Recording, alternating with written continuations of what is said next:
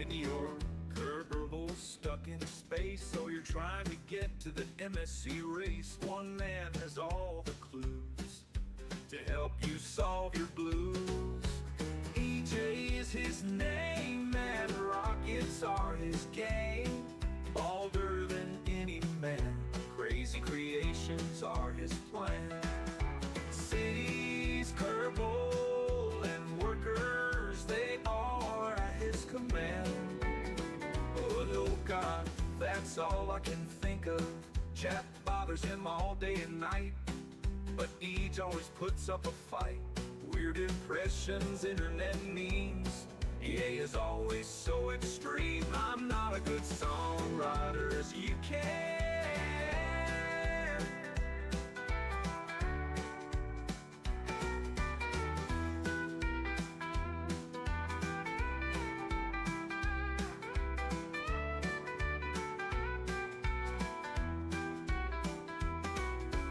Kerbal stuck in space, well, you're trying to get to the MSC race. One man has all the clues to help you solve your blues. EJ's his name, and rockets are his game. Bolder than any man, crazy creations are his plan. Cities, Kerbal, and workers, they all are at his command. I don't know if that's all I can think of. Chat bothers him all day and night, but Eej always puts up a fight. Weird impressions, internet memes, EA's always so extreme. I'm not a good songwriter as you can hear.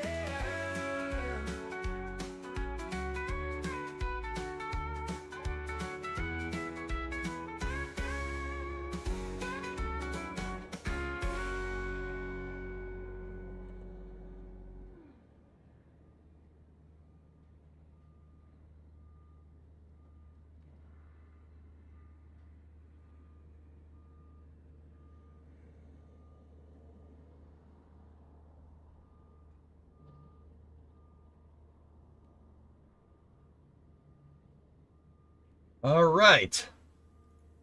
Okay, what's going on, everybody? Part 7, let's go. Sorry about the on the YouTube side, guys. I had to I started the stream with the wrong title on the video, so I had to give it a quick jog again. We jogged it twice. We went for 2 jogs today. All right. We ready to wrench? Let's do this.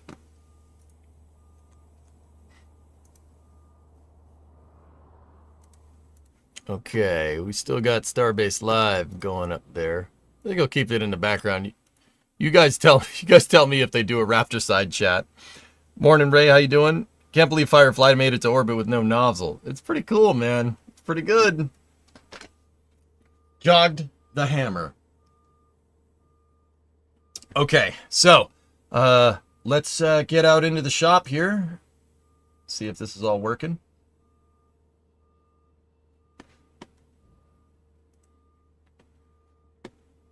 It's not. Sweet. All right. Give me 1 second. I'll go fix that. Firefly lost the nozzle. Yeah, it looks like the engine ignited. Well, the second stage was still attached. So inadvertent hot staging. But I don't know. Something happened. There was an explosion right after main engine cut off. The stage did separate with no nozzle. And if I'm thinking about this right, no payload fairing either. Premature fairing separation.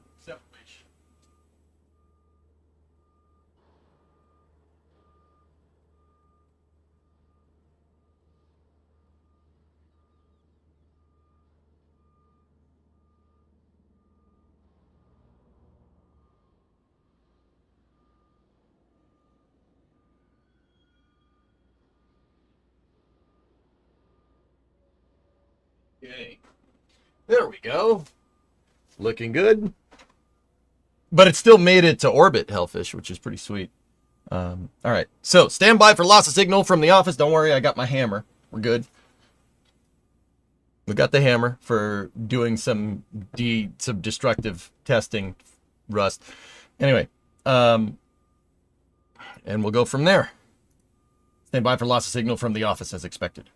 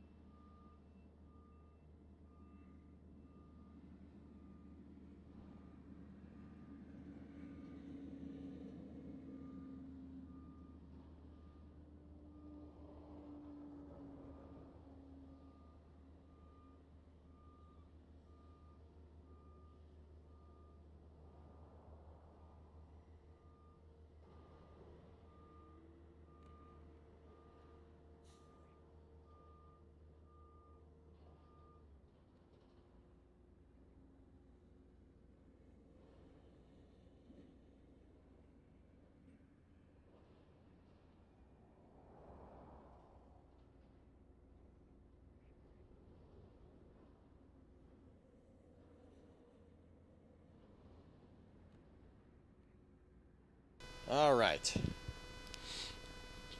You finally gonna replace the plugs? We've already done that, dude. You've been live for 2 hours already? What does this get? Well, Firefly launched this morning, Jacobs, on Firefly Flight 6. Message in a booster. And then it exploded, but only partially. Which is pretty cool. All right, so where did we last leave off?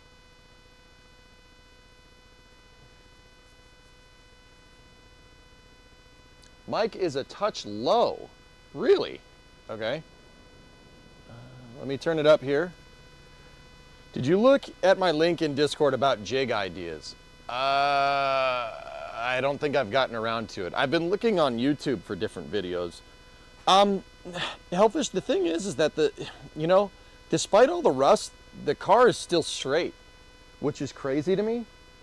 I don't think the patch panels, like you'll see, I don't think the patch panels are holding the structure. There's enough floor to still hold the structure together. So we got to be careful when we go start, getting rid of that. I want to get rid of the patch panels and see what's under there. Because once again, the car is straight. If we were getting rust and it was starting to deform the shape of the car, the doors wouldn't work. The doors wouldn't be able to open and close. Doors like this, like this. You know what this is? A freaking car with doors that open up like this, not like this or like this, okay? No, the doors would be having some problems. They wouldn't shut straight because the car would be deformed, right? But the doors all shut with a very satisfying click. But when you close them, rust falls out of the bottom of the car. Now, just because the car is straight, right? Just because she's straight doesn't mean that we don't need to go get under there and replace some structure, right? Like, you gotta be careful. I'm afraid that torsion bar mounting point is just the surface of the problem. Well, the torsion bar mount point is basically the root part of the entire car, so it ain't getting worse than that, dude. Like, in terms of structure. You know what the crazy part is, dude? The bar is mostly intact. It's just the corners. And even one of the corners still is kind of there. But, yeah, most of it isn't. Anyway, if you guys are still wondering, check this out, just real quick.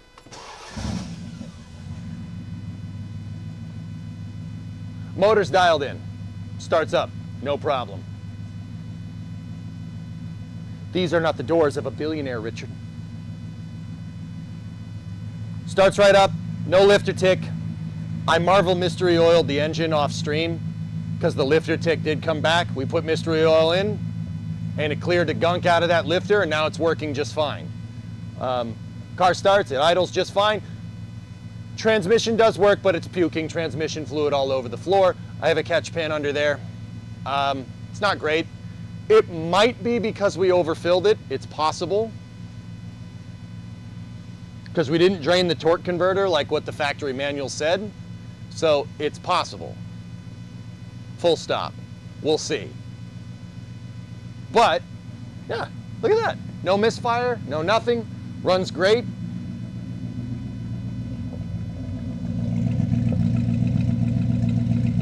Oh, nope. I had to say something. But we're not going to run much with the engine today. We're going to do more with the with bodywork and stuff. We got to take the interior out. I'm going to take the seats out, and we're going to see what we're dealing with. So,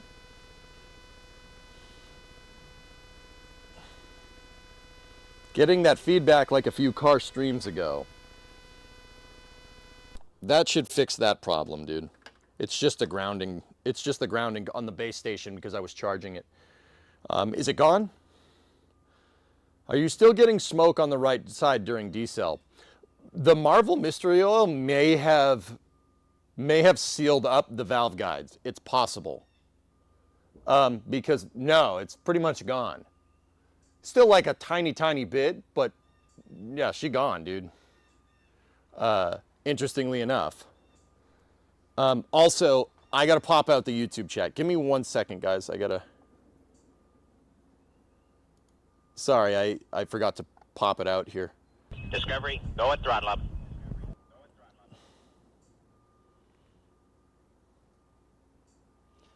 The valve guides on this car are the valve seals, Hellfish.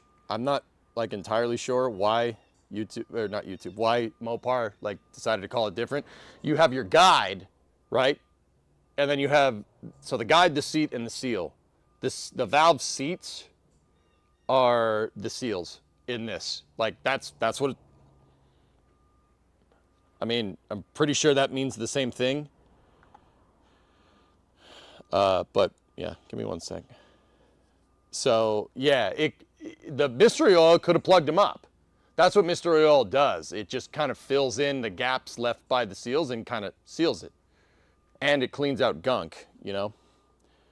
Hang on, guys. Let me get the YouTube chat up and running.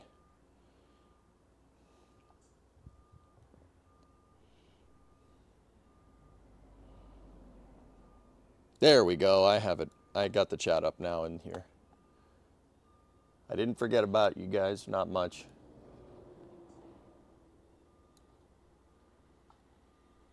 Watch the exhaust. We don't need any more migraines. Yep. Outdoorsman, hey, EJ, I'm marking myself safe from flying cows. There was a tornado that hit an hour ago from my house and tossed some cows. Luckily, the cows didn't turn to ground beef. Yeah, pun token. Oof. Oof.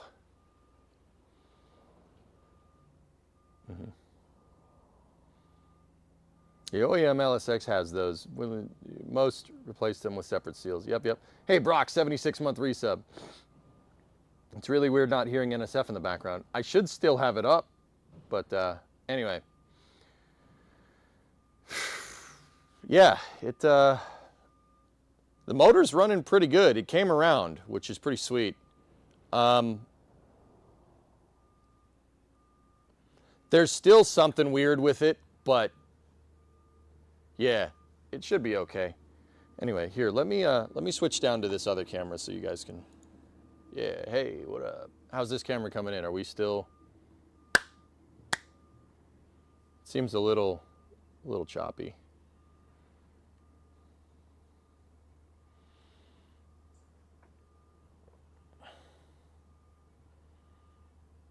It's a little weird but workable. All right, let me restart it real quick. Let me switch to the front cam and. Ah, there we go. Much better. Much better. Much better. Sweet. All right, so, yeah, you know what? I don't want to mess up my Artemis hat today, so we'll go hats off. We'll go hats off with what we're doing today.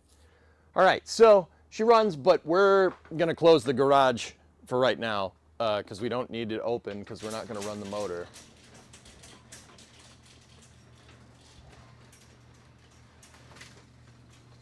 All right, and all the lights turned on. Excellent. Sweet. We got a new tweet from Firefly. What's up? Firefly noting the mishap and working to investigate.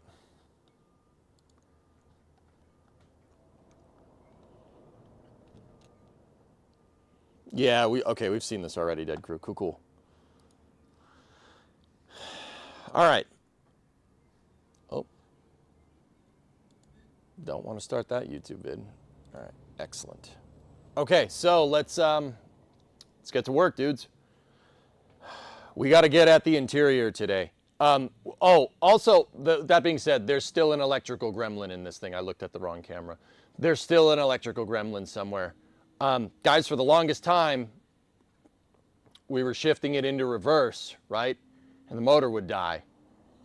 And that may have gave us a false reading on what the transmission needed. Now, the transmission was low on fluid, for sure. But I'm not entirely sure we had to take that thing apart either. Now, the reason why is because I noticed, and this is after we did the pan and after it pissed transmission fluid all over the ground, I noticed that it was only really stalling when we went into reverse. The frickin' reverse lights. Just like the brake lights were stalling the motor. There's some electrical thing, there's some electrical short in this car that's causing under voltage to the ignition system and shutting the motor off. Yeah, really weird one. Haven't encountered anything like that before, but you know, we can work our way through it. But it does run and drive. Solution there is to just unplug the reverse lights. But like I said, that may have gave us a false reading with the transmission. So the transmission may have been fine, but it was leaking anyway. But now it's still leaking. It's just leaking more, even after we did the pan. But whatever, it's okay. Warhammer Firefly exploded. No. They had a problem during staging and they blew off their second stage nozzle and quite possibly blew up the first stage. But the first stage was just gonna crash anyway. So they blew the nozzle off. Yeah, their second stage had an explosion and it started tumbling, but it compensated Warhammer and it actually made it into orbit, albeit a lower orbit than intended. Still can't believe the thing made it into orbit with no second stage nozzle, but it did. Yeah. And it might have possibly blown the payload fairing off too early as well. So that satellite might not be happy. We don't know. They went into a loss of signal from their ground tracking station because the rocket went over the hill, over the horizon. And then they stopped the cast. So it was actually a pretty eventful cast. Like, dude, I knew right away something went wrong. I saw the staging and I'm like, nope, that's bad. I think I swore on stream. But yeah, real life Kerbal. But I made it. Firefly says the orbit is lower than intended. Is it possible to recover from that? Sure. Yeah, absolutely. I wouldn't try to restart that motor, but the satellite might have extra delta V to compensate for it. Remember, it's a test article. If anything, this gives you a really good stress test of of Lockheed Martin SatBus systems, because they might have to pop it up to a higher orbit. But it still made it, which is pretty crazy. We'll see if the satellite survives. My worry is that a lower orbit than intended might decay too fast for the thrusters on the satellite to keep up. I'll be honest with you guys, that's most likely what's going to happen. Like, I don't mean to be a cynic about this, but Earth's grav well is not very forgiving.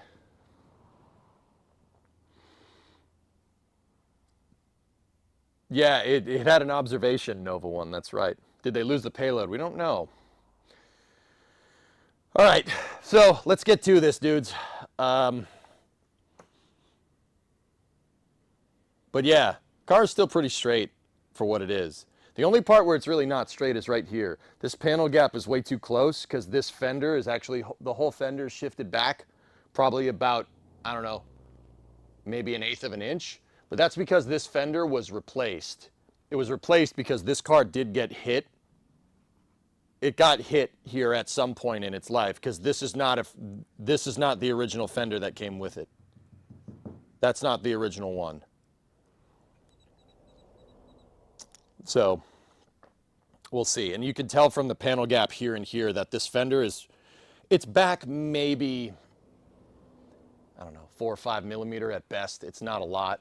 But don't worry, you know, we're probably going to have to take it off anyway at some point. That's going to be fun. A lot of those bolts are really rusty.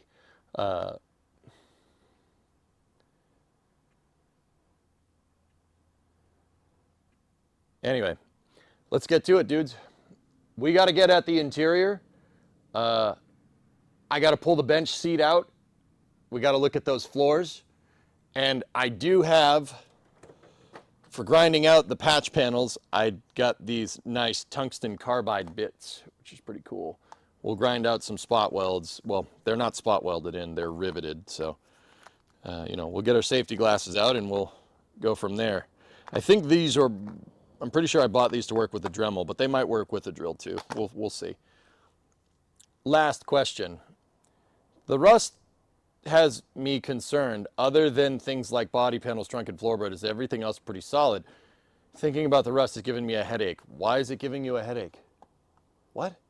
Why are you stressing out about this, Flykin? I'm not stressing out about it. And it's my car. Why are you stressing? There's no need to stress out, dude. It's fine. This car, dude, the car is fixable. All of it is fixable. That's what's cool about old cars. It's just metal. It's metal and rubber. The rubber parts you replace with other rubber parts. The metal parts you can fix. You can fix it in your garage.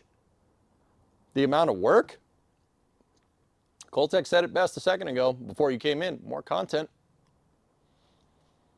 What do you don't want to see me make a jig for this thing like Kerbal style and dial in the frame and make sure everything's true and replace all the parts? You guys don't want to see that? If you don't want to see that, just let me know. I'll do it off stream. I hate rust. It's coarse, rough, and it gets everywhere. Yep. Take all the panels off, straighten the frame, strip the paint, polish and straighten, prime and paint, 2 weeks on stream. We want to see it. There you go. She wants to live. She told us when we fixed the brakes. Yep, everything is fixable on old cars. This is all repairable. You can fix everything on this thing. Now, like, there are some plastic parts, give or take, but yeah, whatever. Plastic parts, they do make reproductions. So I'm not too worried about that. Here, I'm going to talk and get the camera set up. We need interior cam.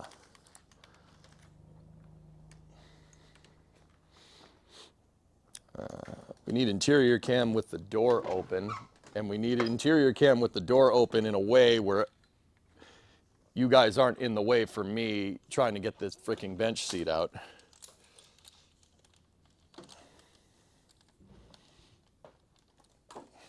This should work.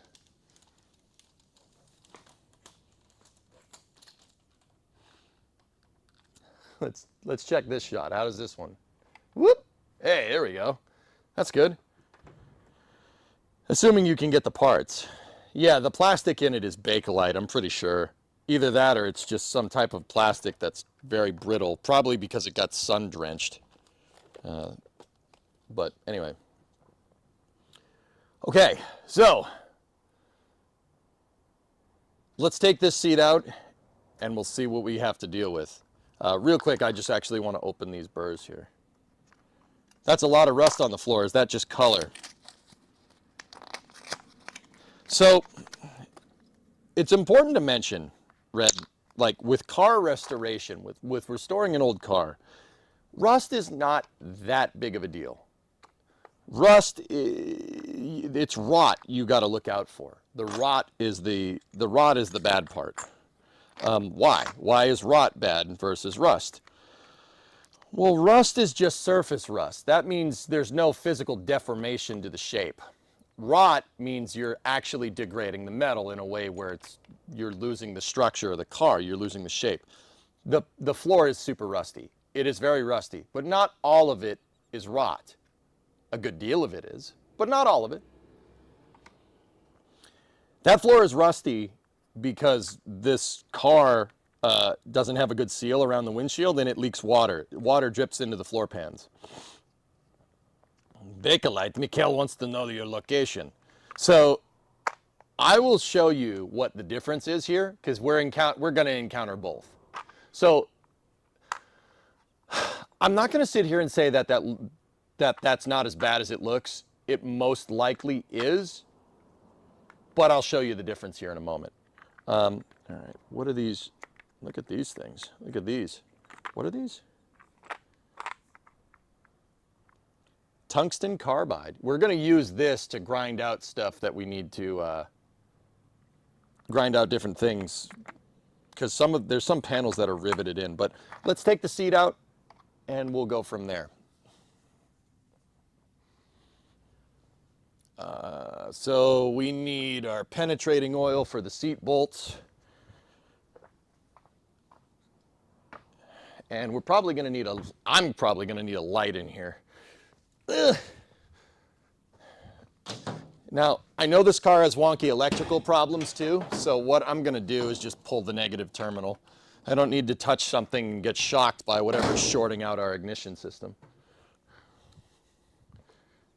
You can call me weird for that, you're probably right, but...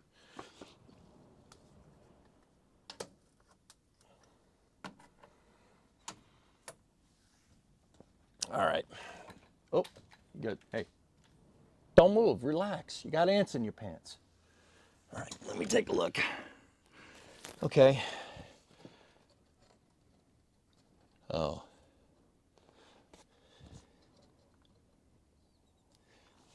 The seat is on studs. Uh-oh. So the seat has studs. Hey, stop it. The seat has studs, and the studs are facing down through the floorboards, and they're picking up on the seat connector bolts.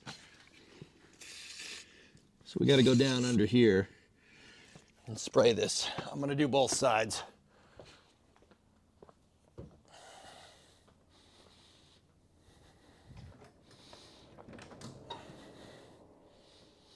The seat isn't in the worst condition, to be honest. The seat back is actually pretty good. It's the actual seat that's not happy. So what I'm doing is I'm spraying penetrating oil on this. Penetrating oil is it's a type of lubricant that basically frees up it seeps into the cracks between the bolt and it seeps into the crack between the bolt and whatever it's held to.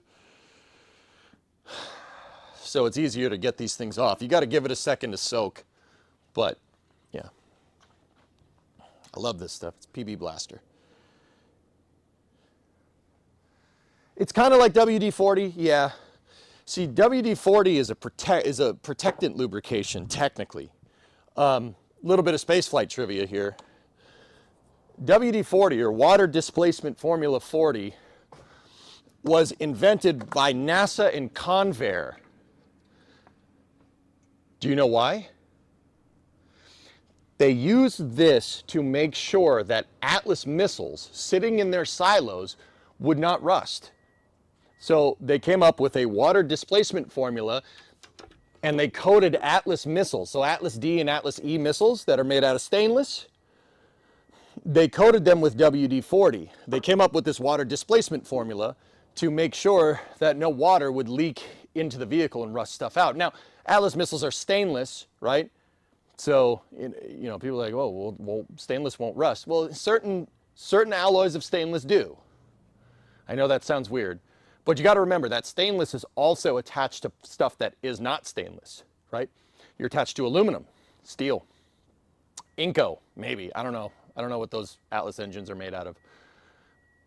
But either way, you have differential metals, and water displacement really helps to keep the metals from rusting, because if you have like aluminum attached to steel, right, or aluminum bolted to steel, the aluminum corrodes and the iron rusts. They expand at different rates, and they can actually basically cold weld themselves together.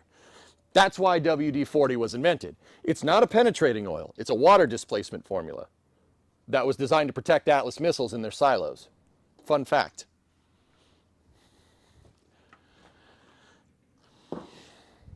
Nowadays, they spray, if you have something stainless, right, like a Centaur stage, which can trace its lineage directly to the Atlas missile, right?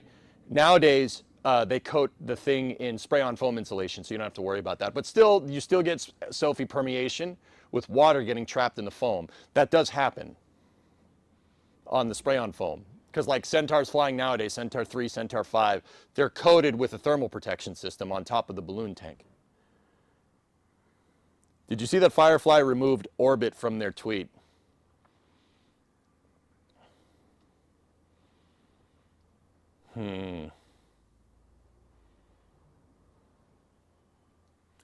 Yeah.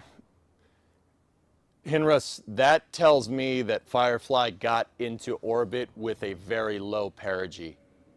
That's what that tells me. That tells me the perigee was probably below 100 kilometers because of the underperformance of that engine. And if that's the case, the payload and the second stage are gone. Yeah, if that's the case. Chemical breakdown and slag between different materials can be a pain if you're welding steel to aluminum. For sure, user. Absolutely, man. Oh yeah, that's a thing. Okay. So, we got to get at these bolts underneath. So let me show you the real state of this seat. It's not great. I've been using a towel to kind of cover it up, and this, yeah, that towel is covered in dookie. But you know, whatever, it's fine. It's fine.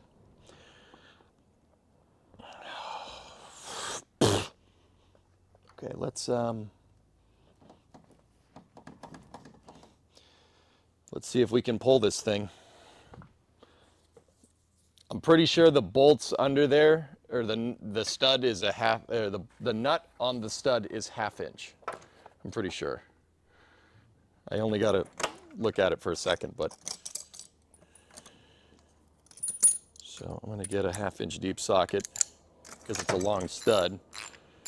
And the ratchet.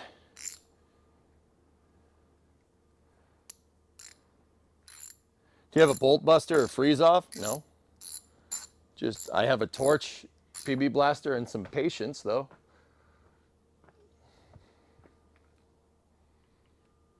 So the bolts are kind of down underneath this, so I'm just gonna see if I can get at them. You're really gonna make sure you don't break this thing. Now, I have had this seat out of this car before, but that was probably like 2016 or something. Okay, just got to be very careful. She's going. It's starting to move. Come on, baby.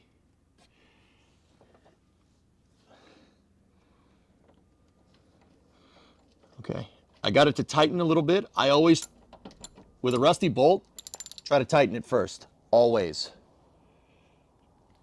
If you can turn it to the right, it'll turn back to the left.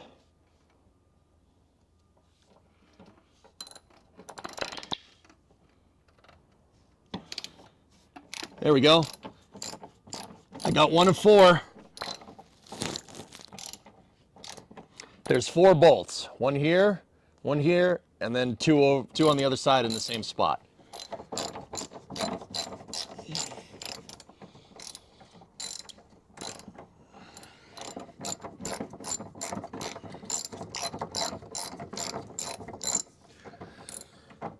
The really bad thing is that I'm seeing daylight through the shop lights through the floor. I'm underneath this thing right now, and we're seeing daylight, which is, well, not daylight. I'm seeing the shop lights. That's not good. I mean, there are holes in this. I mean, it's rusty. It's not anything we didn't know.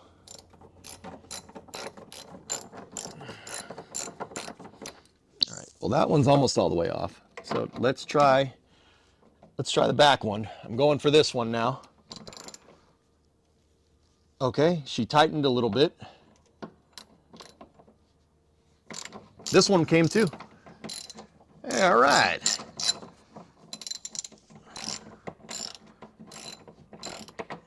All right. So those two, the 2 on this side are loose, which is good. Let me see if we can get at the other side. Let me just adjust the camera. I'm going to see if I can grab the other 2 on the other side.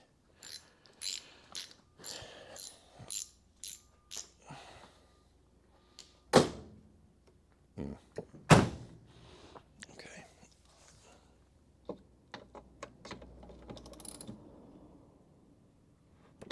It tightened. Let me change this. Yep, got that one as well.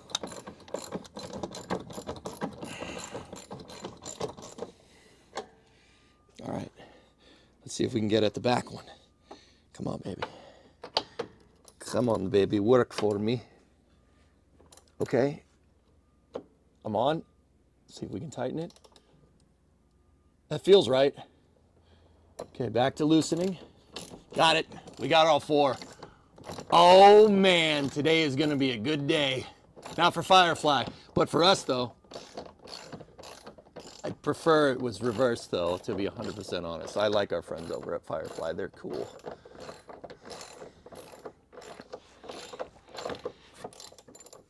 All right, now I know that all these are loose, I'm gonna get the ratchet to quickly liberate these bolts. Get the electric ratchet to quickly liberate the bolts from the car. He just jinxed it. Let's be real. I know this is not gonna, what we're about to uncover under here is probably not the best thing in the world.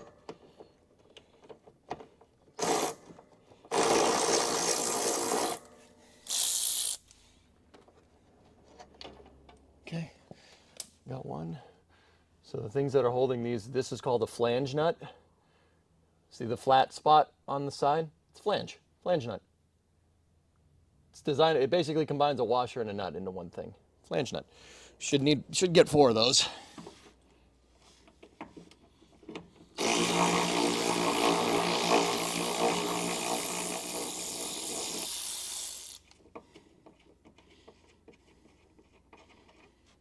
Okay.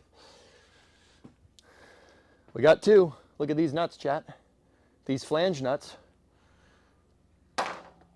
I'm putting them on the front fender. You guys have witnessed this. Actually, I'm going to put them in a place where you guys can see them. They're right here. Okay? You've seen them. They're right there. That'll fall. You know what? That'll fall. They're going on the front fender. They're there. Just take my word for it, okay? Because if I don't declare that they're there, gremlins will come and take them.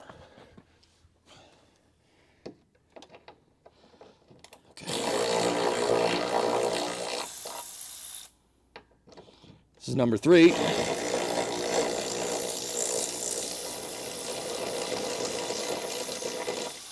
I'm feeling bits come off the car as I undo these. Not a good sign.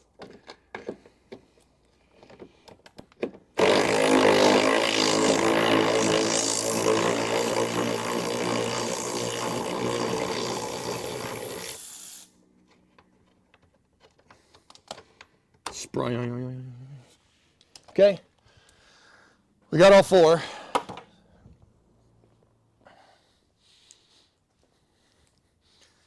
All right, I'm putting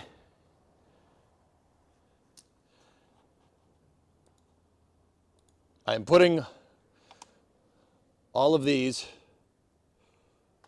putting them down right there. You've seen them. 1, 2, 3, and 4. They're right there, okay?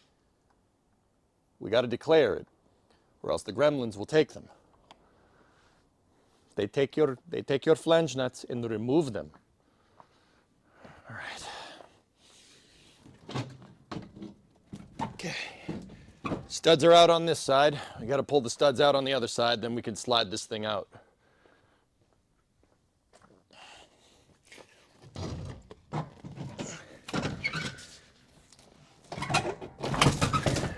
You know what?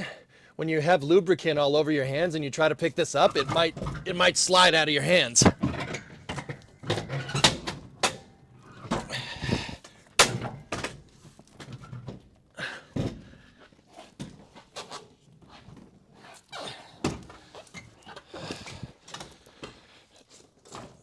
Hey, the headrests work. All right.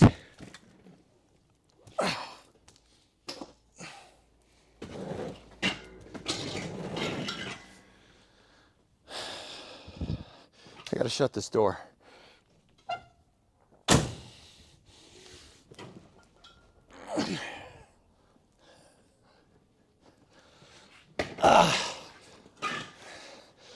Okay, it's out. What's under there? I didn't see.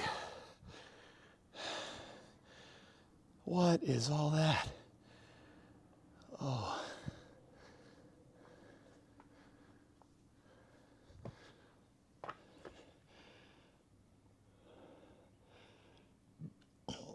Oh.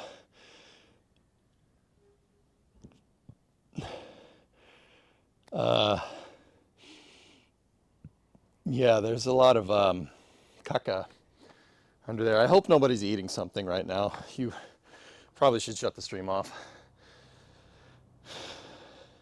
You need to do some cardio. Bro, I sit at a desk all day. What do you want? Is that a drink holder from McDonald's? Yeah. Yeah? I think so.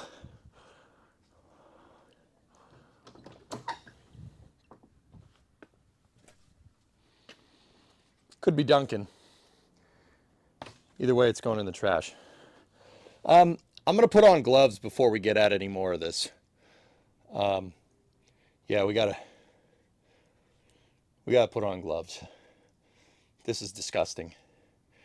It's pretty bad. This is not as bad as I remember it. But, oh boy. Okay. So, let's clean this up, and then let's get the seat buckle, the seat belts out. This car did have seat belts. Seat belts were mandatory in '69, so it wasn't an option just yet. It wasn't an option. It was mandatory on these things. But I'm noticing some pretty bad rot. I mean, it's not anything we didn't know. But yeah, it's pretty gross. Yeah, it's pretty freaking gross, actually. That's disgusting. Let me get some gloves, and yeah, we'll start pulling stuff. I'm gonna open up the door. Open up the garage door to get some ventilation in here because this is gross. Okay. Yeah, it's pretty disgusting. Like I said, if you're eating something right now, don't. You stop eating or shut the stream because this is, yeah, it's pretty disgusting. I could smell this video. Yeah, I was expecting a lot more rust. Jim, it's not too bad, but it's pretty bad. All right, I'm just gonna get at the elephant in the room. Let's do this. What is this? I don't know what that is. I don't want to know. It looks like paper towels, maybe.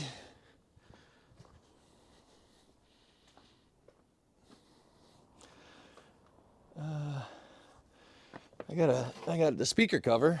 This had Pioneer speakers put in it at some time in the 80s, I'd say. They don't work, so, you know, it's good. I'll just put that over there on my wall. Put that in my fun, loving area. Yeah, we're going to really need to get at this with a vacuum. Okay.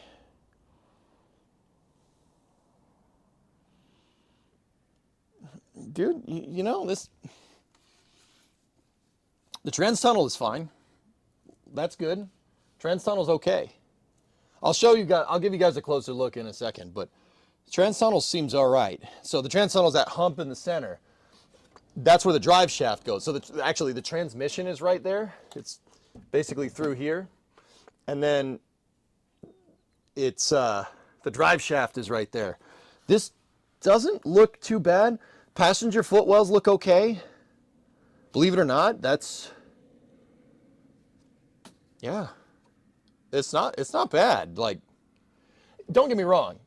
We still got a lot to fix, but this isn't, it ain't a Fred Flintstone job, but it's close.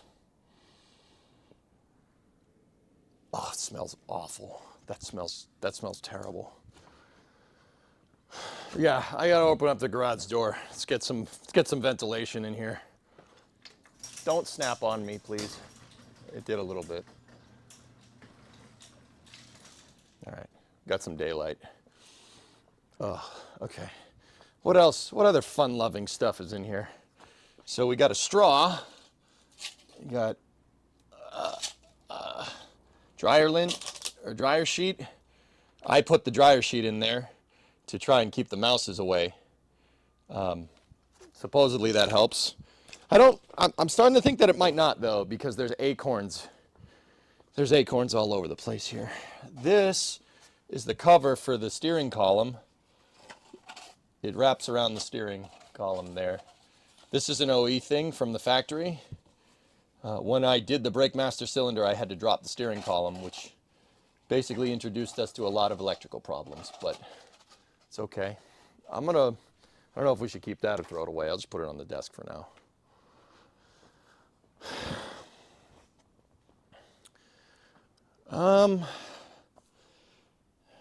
Seatbelts out, and then I'd say let's get at the vacuum, but maybe we should get at the rear seat before we do that.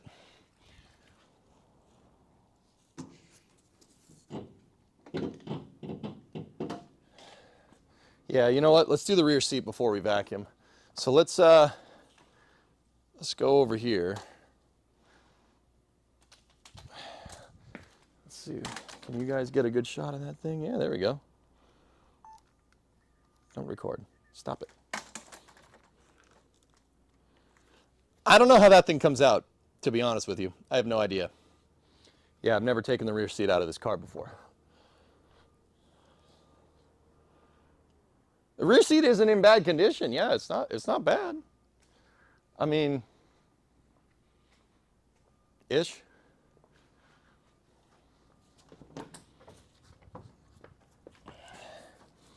Is this an underside bolt as well?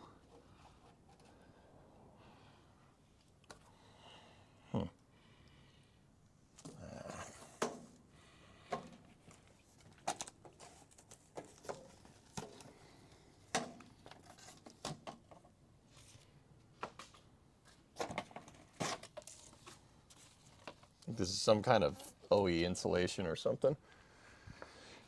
That's probably not replaceable, but you know, it's good. Sure, that's fine.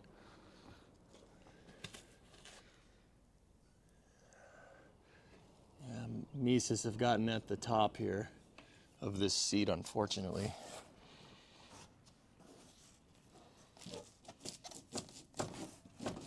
How does this?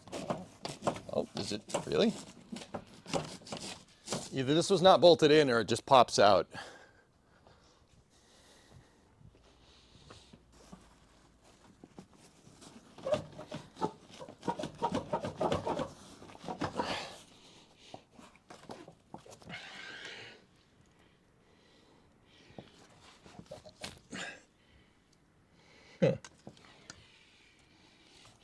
I don't know. What do you guys think? Does it pop out?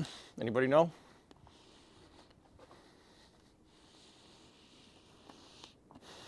It should just pop out. If you grab that front edge, the back seat should have bolts down low. The car's order sheet should be under there. The build sheet was on the seat back. I did already pull it out when I popped the trunk when I originally got the car. So, let's see.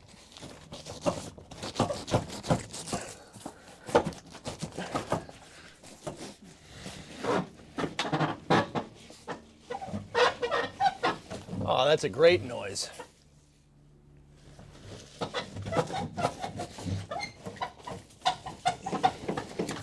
That side is being stubborn.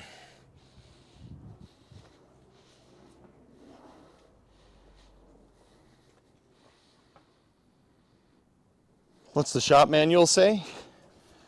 You know, that probably would have been a good thing to consult.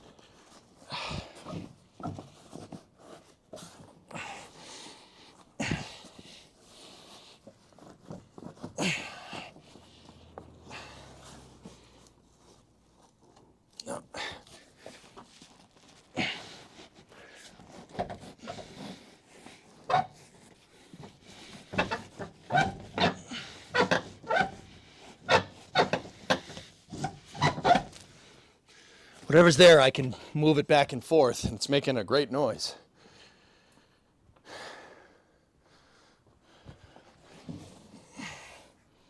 Oh, it's a little clip, I see.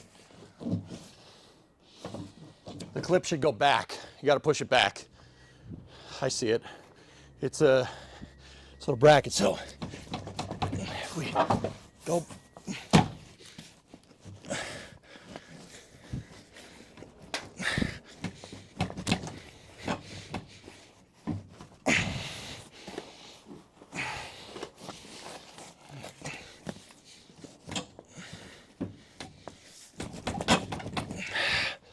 That one's really stuck on there. Holy crap. Yeah, backing up. It's really stuck on there. I see it. I see the latch. I definitely see it. I saw it on the other side where it popped right off.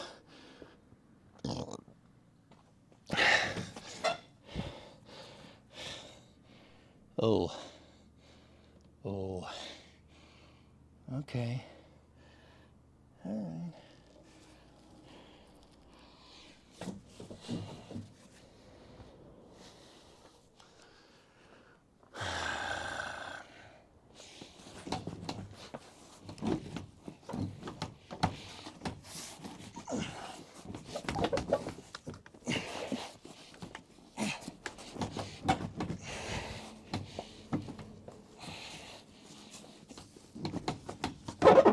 Ah, there we go. I got it.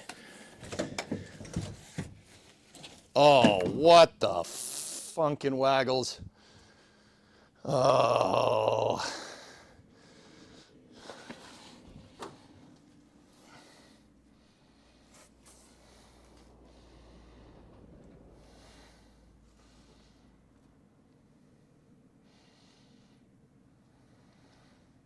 Hey, I see the build sheet. Yo, the build sheet's still there. There's another one under the seat. Look, it's still there. Oh, that thing is tarnished, but it's there. We're never getting that out. But also, it's there. Let's pull this. Dude, the seat is not in bad condition, except for the mouse nest underneath it. It's okay. It's got a little gash on the back, but she's all right. Cool. There's the build sheet. Oh, that's sick. There's absolutely no freaking way we're getting that out intact, but still cool. Where's the mice now? So best case scenario, that's an old mouse nest. Worst case scenario, they're in my garage somewhere. Do not touch that stuff with your hands if you ever do that. You can get hantavirus, and that's bad. Yeah, you don't want that.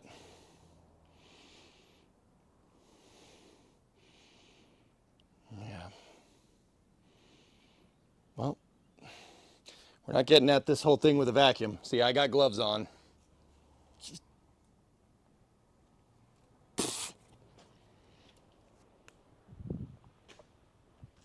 That's going right in the trash.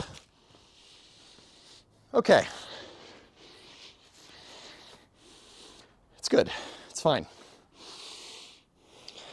I'm going to have to unload the shop vac because we're going to be using a lot of that here in a second. But the footwells don't look too bad.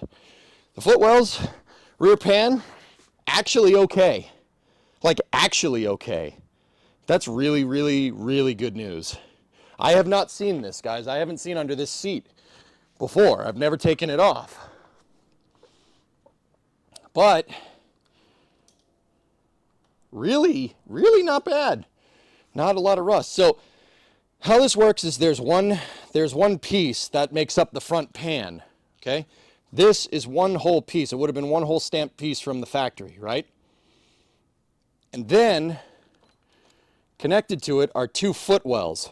There's the passenger side footwell and the driver's side footwell. Those are also two stamped pieces that would have been placed in here from the factory when this thing was coming down the line. And then behind it, this part is the most important. That's the rear pan. The rear pan is what's holding the frame rails and the structure to the back of the car. That is perfect. There's no rust there. There's no rot, not even rust. I mean, there's a little teeny weeny bit right there. That's patchable. Actually not bad. Like, actually okay. That's really good news. The underside is, and that's probably the only thing that saved this car. The underside is, it's undercoated. So that's probably why we didn't get any rust, at least in the center here.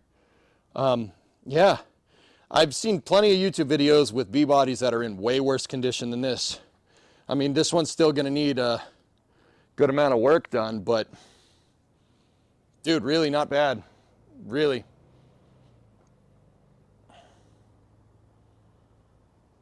Yeah. Do you have a vacuum bag for your shop vac? I think so. Yeah, I gotta get at the shop vac here. I'm taking the gloves. Gloves are coming off, chat.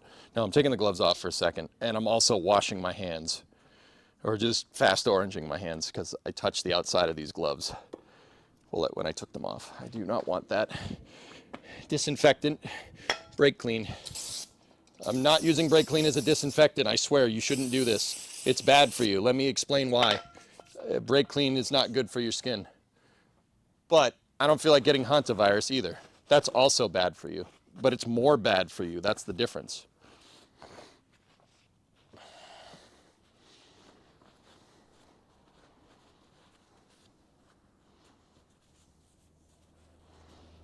All right. Yeah, really not as bad as you might think.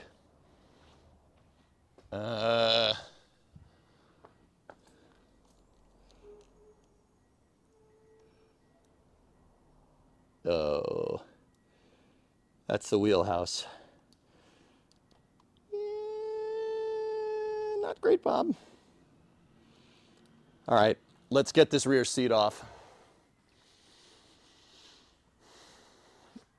There's no hantavirus in Mass. Not yet. I'm just closing the hood all the way. All right. Now, how do you get this thing off here?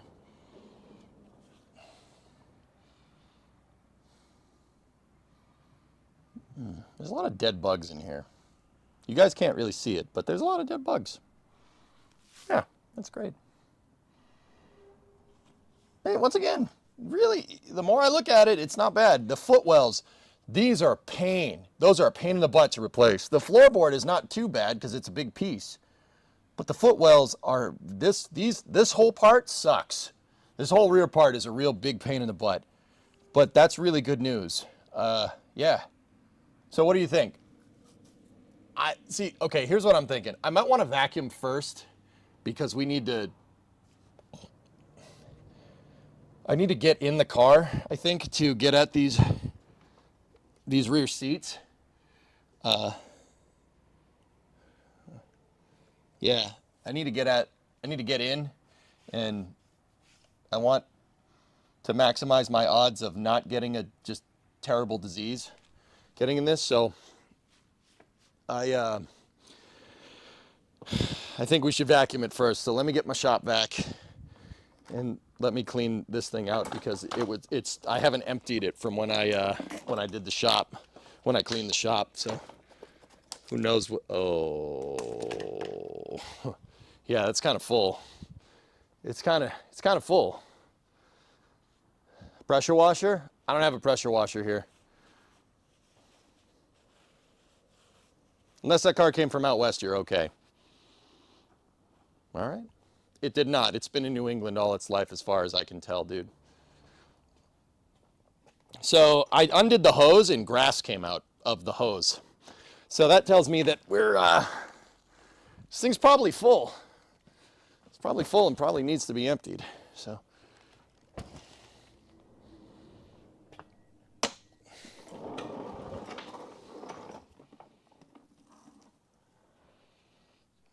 Actually, it's not bad.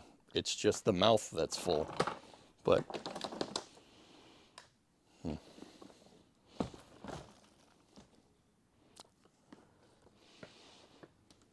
I'll empty it anyway.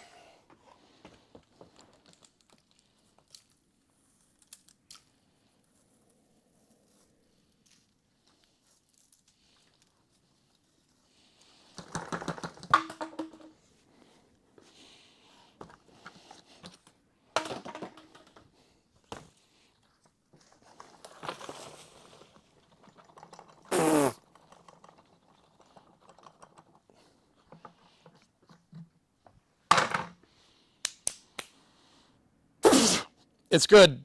It's good now. It's good. It's fine. Everything's fine.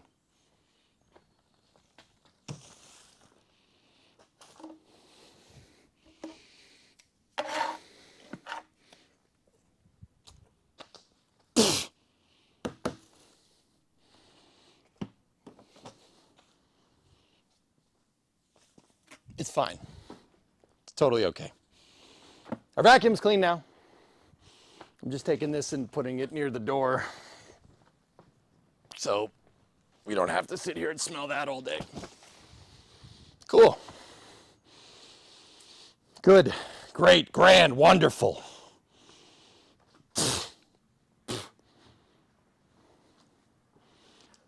All right, Brandon, you off to work? These poor bugs weren't paying rent. Yeah, I know.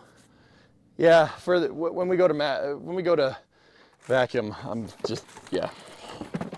This is getting messy. So give me one of these bad boys. Oh, that's bad. Give me one of these bad boys. No yelling on the boss.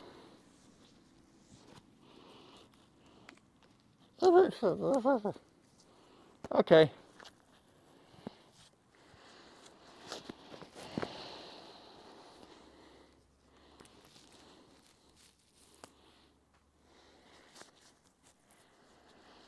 N95 is useless with a beard for what it's worth.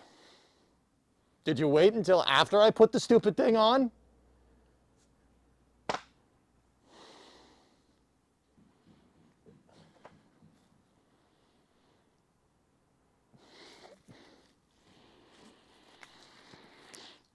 What are we doing today? Well, I took the seats out. We got to take the rear seat back out, and I'm just kind of looking at what's going on in here. Ride Tech doesn't look too bad, believe it or not. Floorboard, rear footwells are fine. The rear pan seems to be okay. Wheelhouse is rusty a little bit. Boards are rusty, but I got to get in here with the shop vac because there's evidence of mouse houses. And by evidence, I mean a gigantic one was under the left rear seat. So, I'm going to hook up my shop vac here. I'm going to hook up my damn shop vac, boy.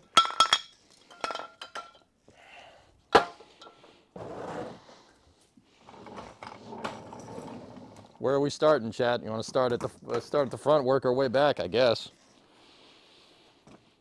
Probably a good way to do it. Hey, moron, you got to plug it in first. What? Okay. Let's do this. Just put on a whole hazmat suit. Yeah, we're gonna need that. Probably. Okay, here we go. It's my vacuum. It's gone from suck to blow.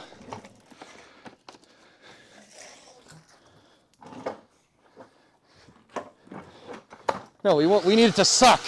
Suck. Suck. Suck.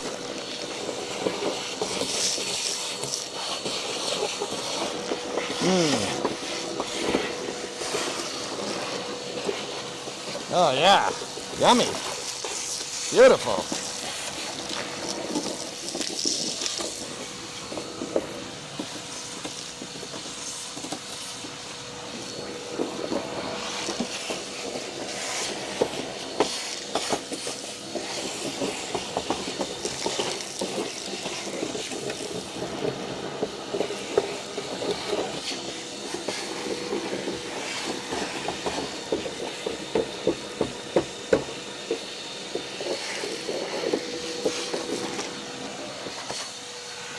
I'm making my way in.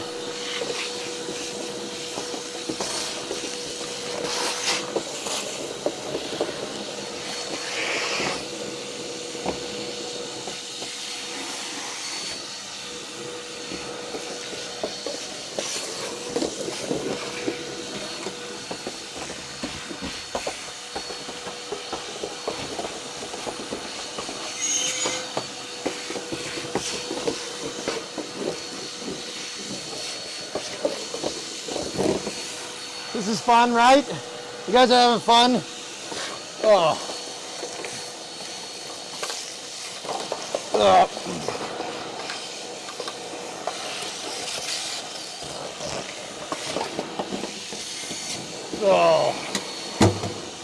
Okay. Okay. Hey, you know what? You know what would be a good idea? Using the rear door. Ah, they put these on here? When did they start doing this?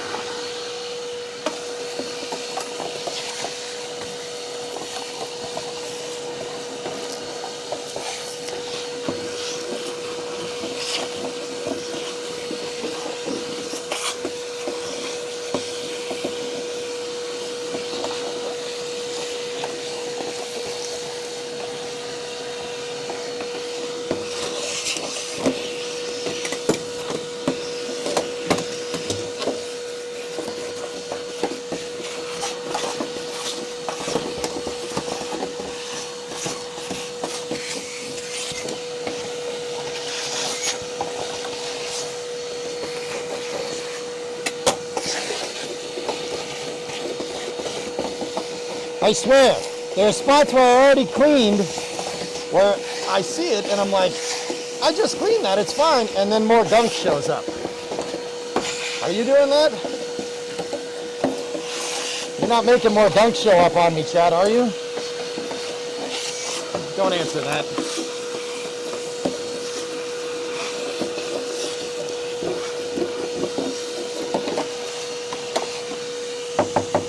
Not bad.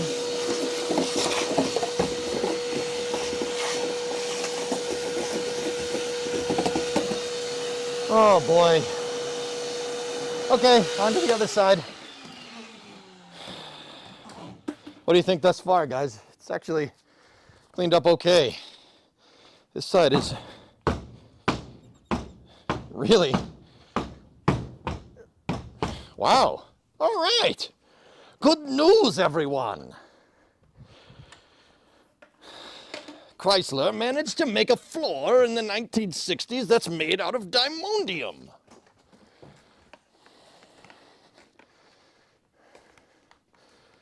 We're moving to the other side here. I might want to move the camera so you guys can have the same 3/4 angle, but from the other side. Yeah, that's what I'll do. Audio sync.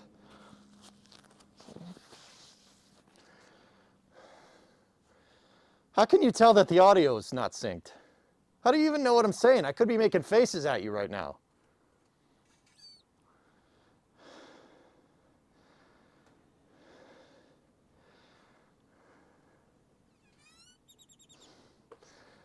Never have that mask down in front of me.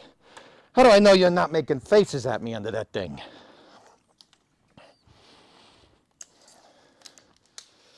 Uh-oh. We lost the HDMI. There we go. Sweet. Let me put down the window over here. Crank still works, man. Oh, yeah. Crank it. Crank it up. Bow, bow, bow, bow, bow, bow, bow, bow. Bow, bow, bow, bow, bow, bow, bow, bow. You guys remember that?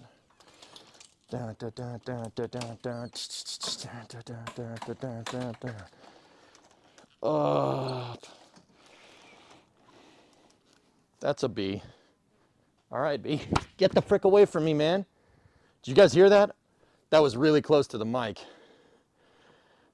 That frickin' bee came real close. I swatted him away. Either I killed him or I'm about to get stung. I can't breathe in this thing. Quit peddling your cheap diamondium, Wernstrom. Oh.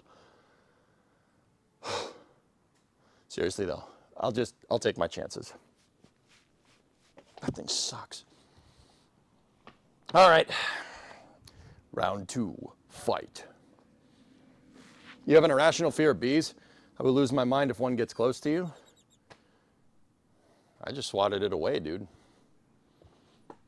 All right, let's go. Let's go. You know what really, really helps? If you plug it in. I know, it's weird.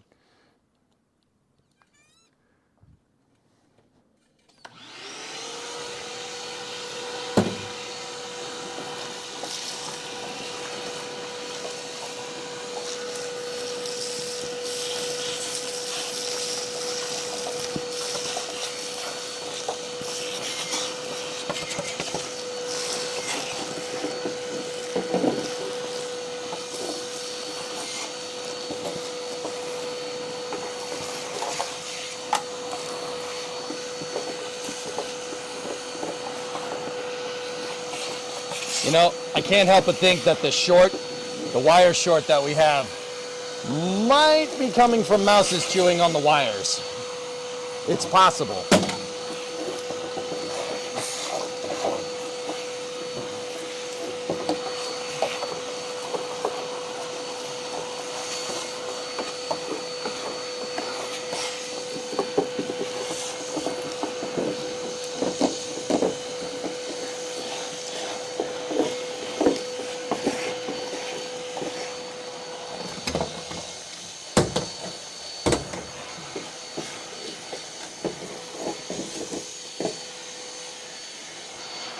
Found the stainless steel screw.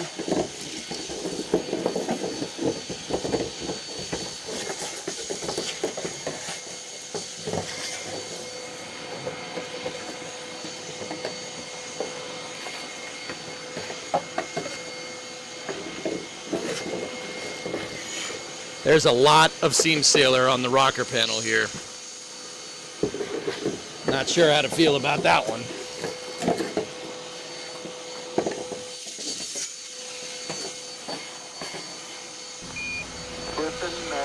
Tranquility Base here. The Eagle has landed. Did y'all forget to switch seams?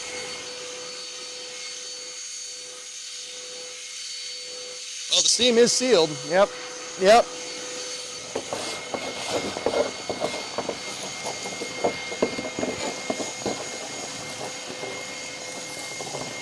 I'm just worried that seam sealer is covering up something.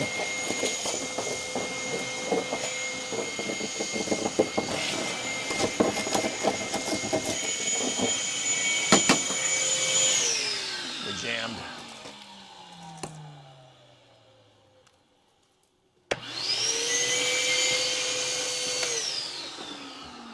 It jammed again.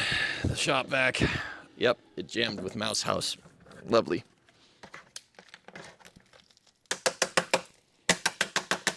There we go. I did not touch it. Don't touch mouse's nests, dudes. Just don't do that. You don't want to do that.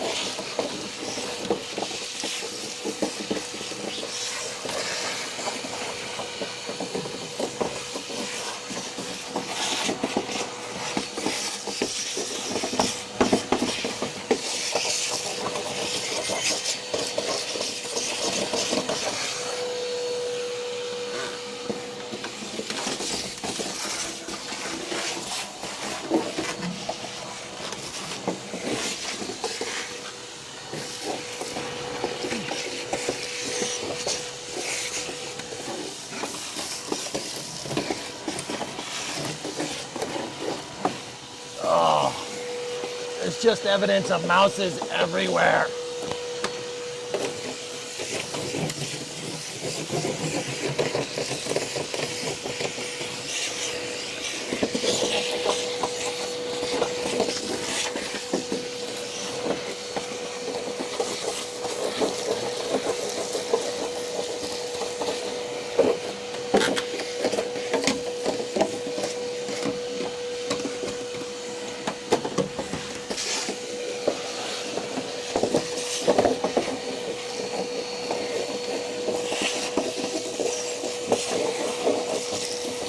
The more I move this thing back and forth, the more I find more stuff that we can liberate.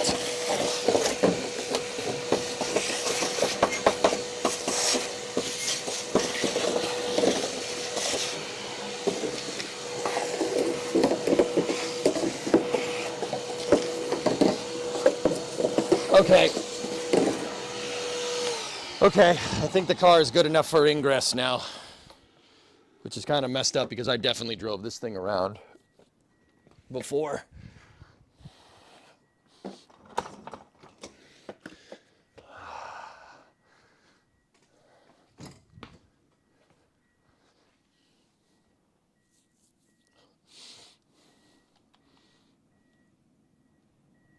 This wasn't set to the other camera, was it? So you guys probably just saw Plumber's ass all day.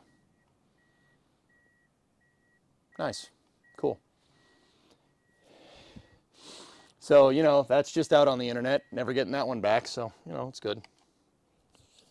That's the camera I wanted.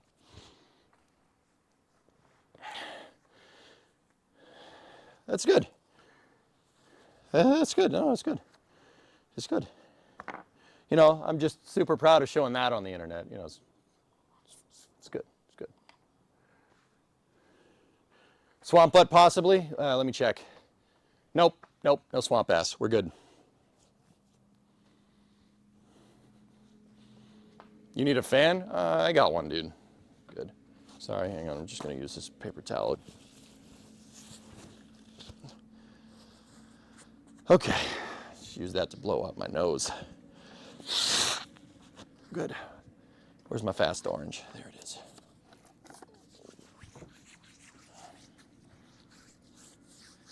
Is there a spray primer that you can use to stop or slow rust?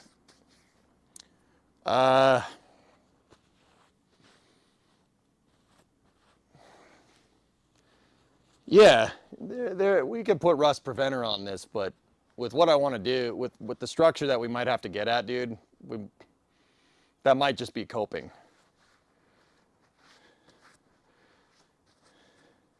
Don't give up your day job. Why? I could be a plumber. Did you not just see what you saw there? I could be a really good plumber. Tell me I'm wrong. The undercarriage is coated. Yeah, it's actually pretty good under there, and at least from like here back. And the top does kind of corroborate that. Like, dude, look, it's not bad. There is rot. It's there, but not even a lot of rust, dude, to be honest with you. Like, this is not, I've seen worse. I've definitely seen worse. Dude, we even got the pickups for bucket seats. Look, there's the flange plates. Here, there, and there for bucket seats and a center console. Oh, that would be sick. How cool would that be? Go at throttle up. Put a center console and some buckets in this bad boy. I don't even think you could get bucket seats in a sedan. I'm not sure. Either way, yeah. This is all, a lot of this is factory seam sealer. They seam sealed the snot out of this thing, but there's also some stuff over here that I'm not too keen on. No, bench seat or bust. But dude, we could put buckets in it. We could put buckets in a center console. I don't think that's something that came in one of these, but once again, we have the provisions for them. See that flange plate right there? That's for a bucket. And see those brackets right there on the trans tunnel? Those are for a center console. Dude, there's even the flange over there. You can't see it. Right on the other side of this, right here, is a hole for a floor shifter. It's an automatic floor shifter. It's not a manual one, but still cool. All right, over there is concerning. That's problematic. But yeah, that's not great. That's a no-no spot. We don't like that. Let's get our hammer out and let's do some NDI. Well, it's not NDI. It's going to be pretty destructive if I'm looking at that correctly. So if you watched Firefly Cast this morning or yesterday, you know I have a hammer. We have a body hammer here. Just paint it. I don't want to do that. See, here's the hammer. Ready?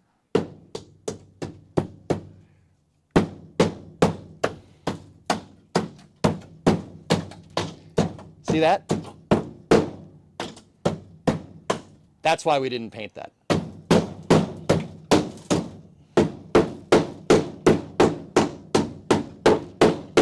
Car should be able to do this. If it's solid metal, you know. If it ain't solid metal, you'll know.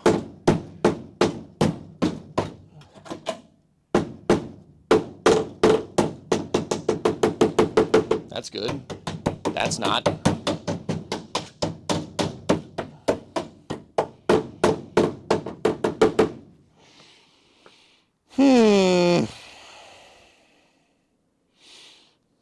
shop vac.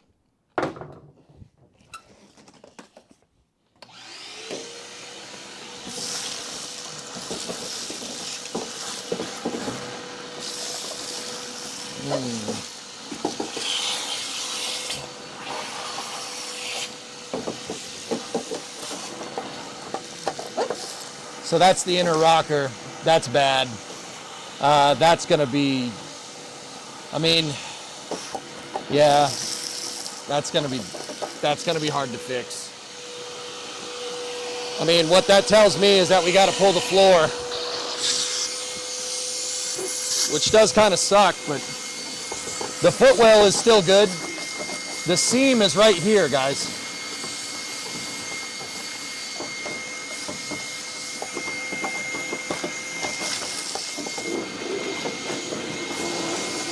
But see, this is a major structural point on the car. Can't not have that. Yeah, that's a major structural piece. The structure on the bottom of the car is carried through here. And then I got to zoom out for you guys to see the rest. It also looks like 16 gauge steel. Well, here, let me show you. So it's hard to tell from this particular angle, but there's two things there. One of them is the floor. One of them is the floor pan. The floor pan goes kind of down and then over. And then it's seamed up, it's butted up against the inner rocker, which is there. There's 2 layers of metal there for extra strength.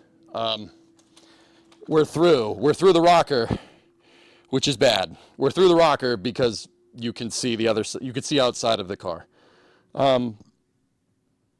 Yeah, that's bad.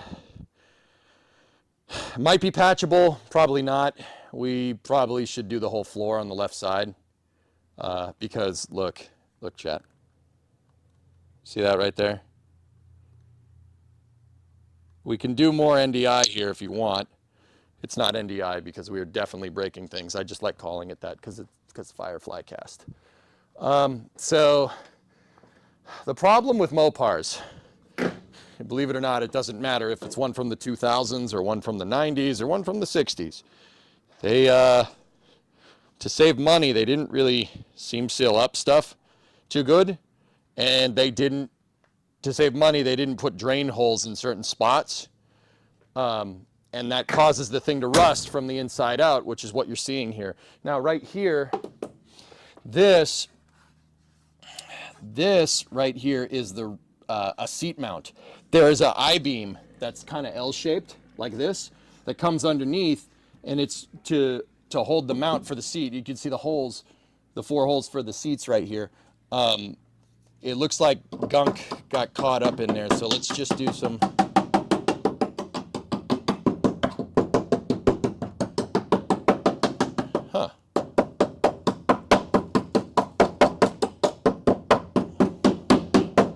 That's actually...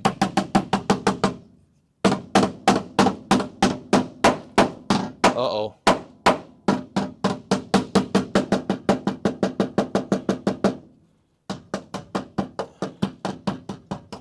I found you. You can always tell where you can tell where rot is because the noise changes. So here, listen, ready? That's metal. Ready? No, that's not a good example.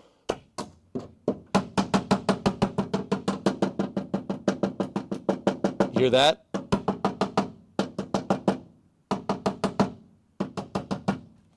That's the difference. And that's why I like this pointed edge on the hammer. I like the pointed edge because it'll find it. Ah, man, there's a bee flying around me again.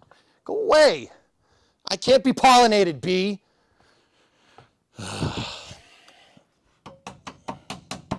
Hear the difference there?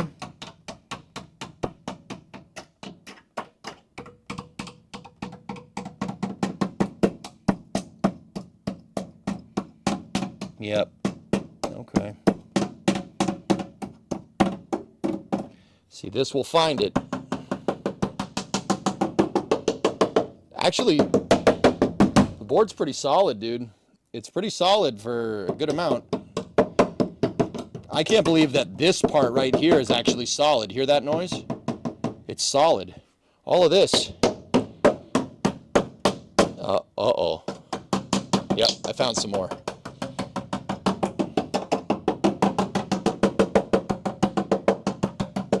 Yeah, see all this? So that's mostly the floor. It doesn't look like the seat bracket is actually too bad, believe it or not, amazingly. So like I said, there's underneath the floor, there's an L piece that picks up on the rocker, on the inner rocker, which we know is structural, right? There's an L piece in here.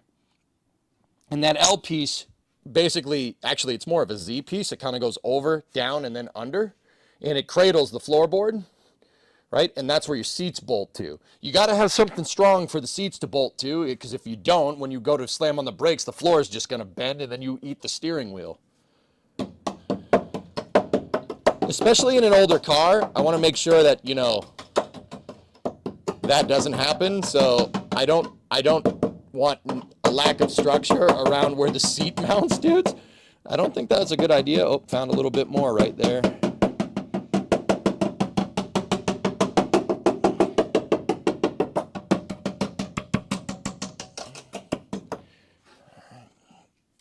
Let's see around the seat belt. Actually pretty solid. Not bad. Dude, this, you know, it's... I don't know if we should replace the whole damn pan, but we might not have to. We might not have to do that. They make patches. And even we could buy a whole pan. What we could do is we could section it right here, or just find a relatively smooth spot to section it, and we could just patch. That would be better than pulling up the entire floor. Pulling up the entire floor sucks. That's not fun. But, you know, I don't know, depending on what you guys want to do. The other thing is that if we did the floor, we'd have to, the center console brackets, we'd have to be careful about making sure we find the right pickups for these things. So we can weld the brackets into the new floor, back into the right spot. These are just tacked. Believe it or not, they just tacked the seat mount into place. Remember what I just said about structure? We just have a thicker gauge steel that's tacked to the floorboard. There's no cross member right here. There's the torsion bar cross member, but that isn't bolted. That isn't even welded to that. It's welded close to it. It's akin to structure, which is kind of crazy, but yeah. Up here, those are the patch panels I was looking to get rid of today. I want to get rid of these, and we really got to see what's behind door number 1 and 2 there. Yeah. I have a feeling that there's not anything fun under there. Do you have enough CAD? Yeah, I got plenty of cardboard. We're good. Gonna be a lot of work. You know what, ARJ? I'm not really fazed by it, dude. It's a lot of labor, a lot of hours, a lot of measuring and cutting. How's that any different than KSP, dude? That's what we do in KSP. I spend hours doing it there. Same deal. Like, I figured you guys probably want to see it here, too. That'd be kind of cool. You know?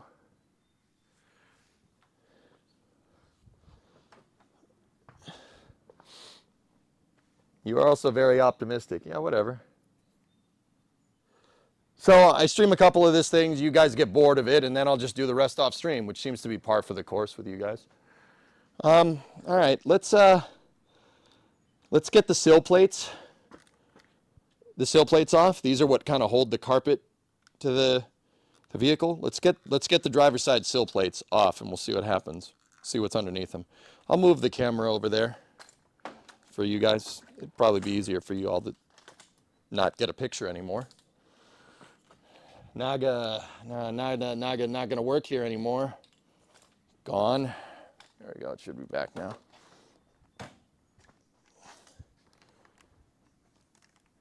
Should have probably switched to the other camera before we did this, but it's all right.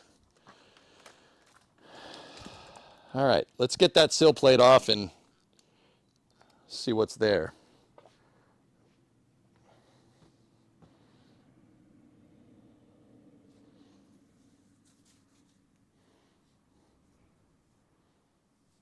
I love this work. I'd switch from IT any day. Nice. That kid is back on the escalator again.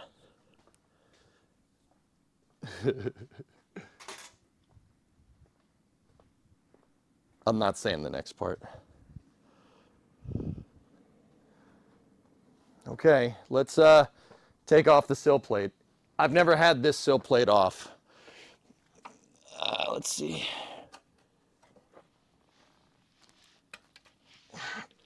That bolt, that screw's not cooperating. That one did. That one came right out.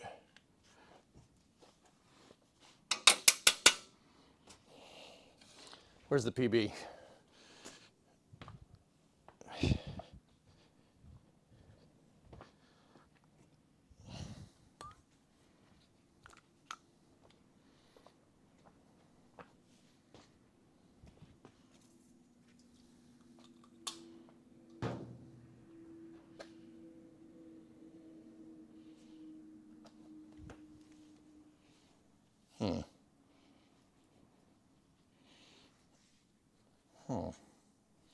Just wait a sec. See what happens.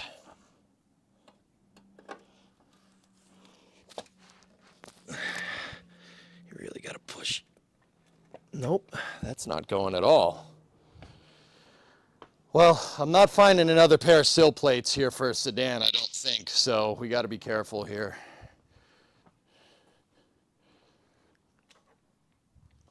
Let's try, we gotta be careful. Let's try the power drill.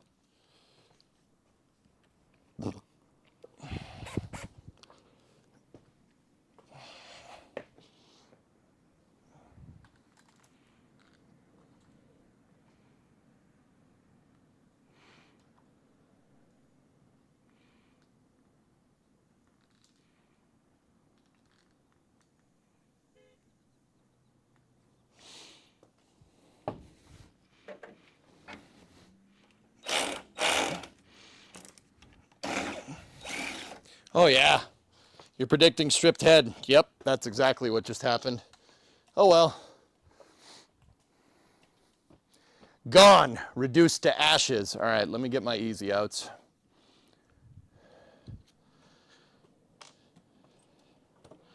Where do we put the speed outs? I forget. It was stripped before you started? Yeah, probably, Yarg. Ah, there we go. There's my speed outs. So, speed out blades are good for getting out screws. Not good for getting out bolts, as we figured out. Okay. So the speed out has a drill bit on one side, and a reverse thread bit on the other side. So let's get the drill first.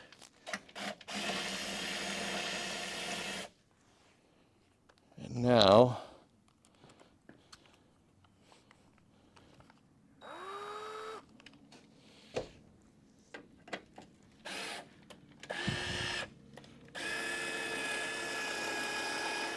nope. I think it's dead, Jim. Okay, how are we gonna get that out? Let's think. Maybe a bigger speed out bit.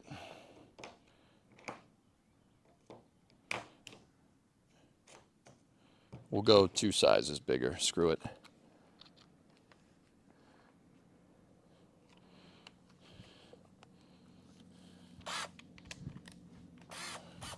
Give me 1 sec.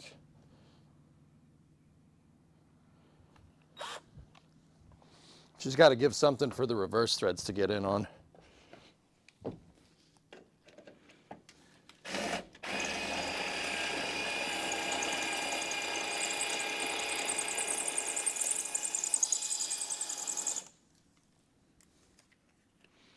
Should be good. Flip the bit. Come on, pick up on it, baby.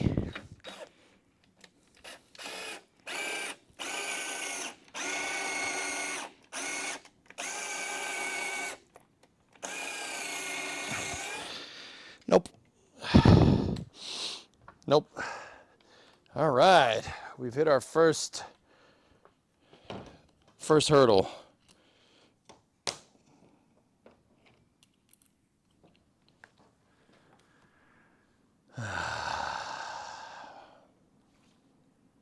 All right, what I'll try to do is we got the other 2 screws out. And I probably should have done this first, but let's just see if we can just wiggle this back and forth to see if we can get that thing to turn at all.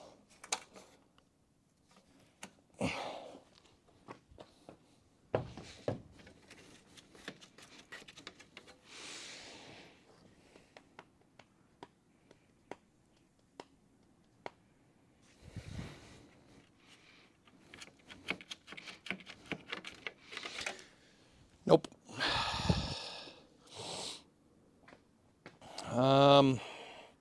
So you got to be careful here because I don't want to damage the sill plate. Unless I want to go find another 4-door, which no one cares about, we're not probably not going to get another one of these. So we don't want to damage the plate.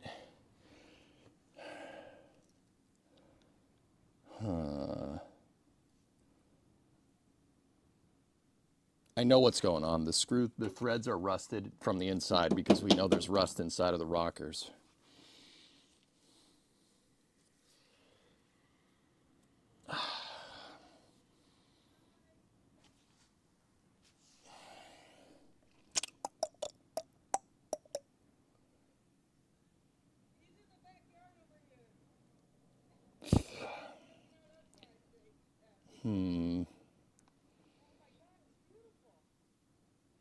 Breeze outside. I don't know if you guys can hear. He's talking to the neighbors. Cut a slot in it? Yeah, probably. Punch it and see if the reverse threads get at it. Have you tried clearing your cache? Oh, let me turn this screw off and turn it back on again. That might fix it. Close up. I have a bunch of extractors and stuff that we used from the transmission fiasco. Let's see if we can use some of those. See if we can get this thing out. Hey, Bree. I'm all right. How are you? Everything good? Cool. Let's see if the extractor will do it, dudes.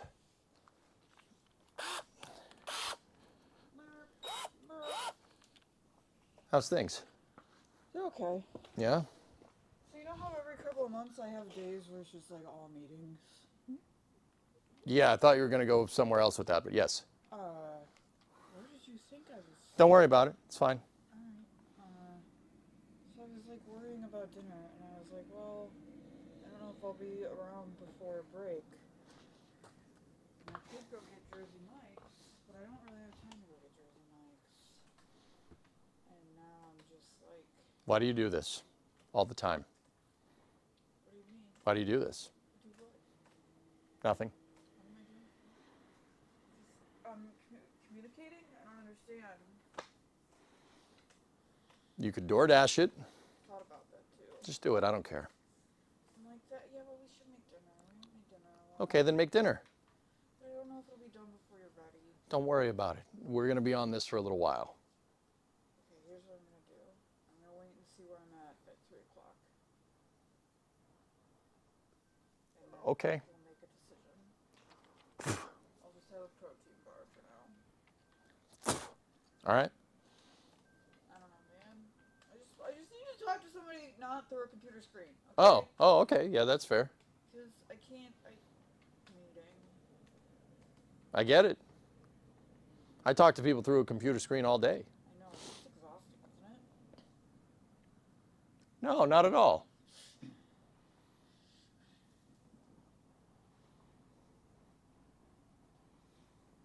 When do we find out about Rook? Tomorrow? Alright, I'm gonna have a protein bar. I just wanted to say hi. Hi. Okay, bye-bye. I love you. Love you too.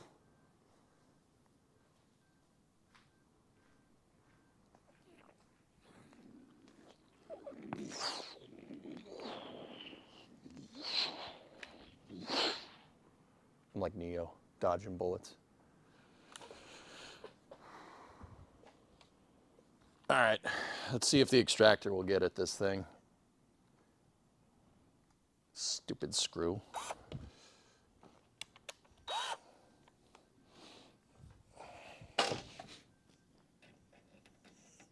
If not, we'll just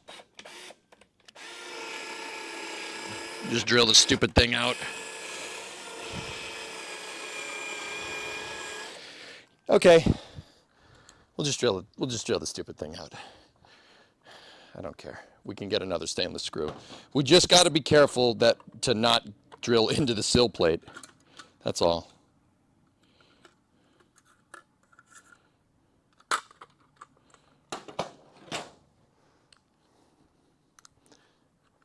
Go slow.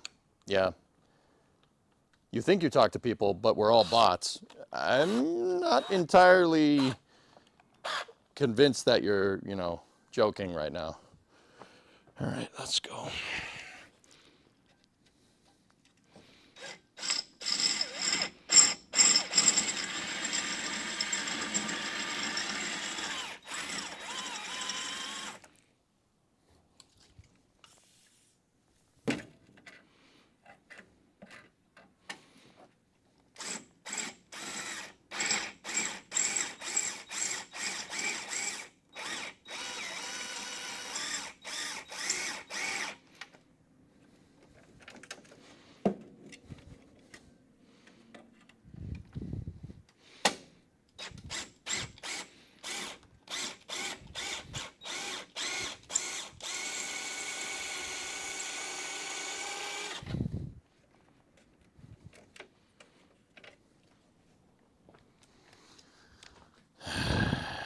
Give me 1 second.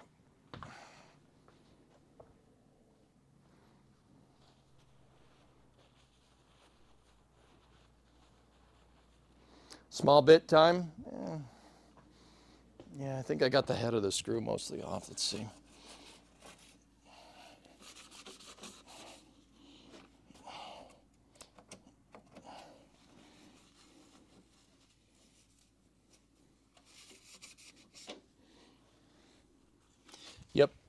Yep. Let's get the small one. Let me get a smaller one from the extractor set, and we'll go from there.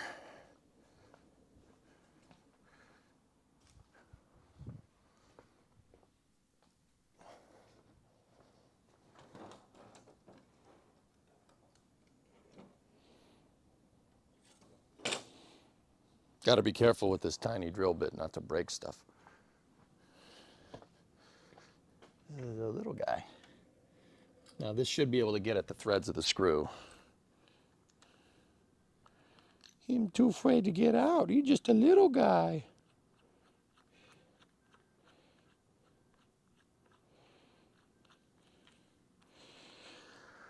Okay. Let's give it more lubrication.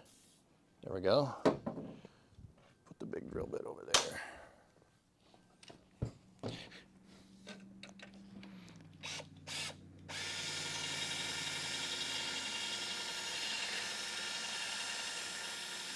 It dug in a little bit.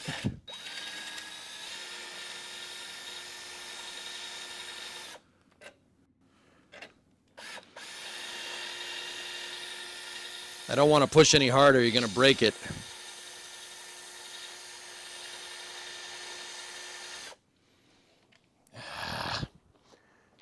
And I'm worried about breaking the thing.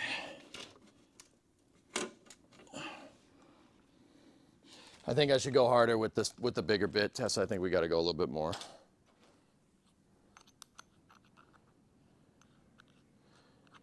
Dremel vertical to put a notch in the screw, and then you could use a flathead. Okay. Neo dodging bullets gave you a proper chuckle. Bigger bit and remove the head totally. That's kind of where I'm at, Joe. I don't want to go too big because I don't want to punch a hole in the sill panel.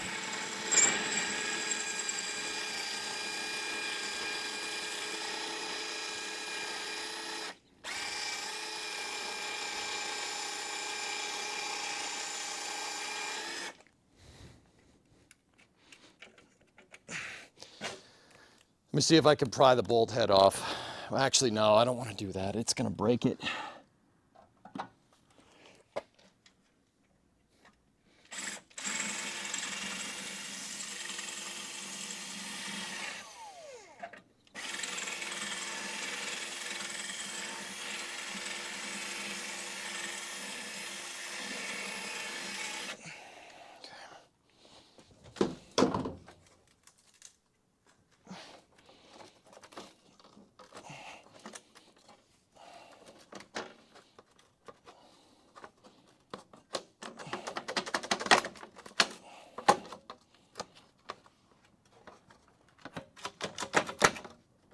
I got most of the screw head.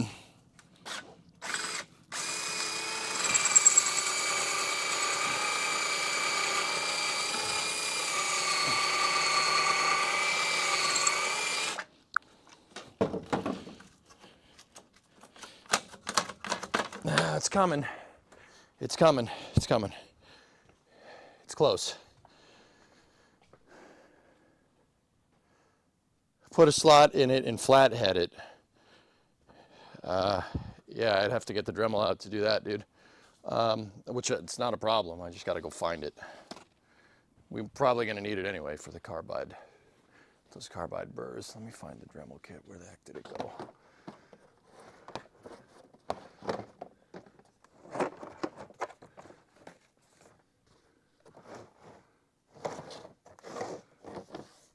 That's snap ring pliers. That's the Mighty Vac.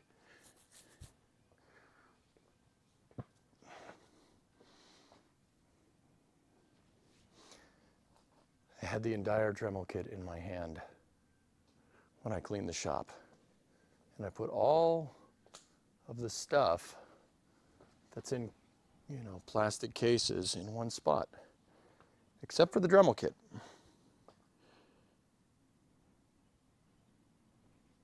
Okay. You know, I cleaned the shop so this wouldn't happen, but yet here we are. There it is, I found it. Cool.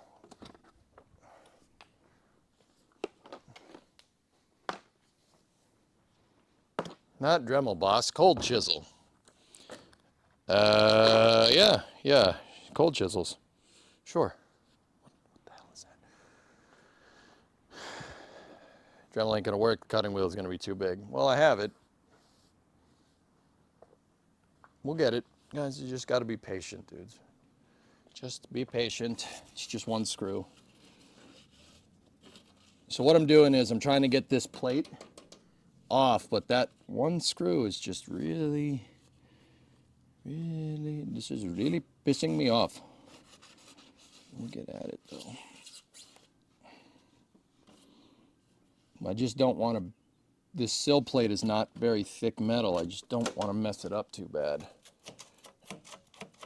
because I don't think I can get another set of these.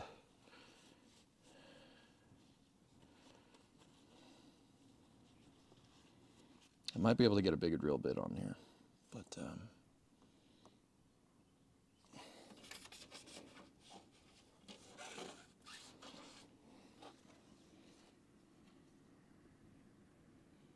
oh yeah.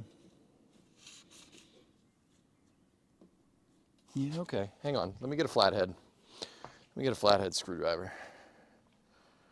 I think I might be able to pry at this thing just a little bit.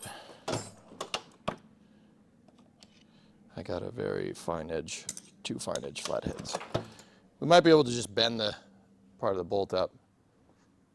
Gotta love rusty plate screws. Yeah, it happens, man.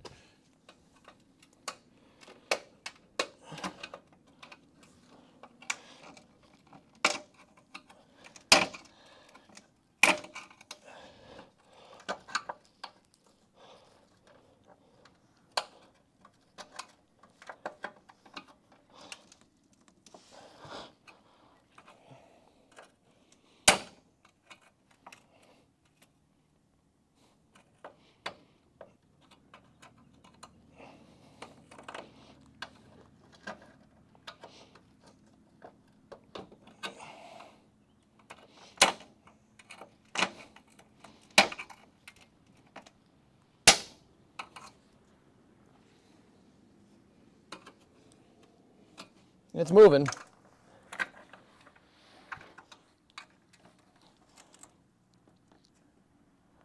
Sorry, I'm just covering my eyes.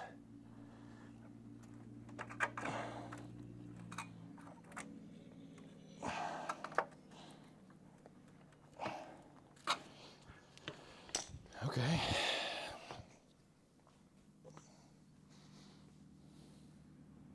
EJ's hair is giving you mad scientist vibes? Oh yeah, dude. That's what's cool about getting old. I could have a mad scientist hair and no one cares. People are just like, yep, crazy old man. I'm like, yeah, that's right. That's right. It goes in the square hole. 1.21 gigawatts! 1.21 gigawatts! Great Scott! How could I have been so careless? 1.21 gigawatts! How am I going to generate that kind of power? It can't be done, Tom. Can it? Can it? I'm going to calm down.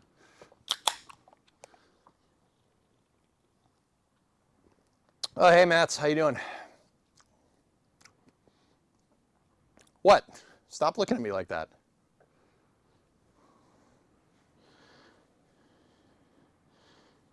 Your looks really sell it. Thank you. Cheers. It's Friday somewhere, right? Right?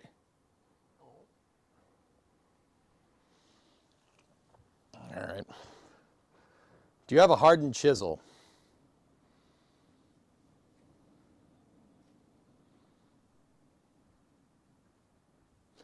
Tessa, the reason why I'm going at it with screwdrivers, I was thinking, yes, I do. The reason why I'm going at it with screwdrivers is because I don't want to screw up the plate. Wolverine EJ is best EJ. I'm really worried about messing up that plate. That's why I'm being careful.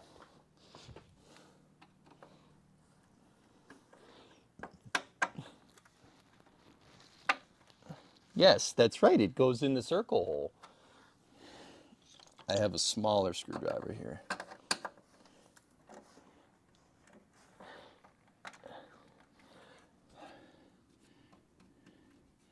I almost got all the screw head off. Let's just, you know what? Let's just keep going. Let me just lube. Let's lubricate it.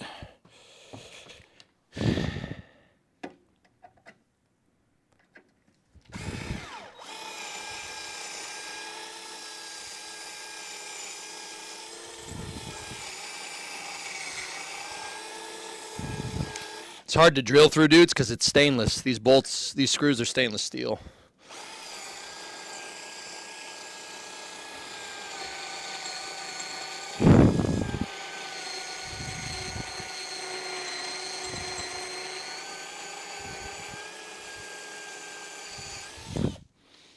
All right, let's see how far we got there.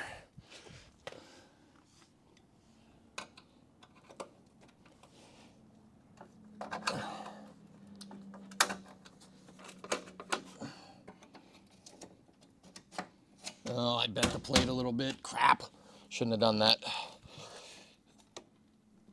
I'm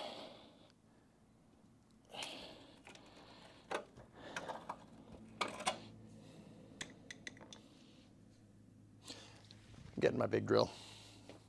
Now, once again, guys, if we could find another replacement sill plate, or if the sill plate was shot, I just would drill right through this thing and call it a day. But I don't think we can replace those sill plates, and they are something that I want to keep, so you gotta, I don't, like, here's the thing. Even if I wasn't gonna keep those things, I would still be careful. I know time is money, etc., but you can make money back if you're careful with this stuff. I appreciate being careful with things, even if you're not reusing it, you never know. There's not many of these sill plates left, and somebody might need it even if you're not using it. And you could sell it for money. So your patience is rewarded. Your patience will be rewarded. And if you're not patient, you turn into Anakin Skywalker. And then kill your wife for no reason, rendering the entire plot of the movie useless. I want to look up a force spell to keep you from dying. So in order to do that, I'm going to kill you. Okay. Yeah, how'd that one work out for you, Anakin? Didn't work out very well, did it? Didn't work out very well. So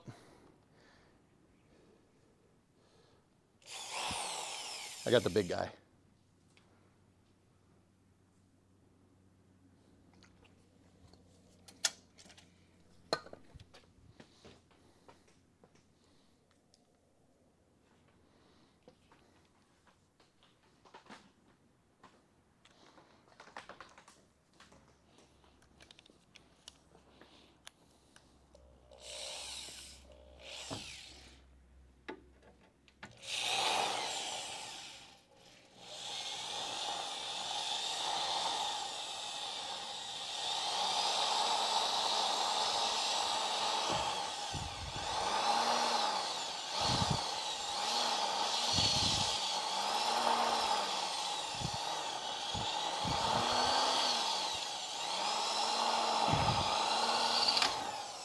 Got it. Oh, nice. Perfect. Did you see the bolt? Did you see the bolt head break? Score. I shut the drill off right before we got into the good to the stuff we want to keep, which is good. Nice. You saw it? Hell yeah, dude. That was perfect. Good call on the low RPM. Okay. Let's see what we got. Oh. Not bad.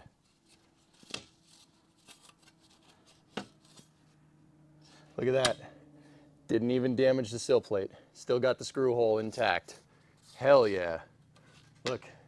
So that's one that came out, right? And that's the one we drilled. Same diameter hole. Perfect. Now we just got to get that miserable cork sucker out, but how's the back of this? Yeah, see, these are aluminum. See the corrosion? But I bent it a little bit. I put a little kink in the sill plate right there, but we can hammer that out. I ain't worried. But yeah, nice. Got it intact. This is super thin. We would have cut through this like it was tin foil if we weren't careful. But that can be cleaned. This can be cleaned up. Sweet, saved it.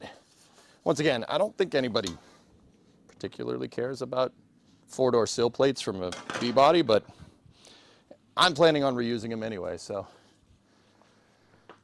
all right, what do we have left there?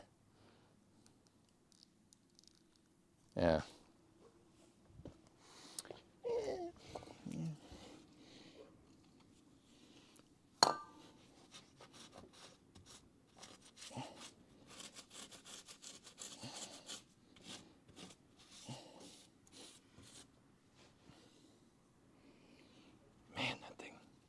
Of my freaking existence. Maybe we put some vice grips on that thing and try to twist her out.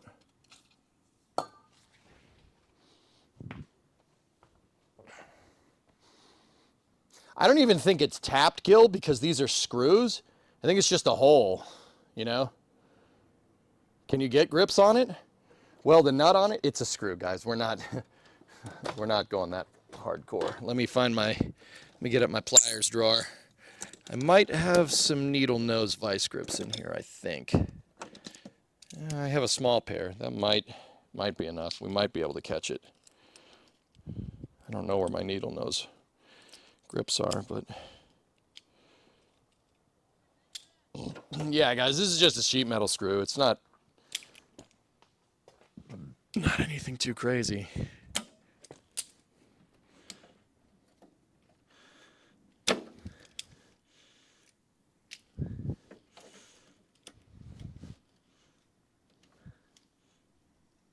Up the grips a little bit.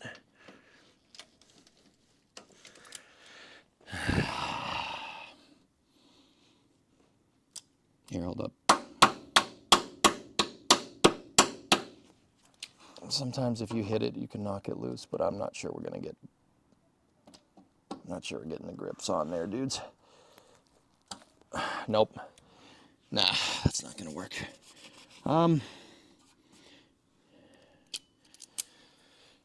If I use sheet metal, if I use stainless screws with a little bit of a wider thread pitch, or wider threads, we should be able to just drill this and it's not a big deal. Or might be able to. Might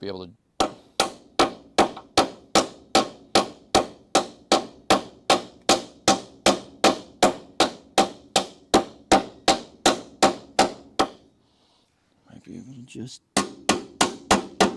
pop it through, because I don't think we're caught on any threads, guys. I don't think we're caught on any threads.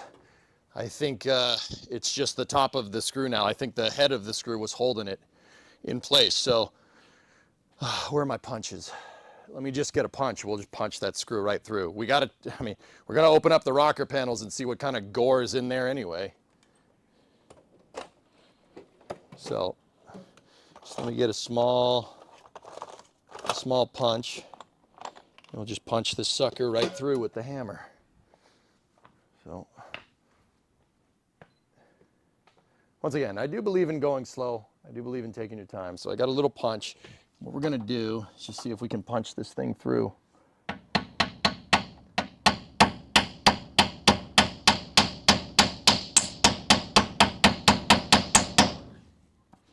See if we punch it through the hole, right? The rest of the screw will just go into the rocker, into the hollow space in the rocker. So just, there we go. Yeah, it started to go through. And just, there we go, got it. Got it. Score. See, we saved the hole too. Hell yeah. That's how we do it. That's the way you do it. You play the guitar on the MTV. That's just the way we planned it the whole time. Yeah. It's just, yeah, that's how I meant to do that.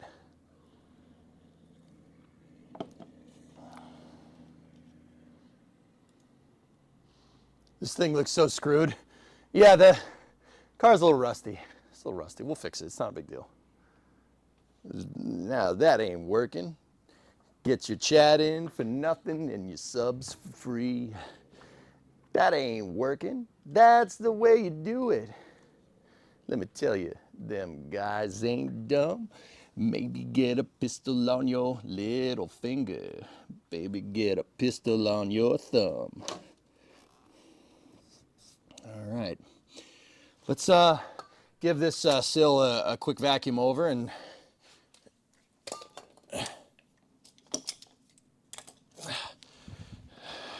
just once over it with a vacuum cleaner. I'm gonna put the big drill away because you know what? I'm not gonna put the big drill away. I'll just put the drill over here. I'll put it up here by the desk just in case.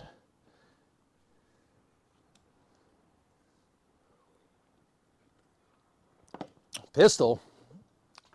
Did I say pistol? Blister? Oh, Tessa, you made my head hurt. Yeah, it's blister, not pistol. I don't know.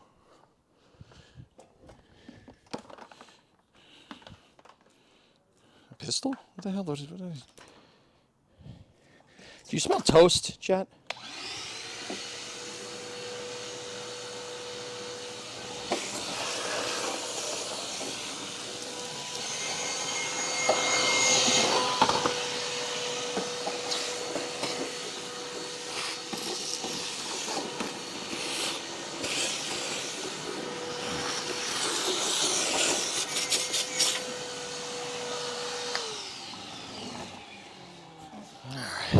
Let's clean this up and see what we got. That still doesn't look too bad. So right here is a pinch weld.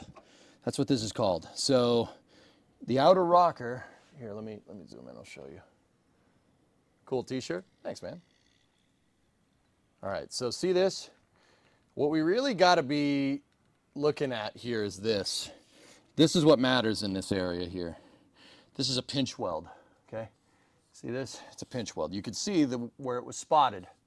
Right there, right there, right there. Some dude from the factory in Hamtramck just went in here with a spot gun and just... Now, the reason why it's called a pinch weld is because it pinched these two flanges together. Now, yeah, you can see the spots. They're definitely here. Let me, we can just... You can see the light metallic. This is medium, or not, it's not B5 blue, it's B3 light metallic blue. That's the original paint right there. See that? Look at that. Cleaned up pretty good. Now, there is a little bit of rust, but that's rust. That's not rot. Now, once again, the reason why this is called a pinch weld is because the inner rocker, which is, it's down underneath this sill plate right here that you can see that's open, that's for the wire harness. That's the wire guard cover. So the wire harness that goes to the back of the car. So that's running lights, reverse lights, and brake lights. There should be 3 wires in there, and then I think there's one that goes to the fuel sending unit too. So there should be 4, but we'll check that in a second. This right here, so the inner and the outer rocker have 2 flanges that butt up against each other, and that's what that is. That's why these 2 pieces are pinched together with a spot welder. Now, once again, this is a major structural component of a B-body Chrysler. B-body Chryslers from the 1960s are built like modern cars. They're a unibody, meaning that the structure of the car carries the load. That was actually a big deal for the 60s. Unibody cars were, I mean, the 60s and into the 70s is kind of the point where they started switching over to unibody cars. But yeah, most cars up until then were body on chassis, meaning that you had a big structural frame underneath the car, and then you put the body of the car on top of that. This is a unibody, yeah, from the 60s, man. That's pretty good. There weren't many cars in the 60s that were unibodies, to be honest with you. The Mustang was. The Mustang was a unibody. That's because it was made cheap from a Ford Falcon. B-body Chryslers are unibodies. A-body Chryslers are unibody. C-bodies are not. C-body Chryslers are body on chassis, if I'm remembering correctly. I'm trying to think what else. What else would have been a unibody? There's not much. Ford tried making unibody trucks in the 60s, and that failed miserably because they're just not as strong. You can't tow. You can't tow with them. Yeah, and that just kind of speaks to Chrysler in the 60s, man. This, if you looked at a modern car, you'd see something like this. You'd see pinch welds. There's pinch welds on modern cars, just like that. They still do stuff like this. Now, the reason why you would do this, right? So this is a manufacturing thing. The reason why you would do something like this is because, okay, if you're going to make a chassis for the car to go on top of, right, you got to make metal, and you got to bend the metal. You know, the metal has to connect at the front, and it has to be inboard because the tires are there, and then it has to bend out to carry the structure of the car, and then it has to bend back in because the rear tires, right? And then you'd put the body on top of that. That's a pain in the butt to manufacture. This is made out of stamped steel and carries the same structural load. Unibody cars were a big deal because you could manufacture them easier. You didn't need to go and have a huge foundry to make these big boxed steel frames, right? And then attach all the suspension to it and then drop the body on top of it. No, no, no. You put this, they would put this on a jig from the factory, on a frame jig, right? And roll down the assembly line. And then a guy would just come in here, zap, zap, zap, zap, zap, zap, zap, zap, zap. And they basically made the frame rails of the car. They made the frame rails of the car from the outer rocker, which is C-shaped, and the inner rocker, which is also C-shaped. Right? And then at the top, they have those flanges, and they just met them together and just spot welded this as it was going down the line. There's also a pinch weld on the bottom underneath here. Can't really see it here, but there's a pinch down here and up here. So the outer rocker is kind of like this, and the inner rocker is kind of like that. And they would pinch together. And that way, instead of manufacturing a frame and having to have another assembly line for it, think Factorio, right? Instead of having another frame, you know, you have your frameworks, you have to roll the frames off, and the frames have to meet with the bodies, blah, blah, blah. You get rid of all that, and you make it one assembly line. That was a huge deal for Detroit in the 60s. Big thing. In fact, by the end of the 70s, most cars were unibody at that point. And into the 80s, well, the Japanese figured out how to make unibody cars, and that was the end of that. That was the end of that. Every car is unibody nowadays. I can't think of one car that's still body on chassis. Only pickup trucks and vans are body on chassis.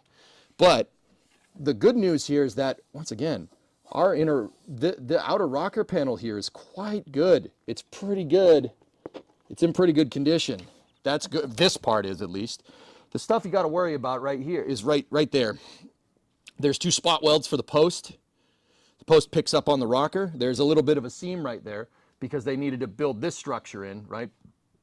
When this thing was going down the line, somebody would have taken the post and put it in and then spot welded.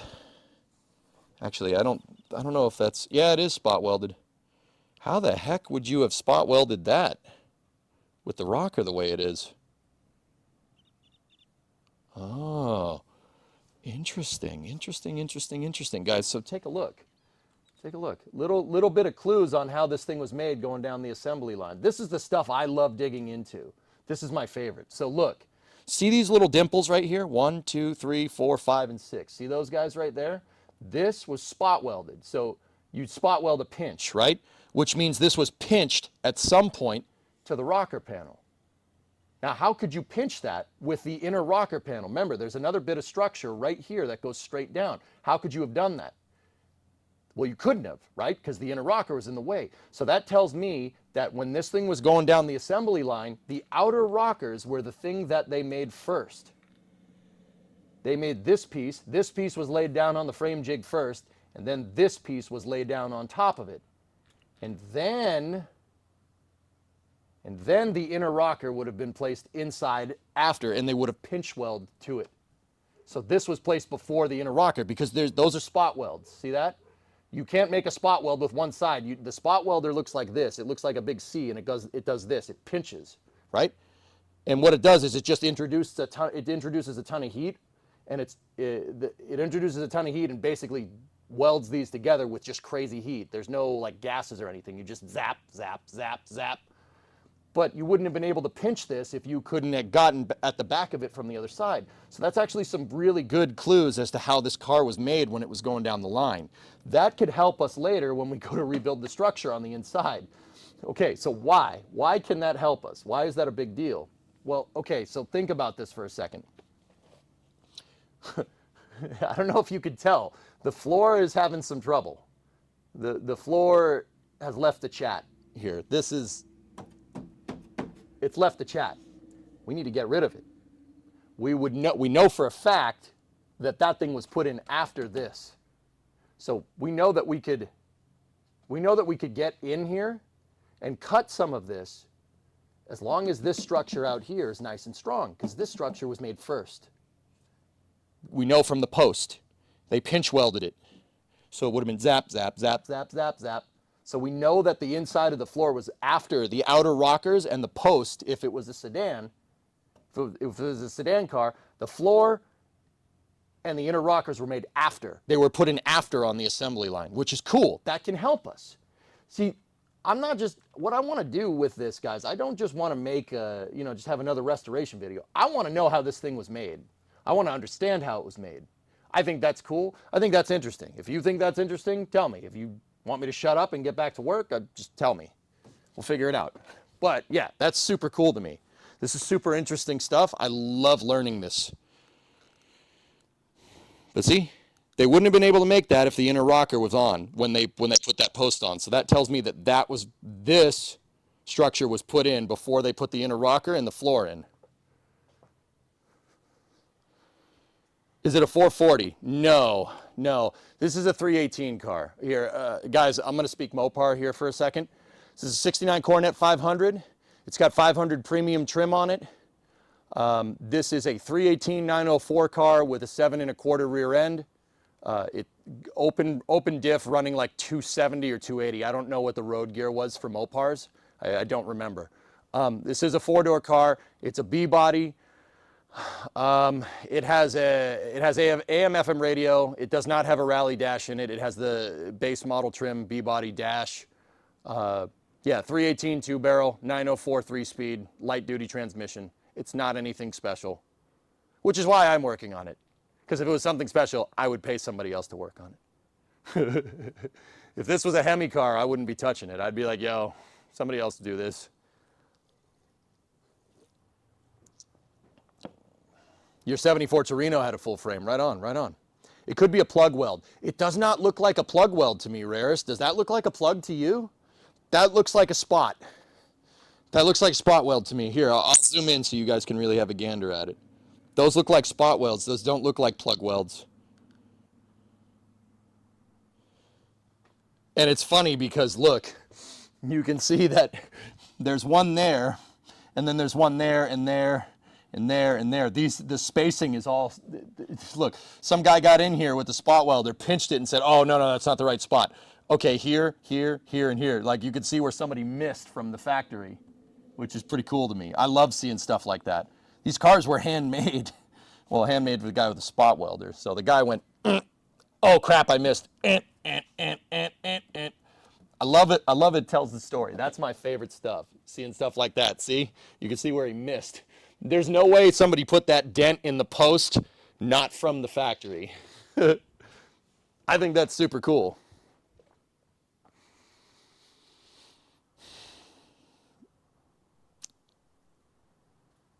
Yeah, see, he missed with the spot welder, but he pinched the post. I guarantee you if you found another 69 Coronet, might even be the one that came off behind this thing off in the line, that mark wouldn't be there. That's where somebody screwed up, which is funny to me. It somehow passed QA.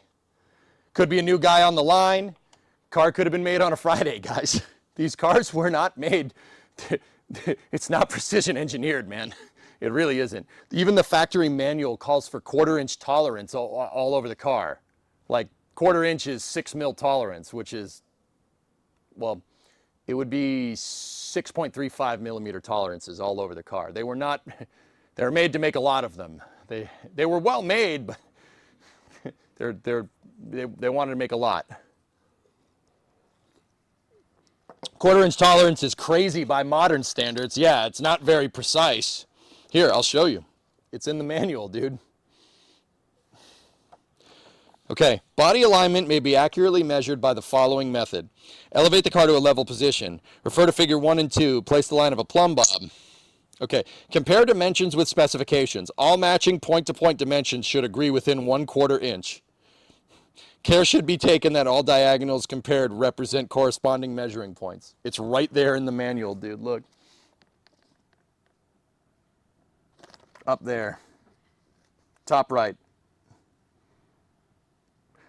Once again, 1/4 inch is 6.35 mil. They aren't as precise as they are now. And people complain about Tesla door gaps, which is funny to me. Like, how is this car straight? How is it straight? How do these things not come off the assembly line with doors hanging off the side?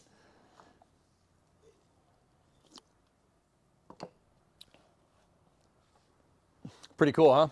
That's cool. I like learning about this. I'm a huge sucker for like 1960s Detroit and manufacturing and stuff. Like, I mean, that's not, I don't think that's anything you guys didn't know. Mil means thousandths of an inch. I think you mean millimeter. No, I don't. Mil is pretty much how the rest of the world slang calls millimeters.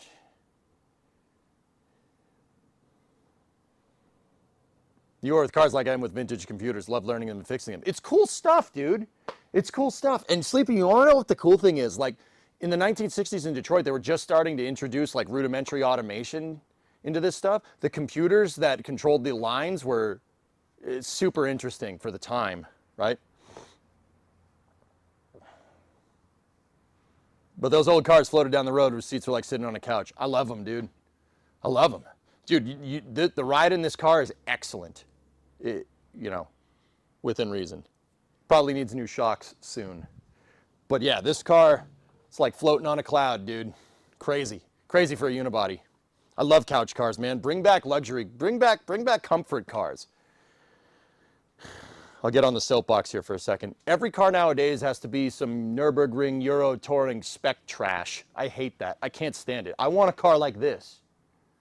I want a car like this. It doesn't have to, I agree with James May on this. It doesn't have to perform well at the Nürburgring for me to go get freaking groceries, okay?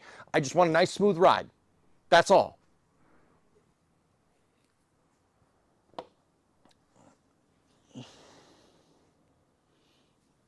Yeah, Mage, that's right. All the doors have adjustment on this car. Yep. Just give me a 1985 Caprice. That's what I want. Like, what? Why have we stopped making those? Can we go back to making that? Everything's got to be double wishbone suspension, independent suspension all around. You know, this suspension that's crazy ridiculous to manufacture and engineer. No, dude. Live axle, independent front. That's all you need. This thing has torsion bars in it. Torsion bars are what they put in trucks. This thing's got torsion bar unibody. That's sick. That's so cool. It floats. It floats going down the road. Anyway, that's over. All right, so let's take a look up at the front of the pinch welds. I'm gonna move the camera a little bit, dudes. Like, dude, I just want a comfortable car. That's all. All right, let's take a look at the front of the rocker here. Let's see what we got. I'm just moving the camera for you guys. I haven't forgotten, nor will I plumbers ask you again.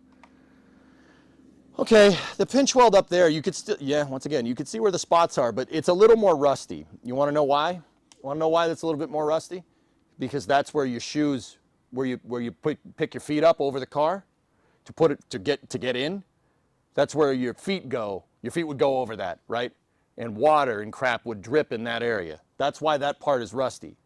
Because that's, once again, where does the feet go? That's right, it goes in the square, it goes in the footwell, right? So when you're getting in the car, you would have put your foot up and over right here, right? And all the water and crap that came off your boots gets stuck right there. See how this part of the car over here, that part's nice. Because that's not where you're putting your foot, right? All the crap and stuff that comes off on your shoes gets all up in there and it stays there. And that's why you're getting rust on those pinch welds. That's true for modern cars as well, by the way. Once again, this is a this design is pretty ahead of its time for what it is. Here, let me, it's PB. It's not cleaner or anything. Let's just take a look. Take a look over here. Yeah, the pinch weld is still pretty good, dudes. This is all fine. It'll clean up. This will clean up real good, actually. It'll clean up, this will clean up nice. It's just, we got some paint bubbling a little bit, but see this? This is all rust. It's not rot. There's no physical deformation to the shape here. This is fine. It's actually okay. This is pretty good, man. We hit this with some sandpaper and give it a coat of blue paint, it would look brand new. In fact, like I said, some of the B3 blue is still there, which is really cool. B3 is the paint code, by the way. Chrysler had an alphanumeric paint code system in the 60s. It was letter number. So they're like A1, A2, A3, A4, A5, B1, B2, B3, B4, B5. I think B is blue. So there's B3, B5, and B7 blue. So B3 is light blue metallic, B5 is medium blue metallic, and B7 is dark blue. Pretty cool. And Sleepy Developer, if you're still out there, that's the kind of stuff I think is really cool, because they were coming up with, in the 60s, they were really, and they still do this to an extent, but they were coming up with mathematical permutations for cars. Like they came up with a bunch of, this is really basic computer logic stuff. The reason why they called it like A5, B5 and stuff is because that's easy to put in on a punch card. And that would be easy to input into a computer. So the orders for the cars could be easily moved to, like a dealership. Say somebody ordered this car in New England, which is where this car was ordered, right? That information would need to get to Detroit somehow. So they could mail it, you could send it, you could scan it, like maybe even fax it, and maybe fax machines were a little bit later down the road. But how this would have been done is they would have filled out a punch card, right? And they would have mailed it to the factory. The factory would have gotten the mail, and they would have inputted that into a computer. They would have, I think they were using IBM Model 3s. I think that's the name of it, Sleepy. I don't know off the top of my head. And that they would have input it into a computer, and the computer locally would have, you know, sent all the things out to the proper areas in the factory. But they needed to keep the bandwidth down, right? Because if you have a build sheet that's like this big, you're sending way more mail. You got to keep the build sheet down. We're talking bandwidth here, but bandwidth from mail, not from like sending it over a data signal. It's actually from mail, which is cool. I think that kind of stuff makes me super happy. I think that's super interesting. They were thinking about postage. Like if your build sheet's 2 sheets, right? If all the permutations that you have for all the different trim levels for the car can't fit on 1 sheet, now you're sending 2 sheets, and that's more money. You're going to make 100,000 cars, right? That adds up. Instead of 1 cent, that's 2 cents now. So instead of 100,000 cents, you have 200,000 cents. See, they were thinking about that kind of stuff, which is super cool. I think that's really neat. It all adds up. Exactly. That's the kind of stuff I dig. And that's why I was happy we found the build sheet, because the build sheet shows that exact permutation for the car. It's in the seat over there. And it's going to basically require a dissection to get that stupid thing out. But it is there. There's another build sheet. There was 2 of them. One was on the back seat back, and I have that one out already. The other one is underneath that seat.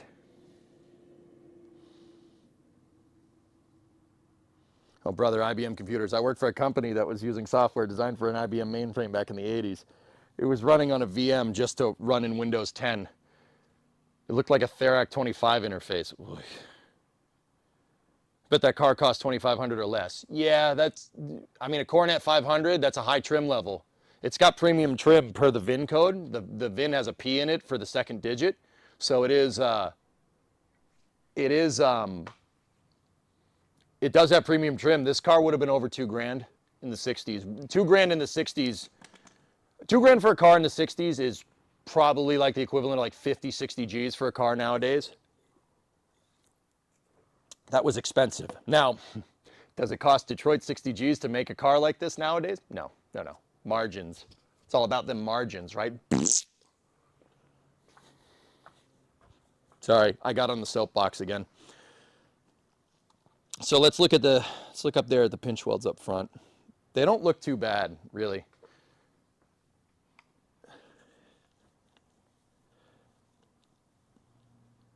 Yeah. Are you going to sand away the surface rust, or are you going to use any rust covering that primer? We'll sand it away, Dan. Let's do it right.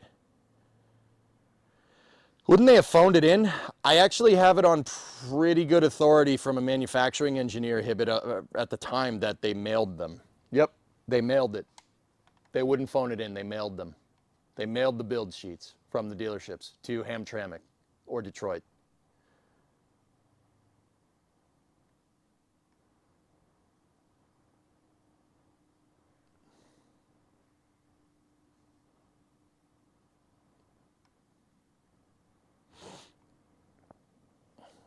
Anyway, that doesn't look too bad. Guys, let me get at it with our prodding hammer, the poking and prodding hammer. Let's see what we got. Where did I put it? Is it still in the car? Where does the hammer go? That's right, it goes in the hammer hole.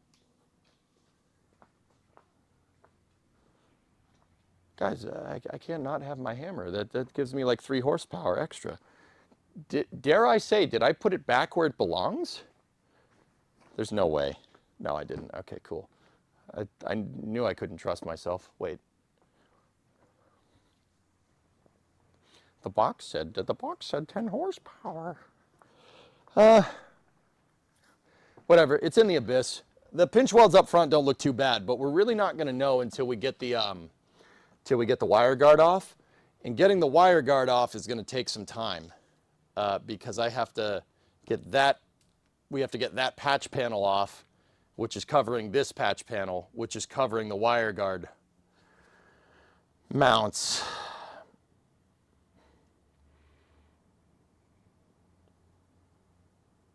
Yeah. Yeah. That's what I'm worried about. So these wire guard mounts are actually welded in, and they fold up and out like this. Actually, could we get at it? Come on, baby. It's under the plastic. It's under the kick panel. We can pull the kick panel out. Oh, look, more mouse nest in the kick panel. That's great. Oh, that's lovely.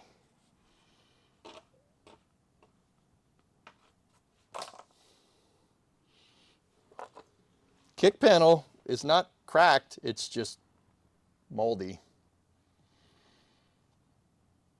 Kick plate's actually okay. This is definitely Bakelite. That's what it's supposed to look like, by the way. Yeah, that's what it's supposed to look like. All right, let's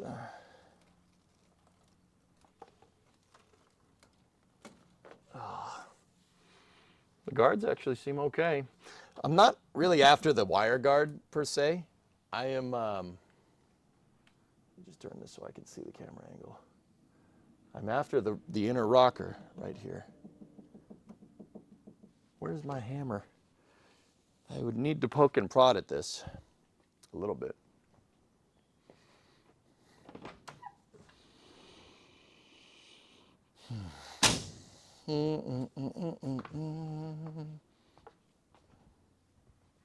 Yeah.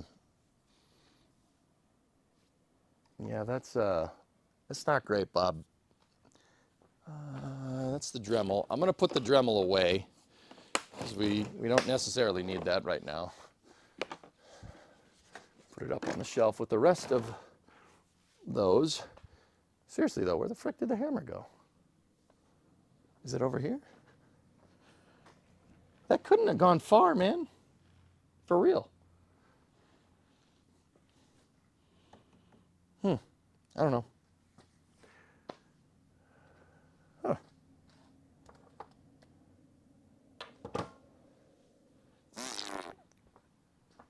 Seriously, where the frick could that thing have gone? It's a red hammer. Check the hood. No, my speed outs are in here. Anyway. Speed out screwdriver is here. It's over there. Oh, yeah. The hammer is on the trunk.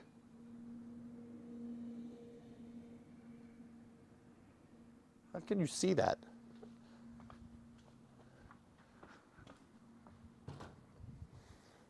Thank you. How did you see that? That hurt. Thank you, Red Menace. How can you even see that? That was also, you know, my foot. We have good vision. Okay. Yeah, cool. Yeah, let's flip back over here like this, and let's see the condition of the inner rocker in here. All right, listen.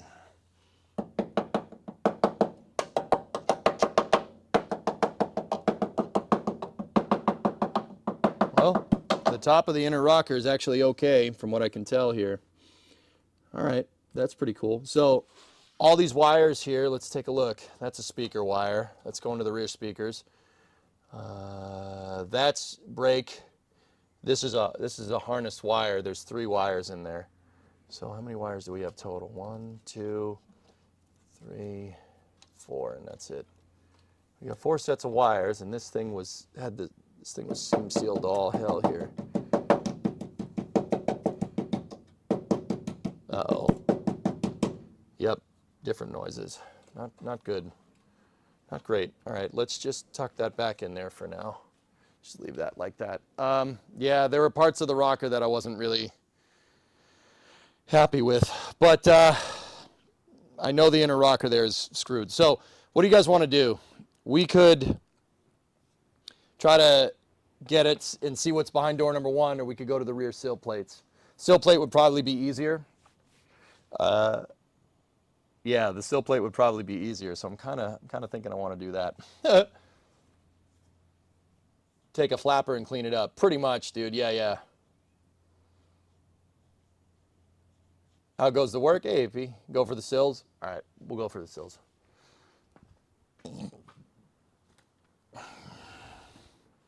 Yeah, it's just, AP, it's just rust. Rust is just weight reduction, so. Let's see what's down underneath here. So this sill plate's a little bit smaller, right? But, oh, that's not good. Here, let me back it out a bit. All right, let's see what's underneath that plate. Side note, the doors are all fine. The doors are not rusty at all, which is very interesting. But yeah, they're absolutely not. All right, I'm just gonna put away some of the tools from the bolt extraction fiasco that happened just a second ago. I probably shouldn't do that because, you know, we're probably gonna might need them again, but I'd rather not lose it and know exactly where it is. Take the doors off to make the work easier. Well, it depends on what's behind door number 2 here. Let's take a look. That one came right out.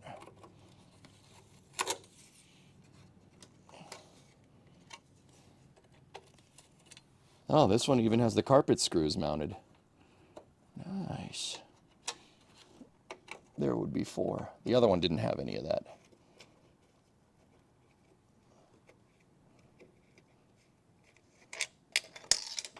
So these screws would be to hold the carpet in. They're retaining screws because that's what the lip on this sill plate is for. All right, let's take a look. So we got the hardware there. I'll make sure to hold on to that. Sill plate looks fine. It's a little corroded. Can be fixed. Easy peasy fix.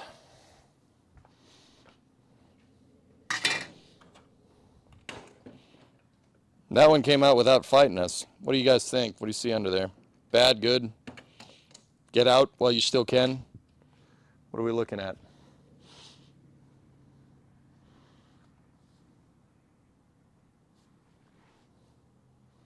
In the back hood or the trunk? I know what you meant, dude. Don't worry about it.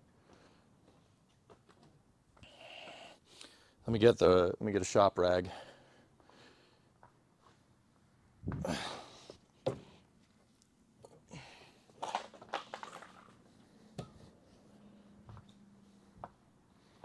So, I can already tell you that over here is probably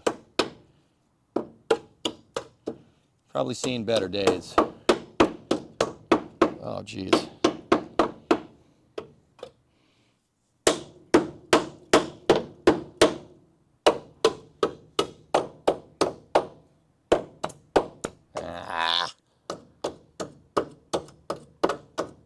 That's not what I wanted to see.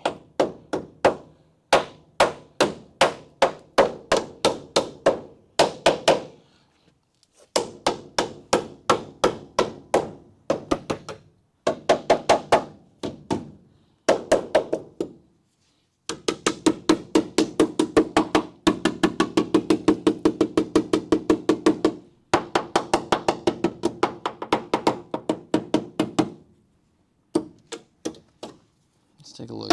Let me just turn this so I can see the shot.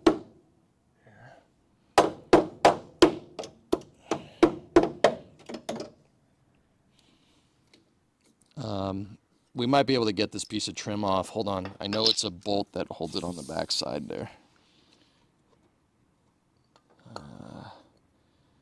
This has a stud on it, and it's going through. It's going through to the wheel well. There's a nut on it. It's a small one, maybe 1/4 inch.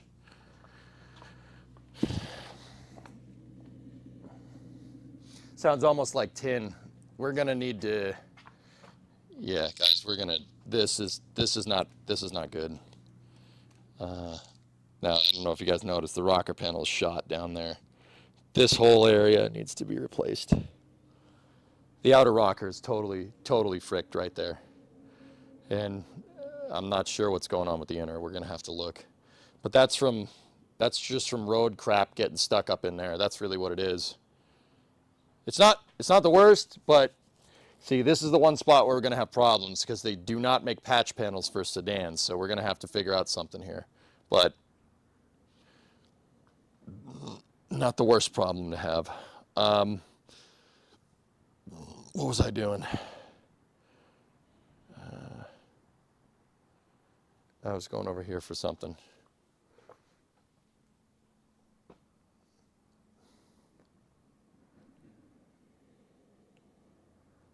Can you buy panel skins? Not for that part of the car, dude, but... Oh yeah, the 1/4 inch. That's what I'm doing. I'm sorry, I'm stupid. Stupid. Could be 9/16. Yeah, I'm gonna say 9/16. Get my ratchet out, see if it's 9/16, get that piece out. I'm trying to get that silver piece of trim off. I'm gonna have to form a panel by hand. I'm not deterred by it, dude. I'm really, at this point, I'm wondering what's back here. Does that fit? Nope. Just one size too small. That was 5/16, so 3/8 perhaps.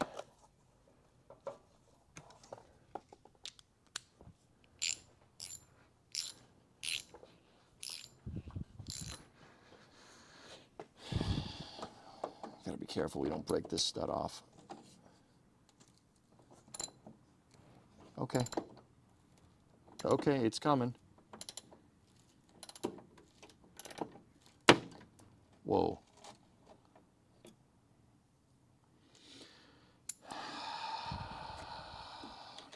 It broke. Rust broke it right off.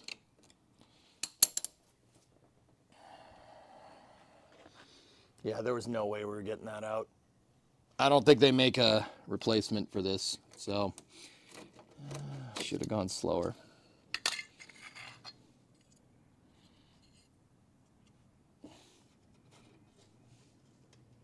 Oh, well, that was already broken. Oh, and it's just a retaining screw. Oh, score. It's just a retainer, so we can fix that. See? The retaining piece comes right out. I'm pretty sure they sell those. But the piece of trim is what we're after. Trim looks good. See, there's just a little slot for a retaining screw in there. Now that means the other one is still being retained in there. Yep. It's okay. All the speed holes are making it really easy to see where I need to spray the PB.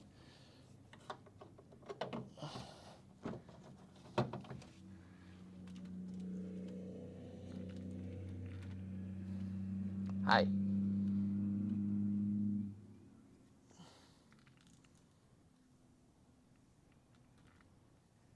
See this guy?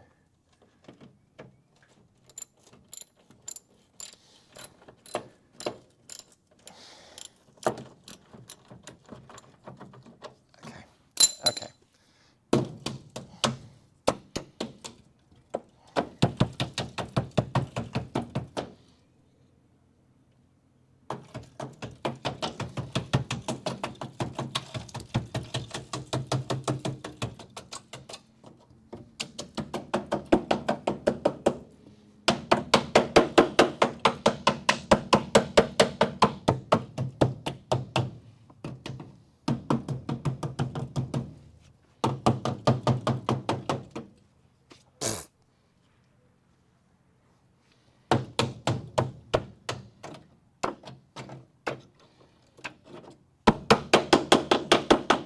That's actually good metal right there. That's not.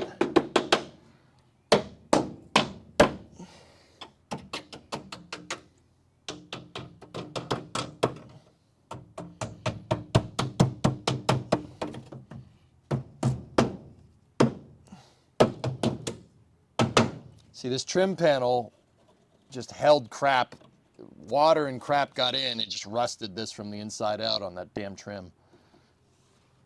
There's another bee in here. Get away from me. Get away from me. Stupid bee.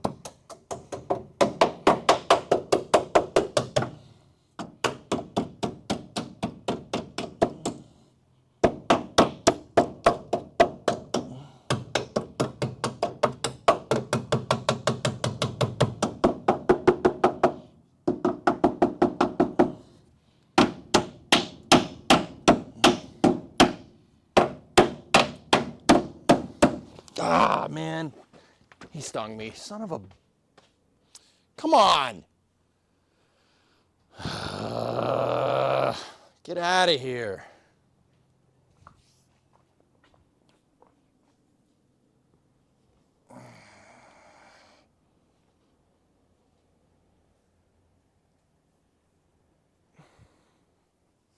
Son of a bitch. Why? Get out of my garage, you dick. I'm not allergic to bees, guys. Don't worry. Jackass.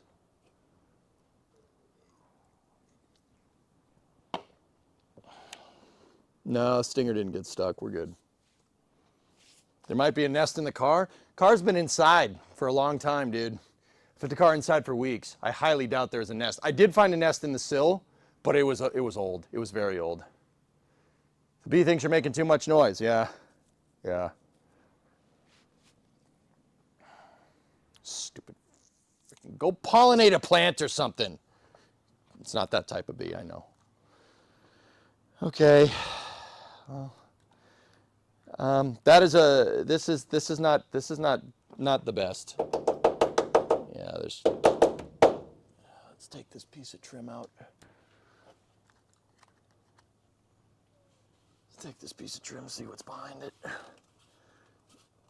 This is trim to protect people from the pinch weld because the pinch weld goes all the way around. It goes all the way around the skin of the door.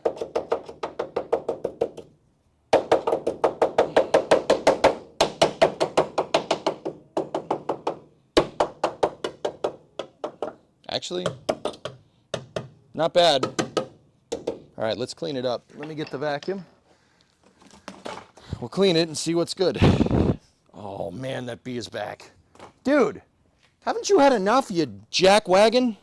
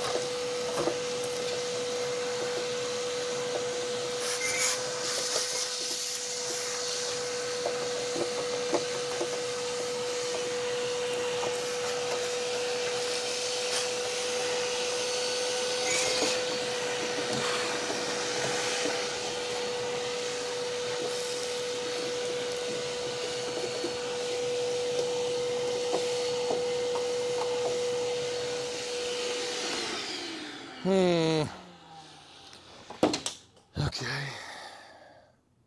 Let's see. Let's just clean this up. See. I'm just spraying PB on here. It's not, PB isn't necessarily a cleaner, but.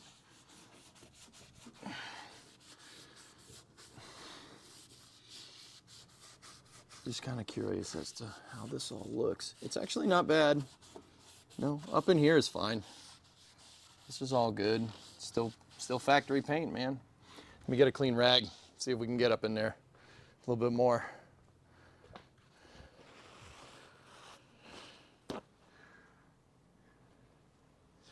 He keeps saying PB isn't a cleaner, but he keeps using it as a cleaner.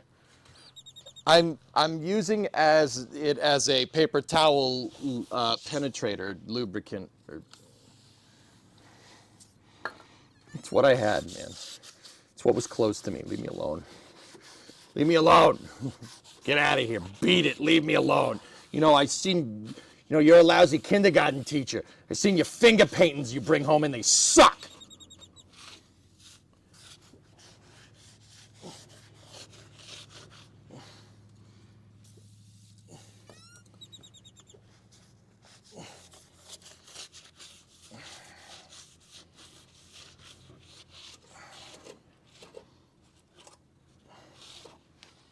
Okay.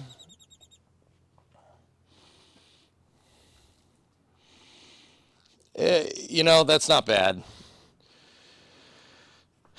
Could be worse. At least you can kind of tell that it's still a piece of a car. But yeah, all this up in here, that looks good. Flap disc, we'll clean that all up, but we still need the rocker. Once again, the This is all spot welded here, indicating that the rocker went on last. The inner rocker went on last, dudes. See, all this is all spot welded. That should be easy to patch. We can clean most of this up. It's just down here. The car wasn't like this when I got it, dudes, which pisses me off. That's my own fault. I just didn't really have a good space to work on it and give it the time that it deserves.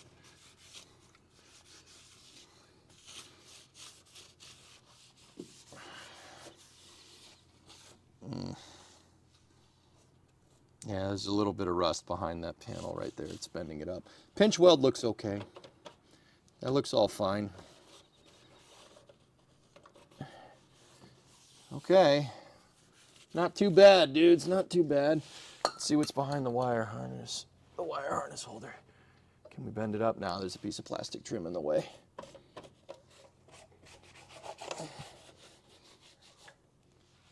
Okay. Ain't too bad. Down there is a problem. But if we back out a little bit here, take a look. A lot of that is not the worst. That could be way worse, dudes. I've been doing a lot of video research on like B-bodies and where they rust and how they rust. That could be way worse. The more I see it, the more I worry about what's under the paint. Dude, I'm telling you, man, it's not as bad as you think. B-bodies. Yeah, B-body. Yeah, I get it.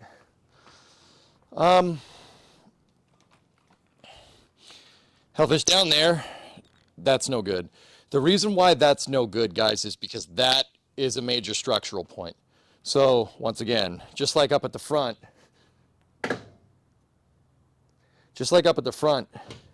there's a major structural piece. So how a B-body works is that there's two frame rails right here, right?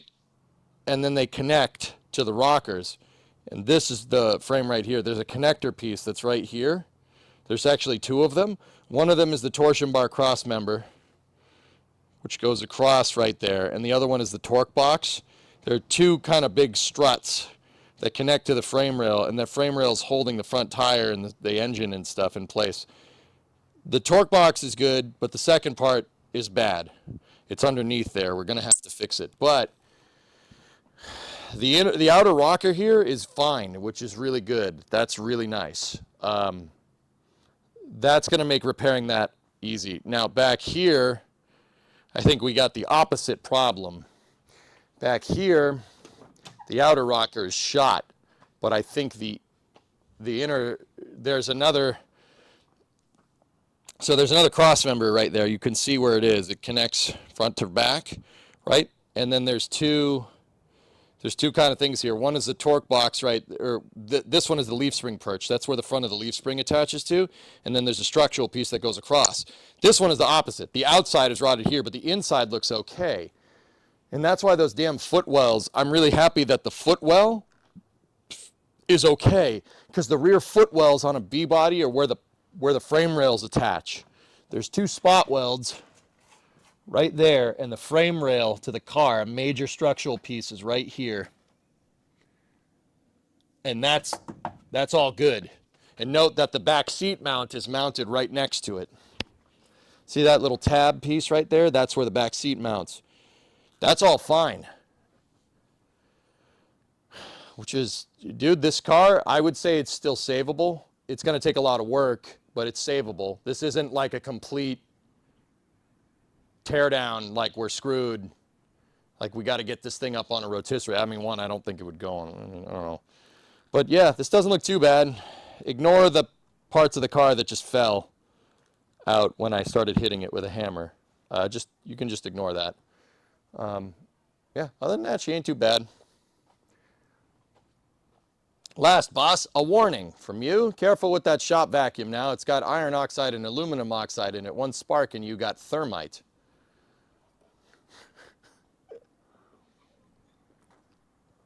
Tessa, go outside. Go outside, please. It's right over there. Just go outside. How's it going, Blue Benji? It's going all right. Good for a hobby project stream. Yep. Your quantities are all wrong, Tessa. This is a rocket. Remember, it's a rocket stream. Your mixture is completely wrong. I'm just telling you.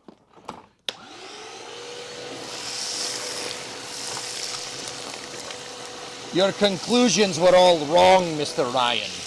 Halsey acted stupidly.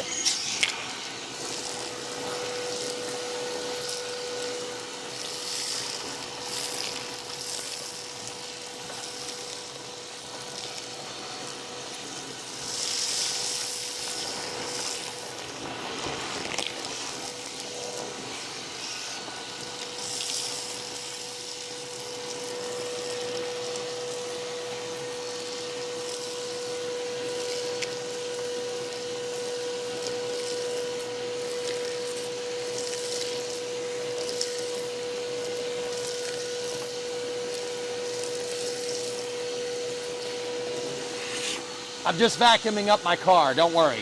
Not vacuuming the car, vacuuming it up. It's fine.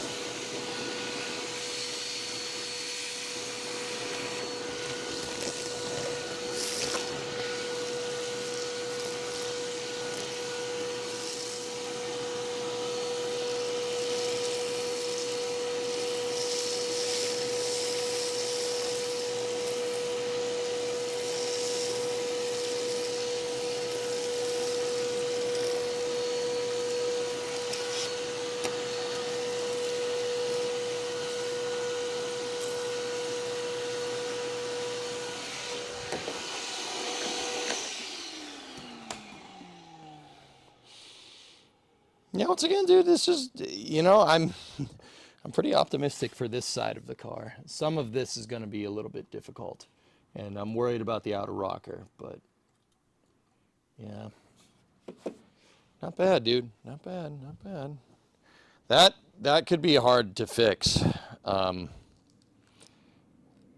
Yeah, especially with how the outer rocker kind of all fits together there, especially on the pinch weld and stuff. I'm not sure how we would go about doing that. Yeah,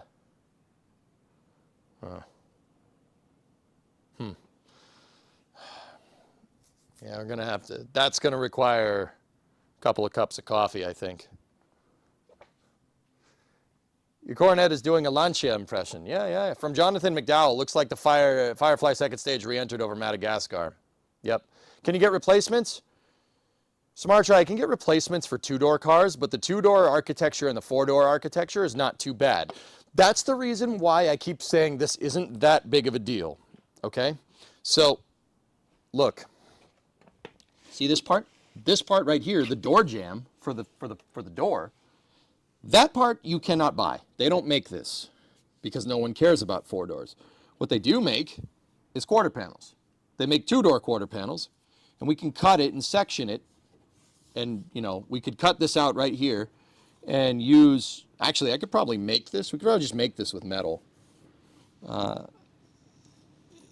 Yeah, we'd probably have to make this by scratch. But down here, the outer rocker is the same on a two-door as it is on a four-door. It's the same thing, dude. This part we can get. This part we cannot. That's why I'm kind of bumming about that. That kind of sucks. This kind of sucks here because these are parts of the four-door. That's parts of the door jamb. The door jamb starts over here, and it looks like it's pinch welded. Let me just undo this trim here. It's pinch welded to, what is this going to?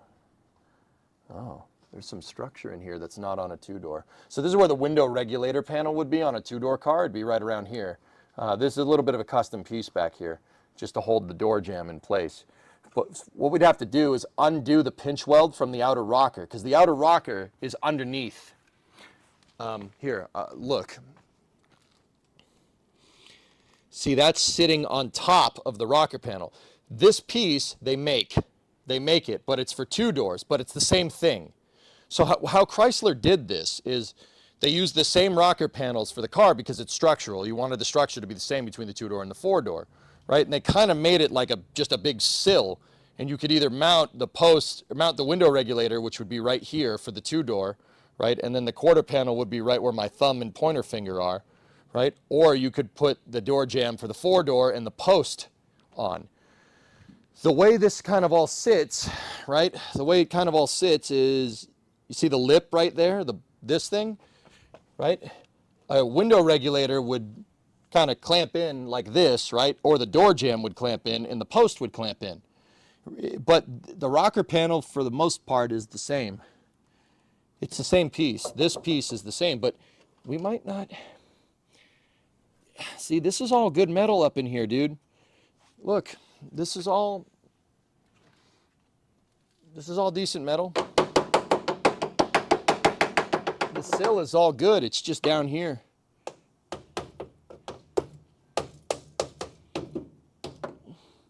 If this is okay, we might not even need a whole rocker.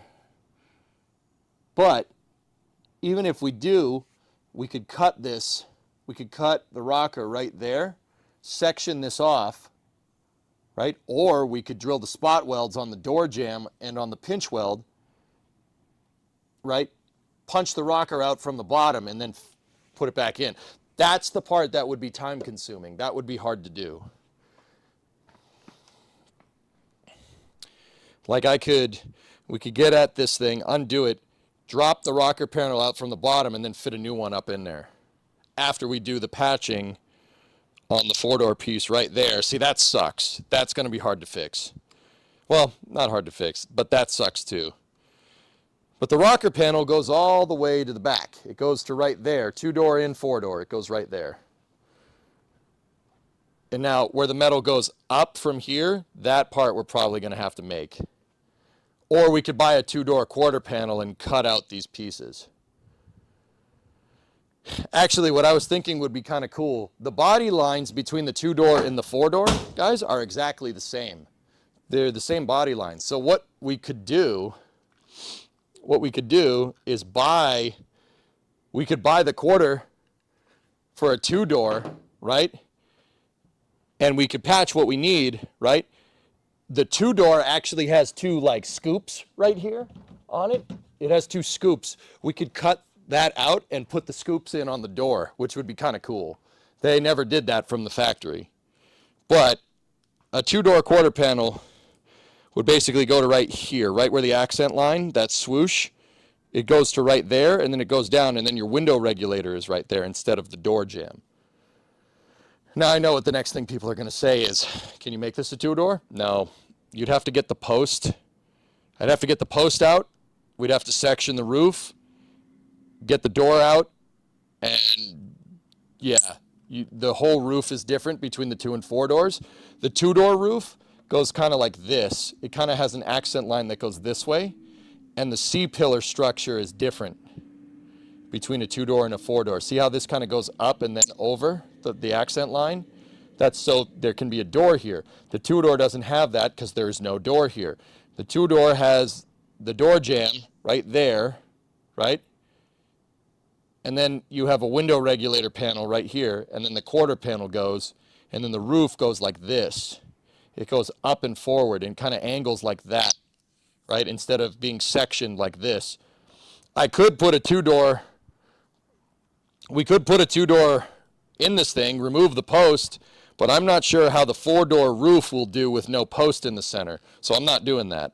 We'd have to take the entire car apart. I don't think that's a good idea. We'd have to take the roof off, which would cut any remaining structure out of this vehicle that already existed in there.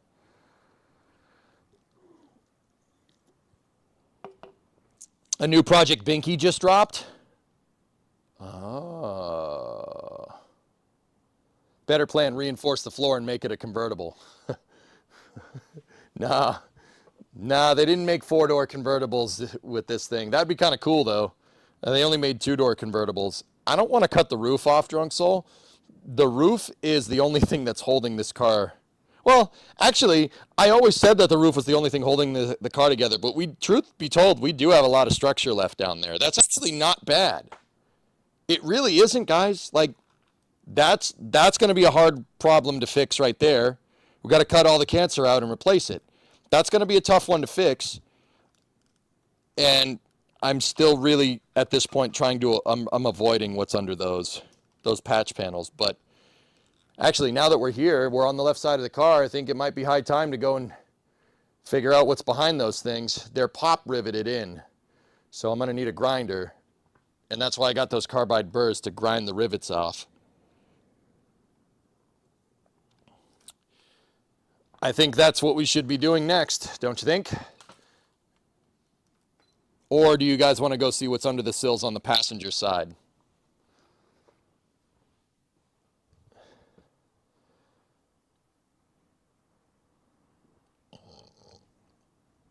Well, actually, fellas, here's the thing, okay? I wouldn't want to convert this to a two-door. One, that is way beyond my skill level. Two, we're even pushing it with what we're doing here. I've definitely never done this before. This is my first try. I'm kind of counting on, if there's anybody out there knowing a little bit more than me, but it's the internet, so somebody always knows more than you, on being able to make sure that we do this right. I've been doing a ton of research over the last week and a half, reading about these things, reading about structure, studying the frame dimensions, there's plenty of videos of people restoring 69 Chargers on YouTube, which is the same thing underneath as this. This is why I call it a crew cab Charger. There's plenty of videos on it. That's how I know how the footwells work, where it's spot welded, et cetera, how the rocker arm architecture and stuff. I know all about that because I've been reading a ton about it. Now it's just putting that knowledge to work at this point. You've never drilled out rivets?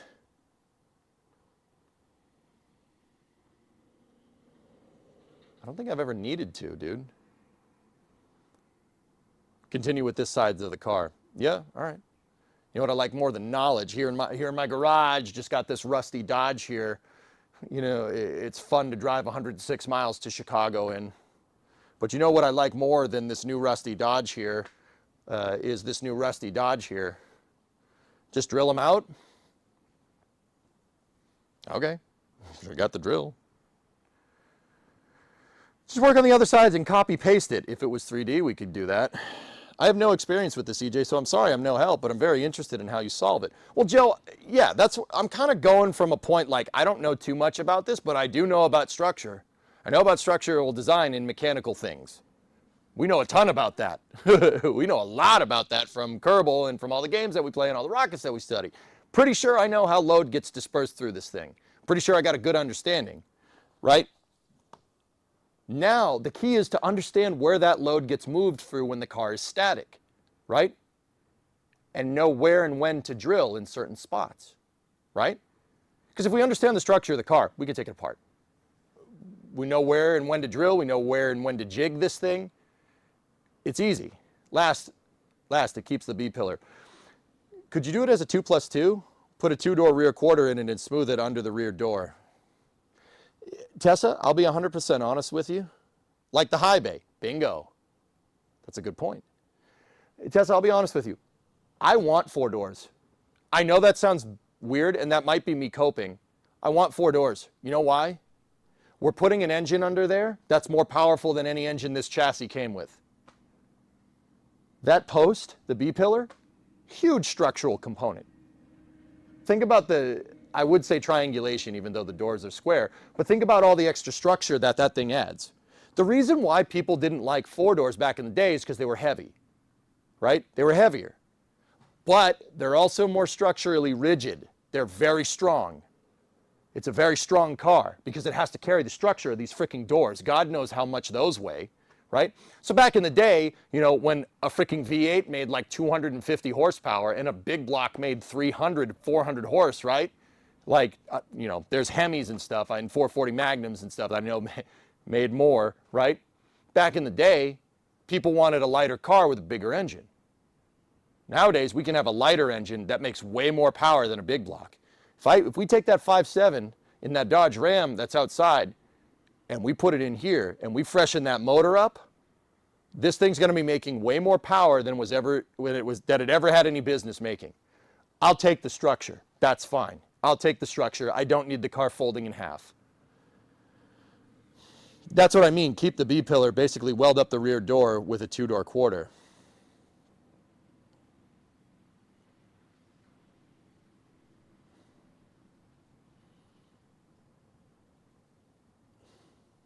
I don't want to do that.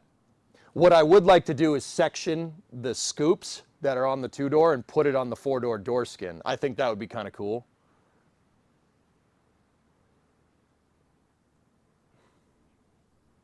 How quickly is this becoming Project Binky America? Well, I'm not planning on putting an ST-185 Celica, and I say it that way because out of respect for Bad Obsession. I'm not looking to put all-wheel drive in this thing, even though that would be kind of...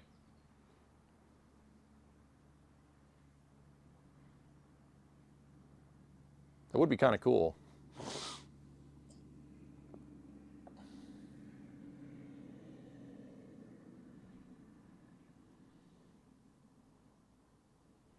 You had a 72 Valiant 2-door for about a year. Had I known, I would have kept it.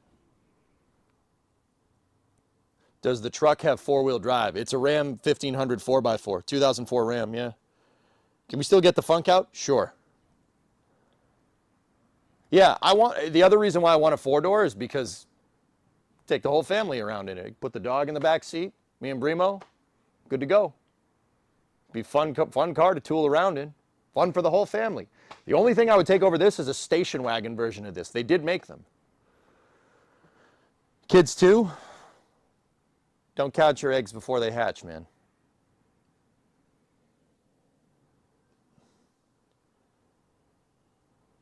They're going to use the Ram's transmission.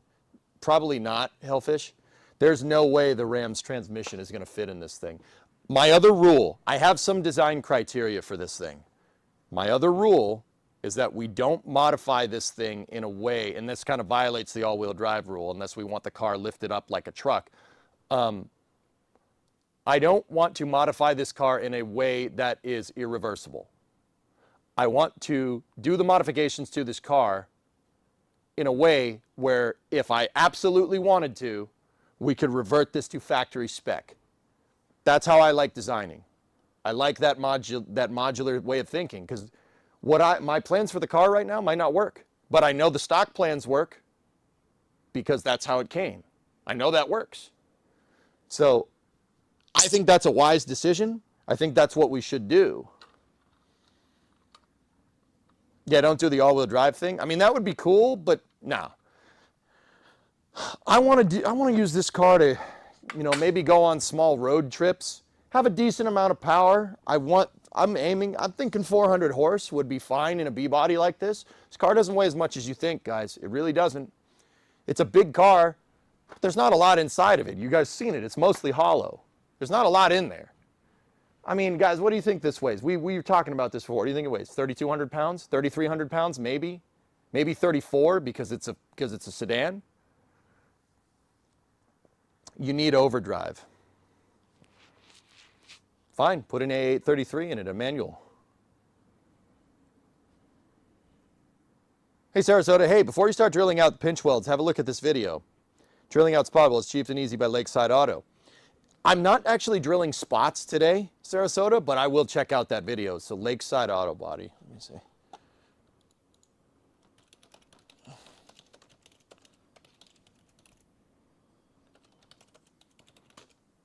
There we go. It's thinking.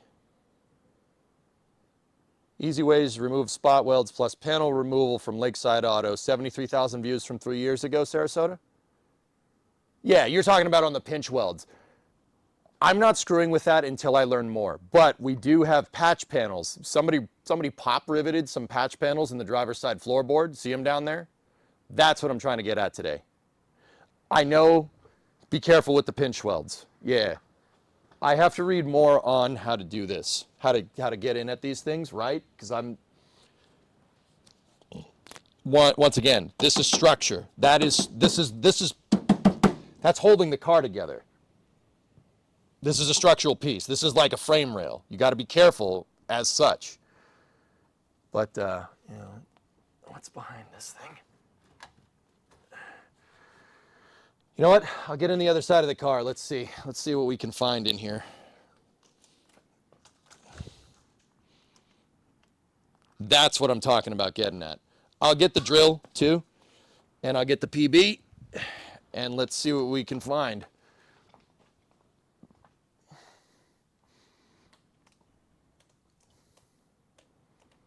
60,000 views. During out spot welds, cheap and easy. I got it, dude. It's right there. It's the second video.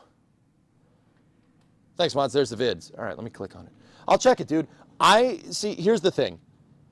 Okay, one last thing before I get back to work. Guys, I'll be honest with you. I know about B-bodies. I know theory. I've been watching a ton of videos. I'm really trying to document and blueprint this out as best as I can. I want to show you guys the content, but I'm not an expert at this. I want to get good at it. And how do you get good at it? You get good at it by doing it, right? I have the theoretical knowledge down. I want the physical experience, right? But I'm not going to sit here and be on my high horse and be like, no, that's not the right way to do it. I don't know. So yeah, link up videos, dude. Give me advice. I'll ask to just don't be a prick. Like, that's my big one. Just don't be a prick. Be constructive. I wouldn't be a prick to you guys much. Like, Firefly tweet, Alpha Flight 6 update. Initial indication shows Alpha upper stage 320 kilometers in altitude. However, upon further assessment, the team learned the upper stage did not reach orbital velocity, and the stage and payload have now safely impacted the Pacific Ocean in a cleared zone north of Antarctica. That sucks, man.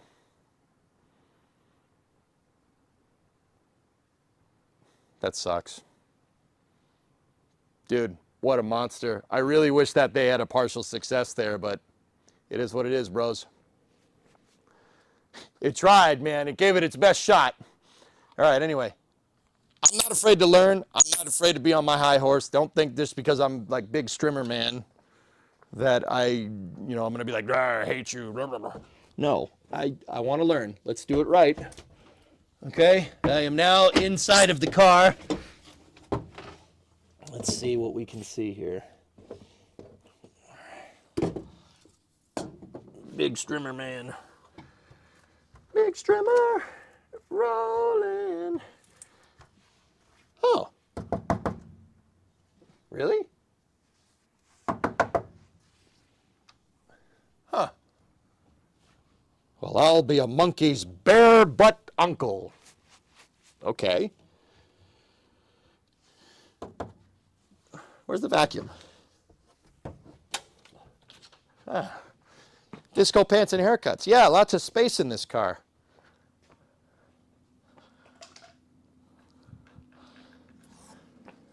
Baby clothes. This car's got everything.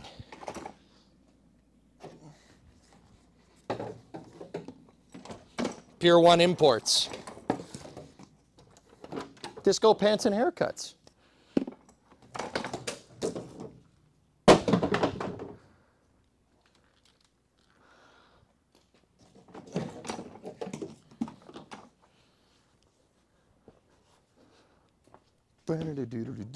Big river rolling.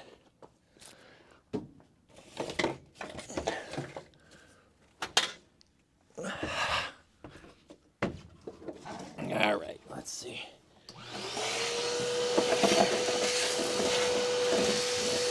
Uh-oh.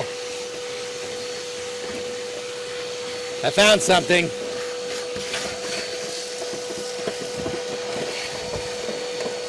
It's not great.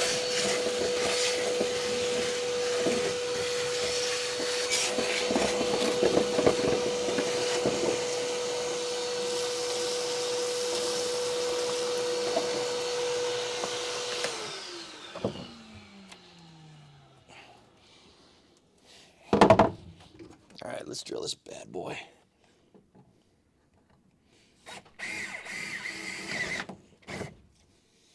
Well, that came right out.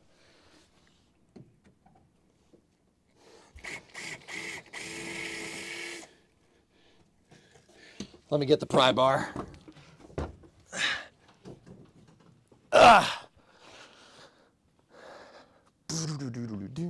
Big river rolling. I don't know why I got Big River stuck in my head. It's a good song, though. It's just pop rivets, dude. Somebody patched this on the cheap, dude. This was the dude's daily driver. Whoever had it, whoever is the original owner, it was their daily. So, yeah. Yep.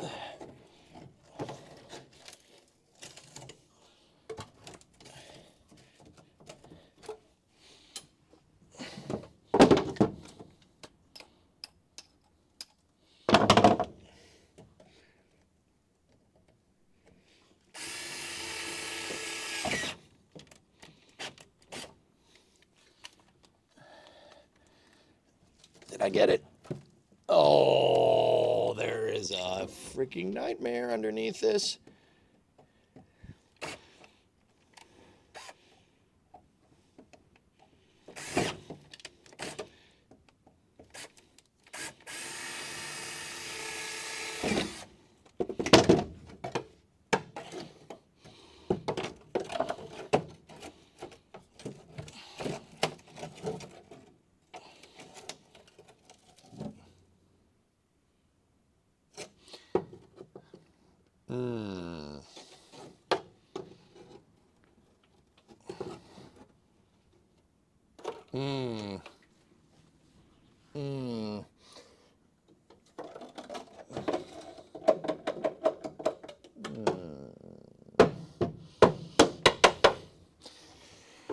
Oh.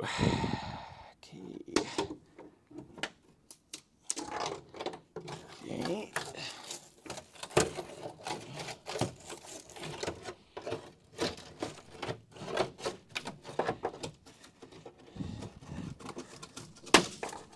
Oh, the rivets are just popping out. I gotta be careful. I don't want to damage too much. I want to damage what's left of the damn floorboard. But yeah, that's not great. That's bad.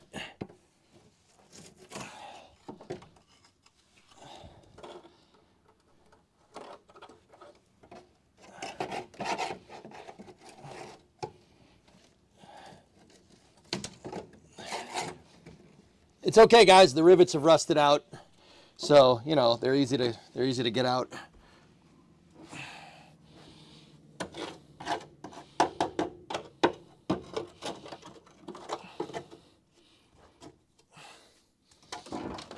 Vacuum.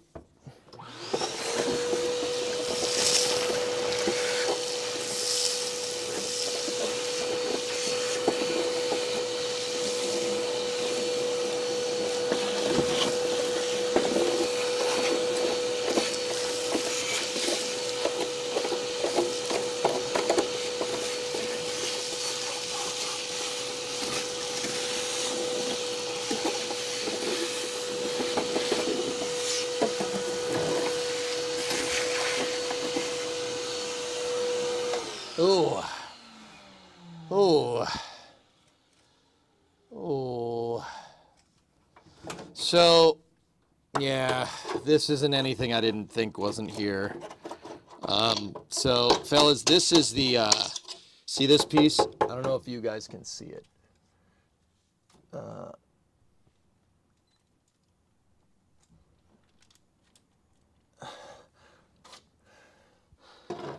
So, see this? That's the top of the torsion bar cross member. Remember how I said there was a strut from the frame rail that goes right here, right? And that goes, oh, that's not a good shot. Hold on. So the frame rail from the car comes right here, and it connects to the torsion bar cross member right here. The torsion bar connects right here. Fortunately, there's a lot of structure left in that area. This is not. There's not a lot of structure left in that area. Actually, you know what? The torsion bar cross member actually. Oh, there you go.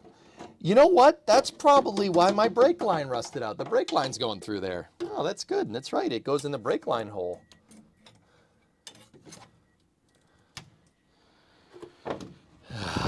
Okay.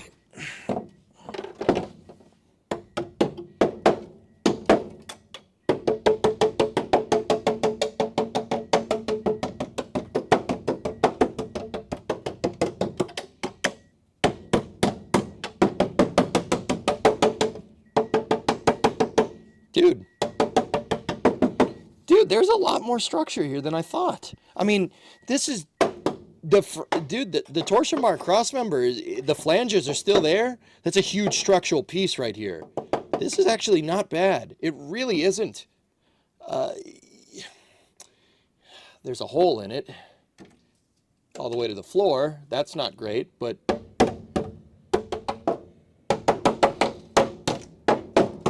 then the floorboard's shot. That isn't anything we didn't know, but really, really not that's, there's not a big hole. Dude, we can get floor pans, no problem. It's the structure that we got to be careful about. You can see the bottom of the frame rail is right there. I can see the very bottom of it. Frame rail flanges look okay, and the frame rail looks pretty straight. I can see it. It's right. It connects right here. So why does this spot rust? So the front tires kick up road grime and stuff, and it gets caught in here. They didn't give it proper ways to drain. So road, dirt, water, it all gets stuck in here, which is, that's typical Dodge nonsense. Jeeps do that nowadays. Yeah, fellas, this is okay. That's why that patch panel was there, but even beyond it, dude, not bad. Yeah, hear the sound difference?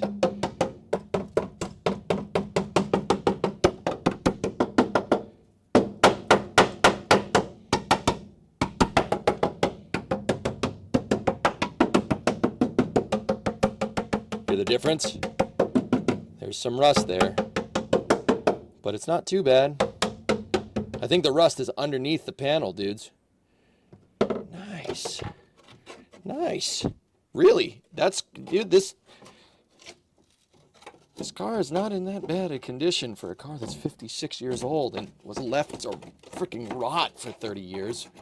I'm trying to get that last pop rivet out. Come on, baby. Come on, pop out. You know you want to. Yeah, there you go, you melon farming smut face. What do you guys think, dude? Yeah, we're gonna need a new floorboard for sure. But that's not as bad as I thought. I thought there was just gonna be a gigantic freaking hole here. It doesn't look like there is. But the night is still young, Ed boy.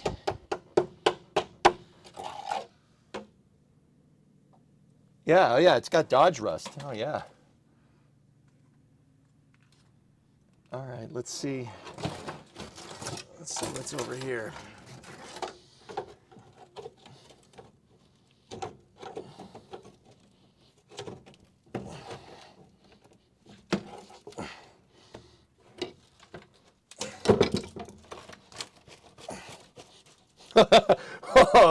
Oh, okay. Yeah, that's what I was expecting. Oh,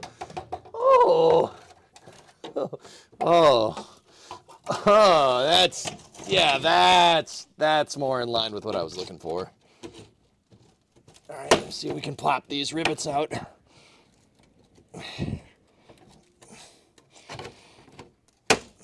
we go. Got another one. Got that one.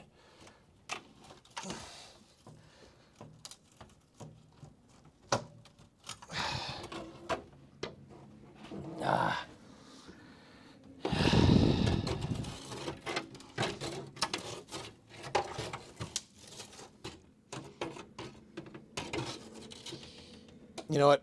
Let me get my tin snips. Let's see if we can. Oh, yeah. Yep. Yep, that's what I was looking for.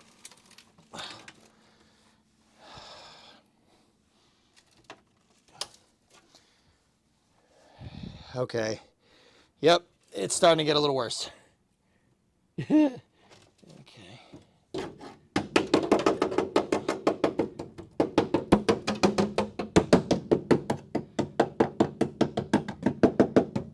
Okay. Yeah, that's not this is not good. But what we really got to worry about is if we got to the pinch weld between the floorboard, if there's rot up to the pinch weld, and I don't think there is. So yeah, let's continue on with this here.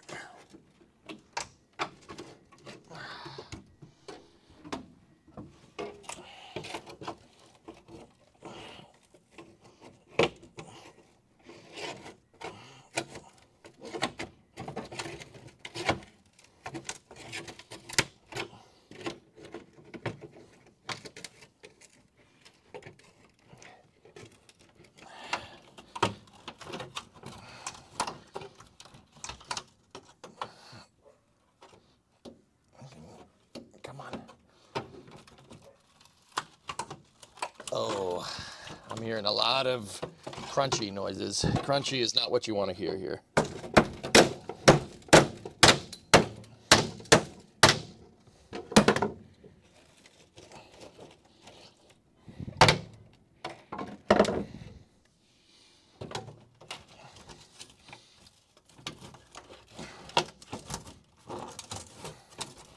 So the problem that I'm having getting at these other rivets here is that there's nothing to pry against. There's no floor to pry against at here.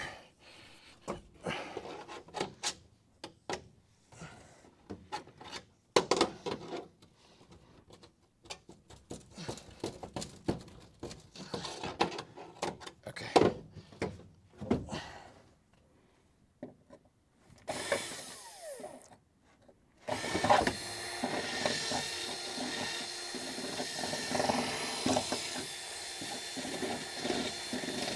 Drill bits riding around. I've had better luck with the pry bar.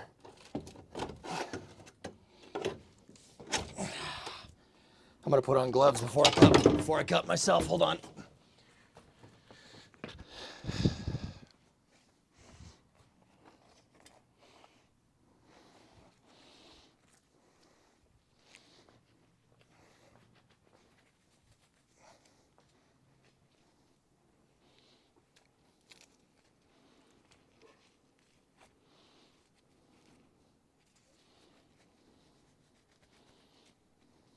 Before you cut yourself more, you mean? Yeah. That's fine. I've had my tetanus shot. We're good.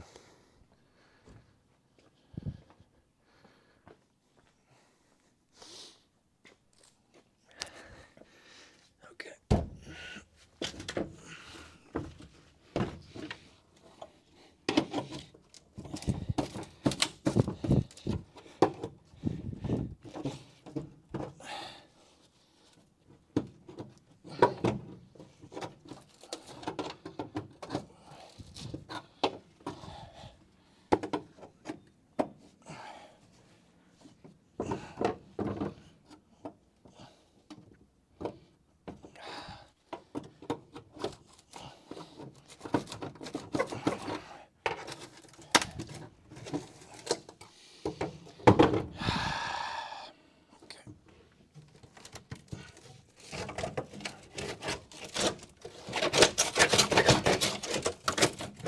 Oh dear.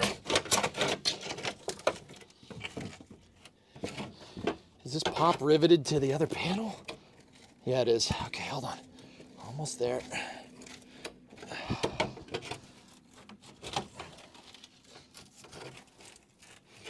It's okay, guys. These panels are coming up really good because they're also rusty.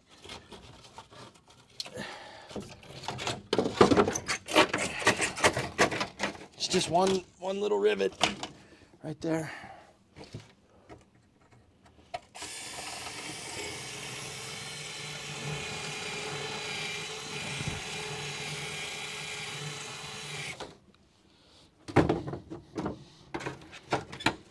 There we go. Got it.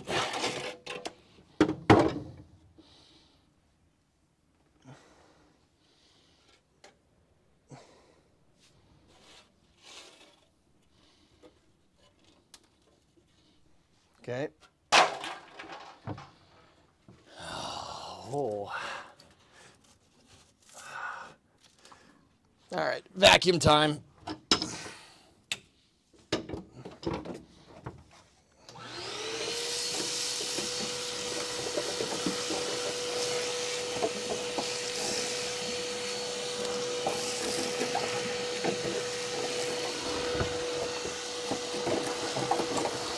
You know what, this is, I'm staying optimistic here. You know why? I was so worried about having to drill the floor out. And, you know, you don't need to worry about drilling the floor out when there's no floor. So, you know, we're good. Everything is fine.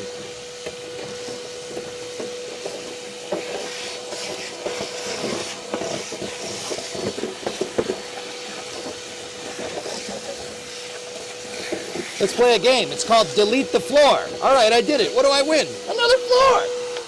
Anyway.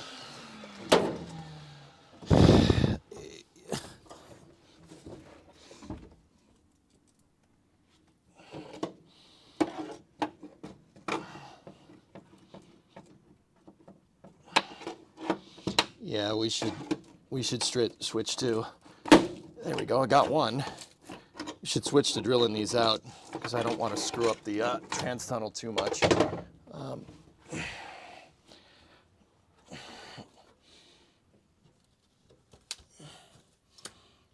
You know, some bozo put a steering wheel right here, and it makes this kind of hard to get at. There we go.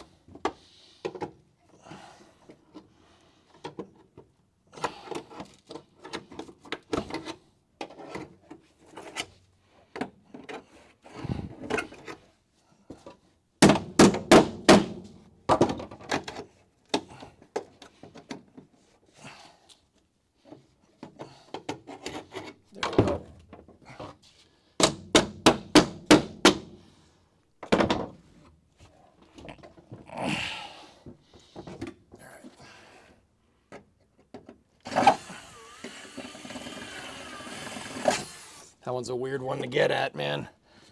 Hang on.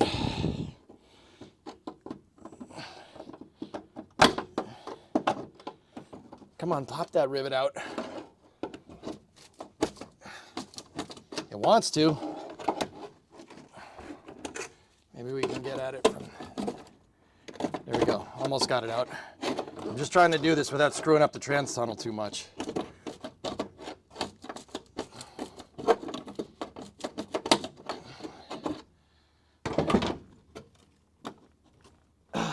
The rivet's free, it's just I can't really get at it.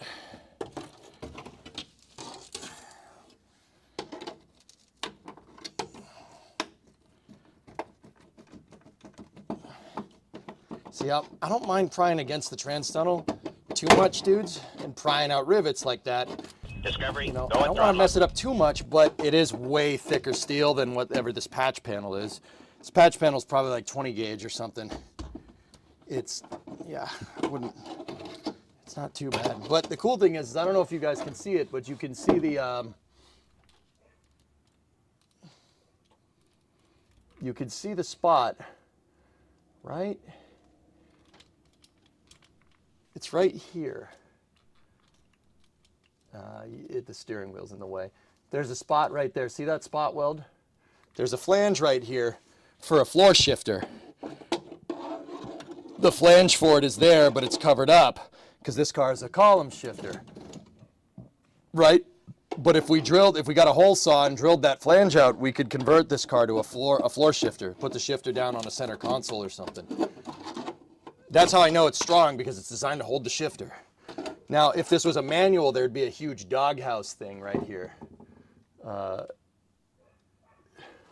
There'd be a huge, like, recessed piece right here. But there indicates that when they put this car down from the factory, that it was going to be an automatic. Pretty cool. Like I said, there's a lot of structure in here for what it is, man. The floor, though, this is all good because this is the strong piece. Yeah, it's the secret flange. That's right. That's right, it goes in the flange hole. This one in the corner, man, is just giving me a lot of trouble. I would need a smaller drill, but come on, you bastard. Let's go. See, I don't mind prying up against that flange because I know it's strong. There we go. Got it. Got that one. Got that one. Got that one. The gas pedal, we're gonna have to flip back.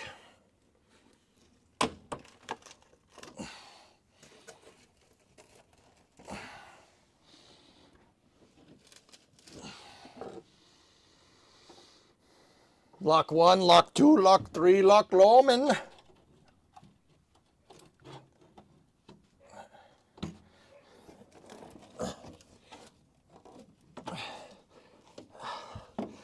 Come on, baby.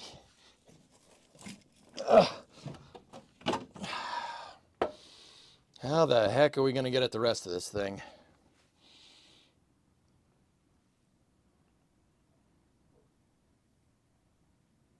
Rapid small wiggles work? Okay.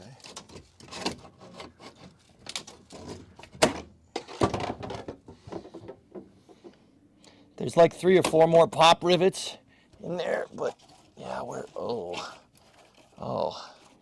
yeah. It's got Dodge floor. Frame rail looks okay. That's what's important. See this thing down here? See this? See that beam? As long as that beam's okay, we are in business, man. Or else this is gonna get way more complicated real fast.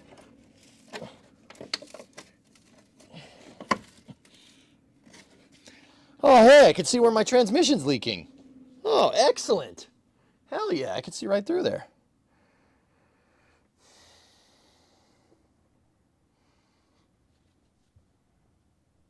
I could see the drop pan that I put in, you know? It's good. Oh, yeah. Oh, yeah, dude, weight reduction. Right here, look at that.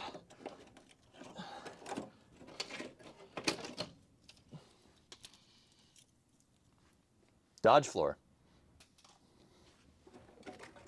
You see right here, there's even a rubber grommet. This rubber grommet right here is to, you know, give the water a place to go so the floorboards don't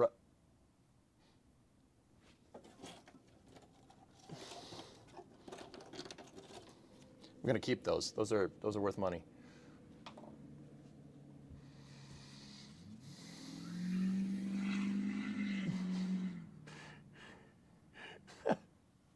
I wish I had adamantium claws right now. It'd be easier to rip this thing out. I just can't really get a good angle on it, dudes, because here, let's try this. Let's try this way.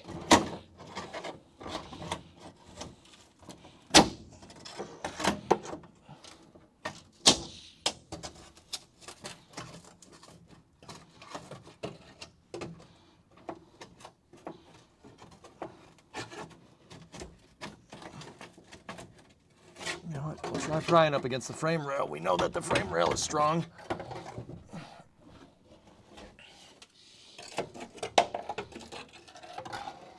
Is this how you change the oil? Oh, yeah. Yeah.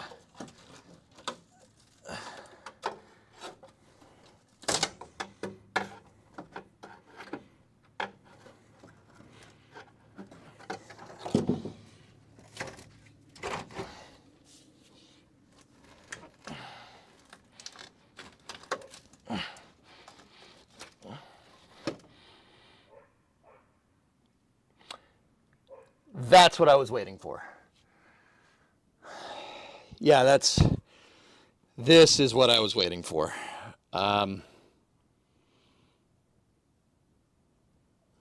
Yep.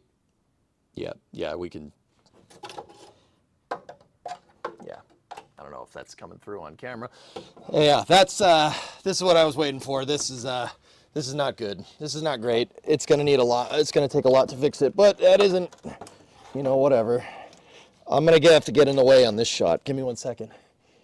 I know you guys can see my nice bald head. It's great.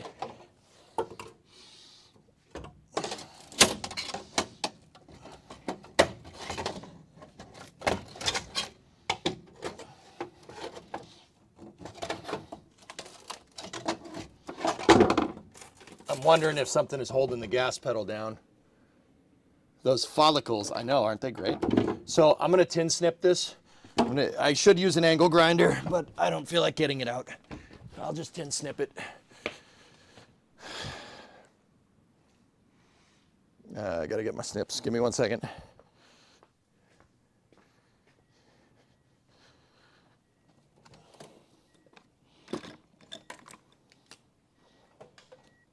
Tin snips are a great tool, man, for sure.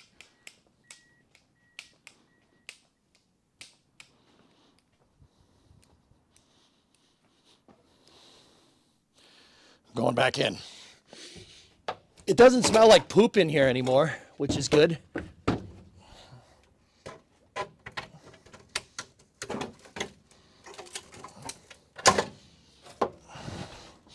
I mean, maybe a little.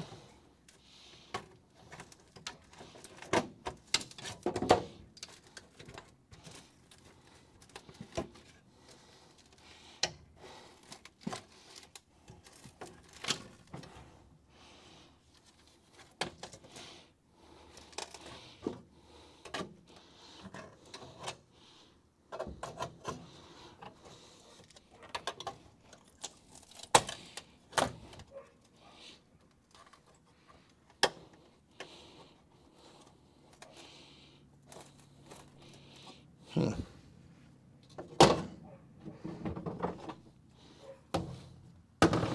I put the pry bar? I think I'm sitting on this stupid thing. I hate it when that happens. There it is. I'm just trying to cut reliefs in this thing so we can bend it more.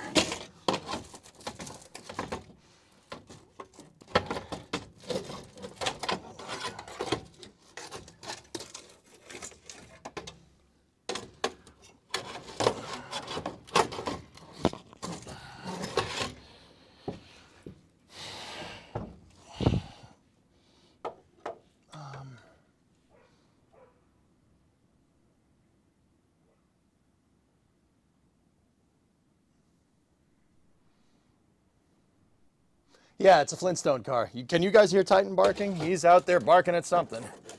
Probably found a bunny or whatever. Okay, I got a good hold on the next rivet.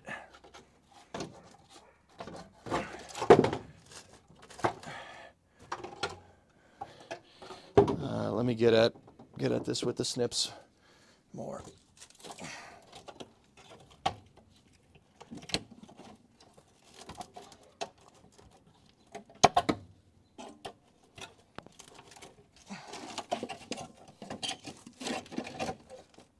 Are we at bald spot mode yet or no? Yeah, maybe a little.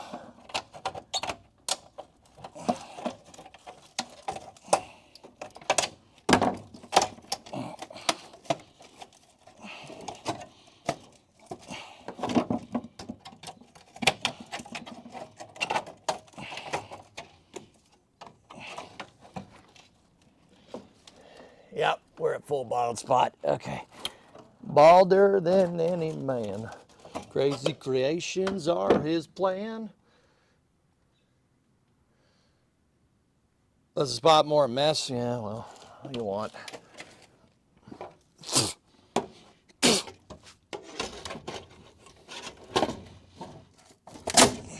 I got another one. Nope, not that time. There's just a couple of pop rivets that I can't really get at. Here, you guys just look at the dashboard for a second. I'm going in.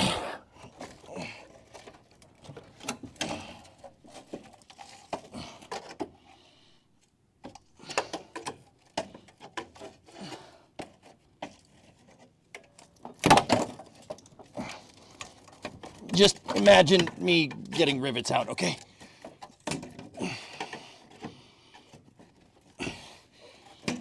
Come on. I got one.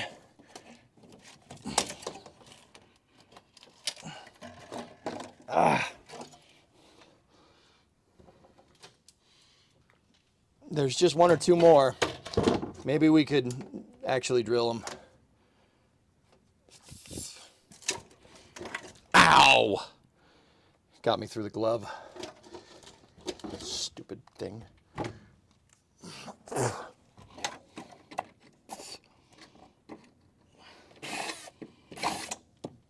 The brake pedal's in the way.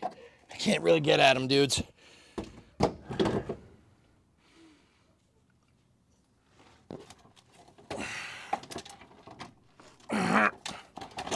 I'll use strimmer strength.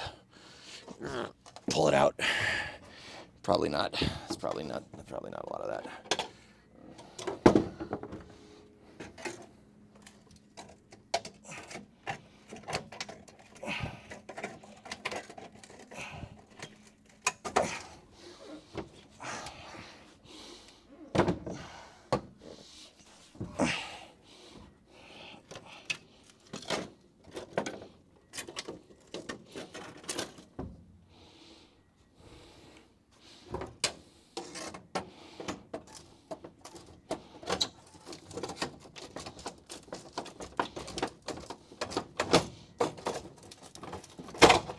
Come on.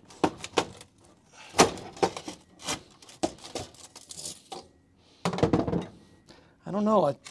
Is the gas pedal rooted or is it just two rivets that are really holding this up? Man. Yeah, it is. Okay. Come on. Here we go.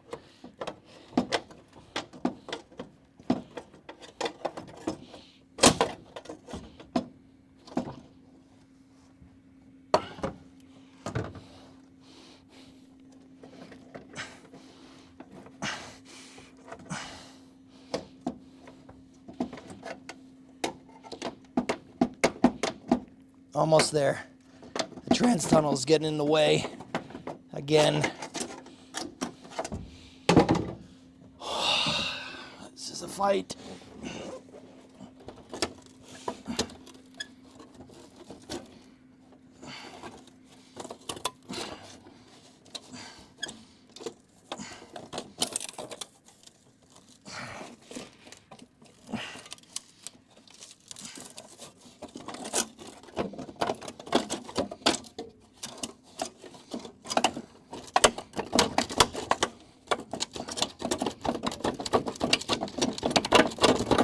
Just wiggling this sucker around, trying to get it to break off the rivet.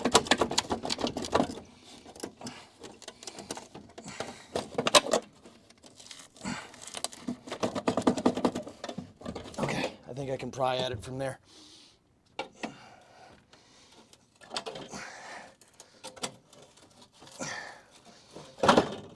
Come on. Yes! One more.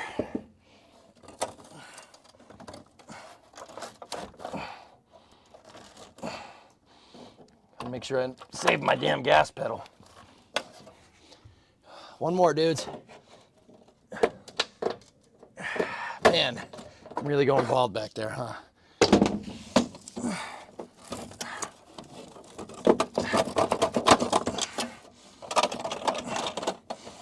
We're riveted somewhere else.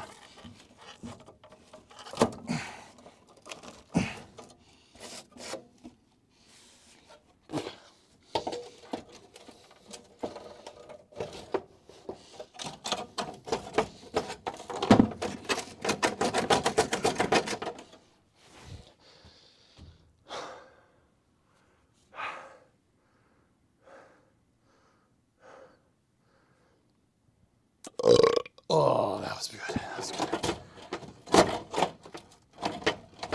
Okay, I think whatever is left is what the gas pedal is bolted to, which means there's still floorboard under the gas pedal, which is good. But I think I got most of it. I know I got all the pop rivets out, and this thing is rotating. That tells me that something is bolted there. So let me get my PB. And I'm gonna get underneath the car real quick, see what we can see.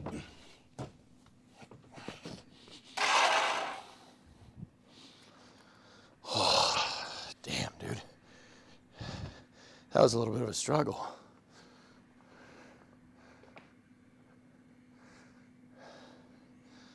I'm curious how they got a rivet gun in there. Yeah, man, I don't know. Need some Yingling strength, yeah.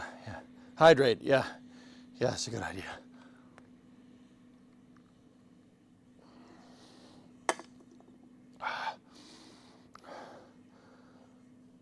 Whew.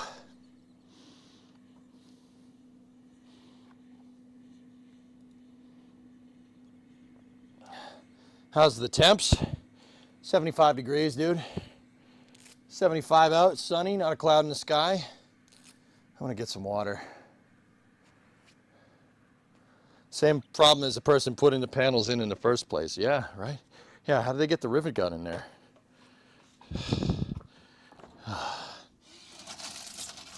Mandatory hydration time.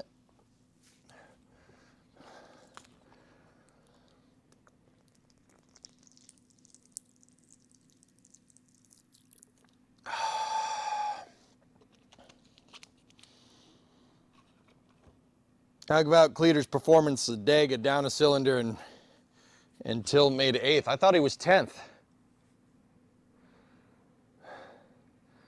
Just imagine you're downtown, traffic is heavy, and some dope in a Prius just cut you off. Go at throttle up. I'm gonna get at it. Sewer Rat, what's up, dude? Monka Steer, what's up? EJ and Chad, it's been a hot minute since I've had time to join the live stream. What happened to the truck? Also can't wait for the Minotaur 4 launch. Minotaur 4 launched like last week, dude. He got up to 8th, yeah. Minotaur 4 launched like last week, Sewer Rat. And where's the truck? The truck's outside. It's outside, it's covered up. This is our new project.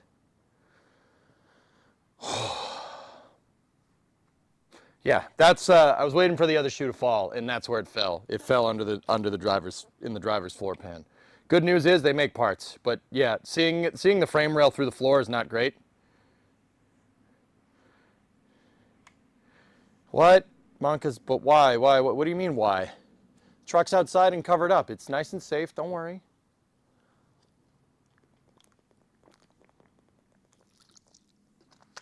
Rebar cutter is what I need, yeah. Yeah, you ain't kidding. I'm just gonna buzz my head, guys. This is getting ridiculous. I'm just gonna buzz all this. I'm kind of over it. Too much hair. Too much hair. Yeah, I think the only thing that's left in there is what's holding the gas pedal. Whatever's holding that gas pedal to the to what's left of the floor.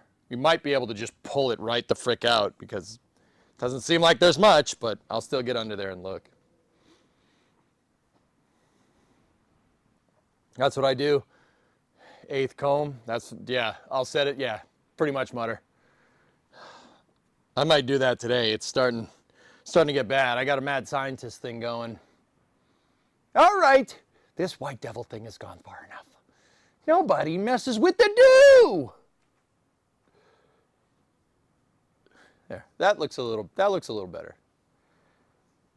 Don't buzz, comb over.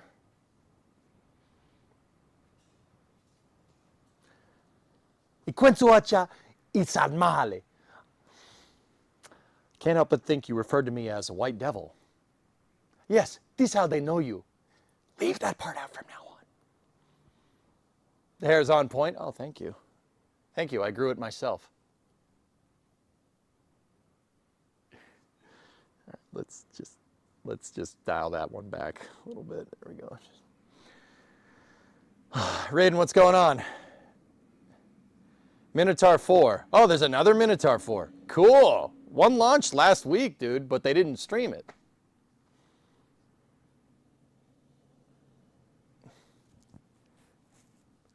I let it grow till I have to do something with it and buzz it again. Mutter, that's basically where I'm at. He's delaying having to get under the car. Yeah, man, you don't need to call me out like that. Jeez.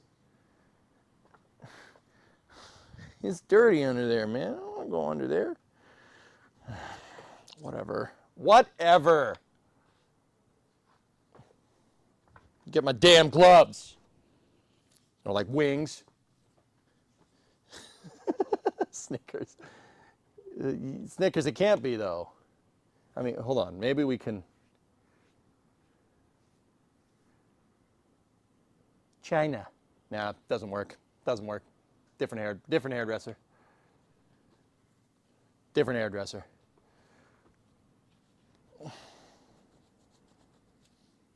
No, I don't think he's got the same hairdresser as me.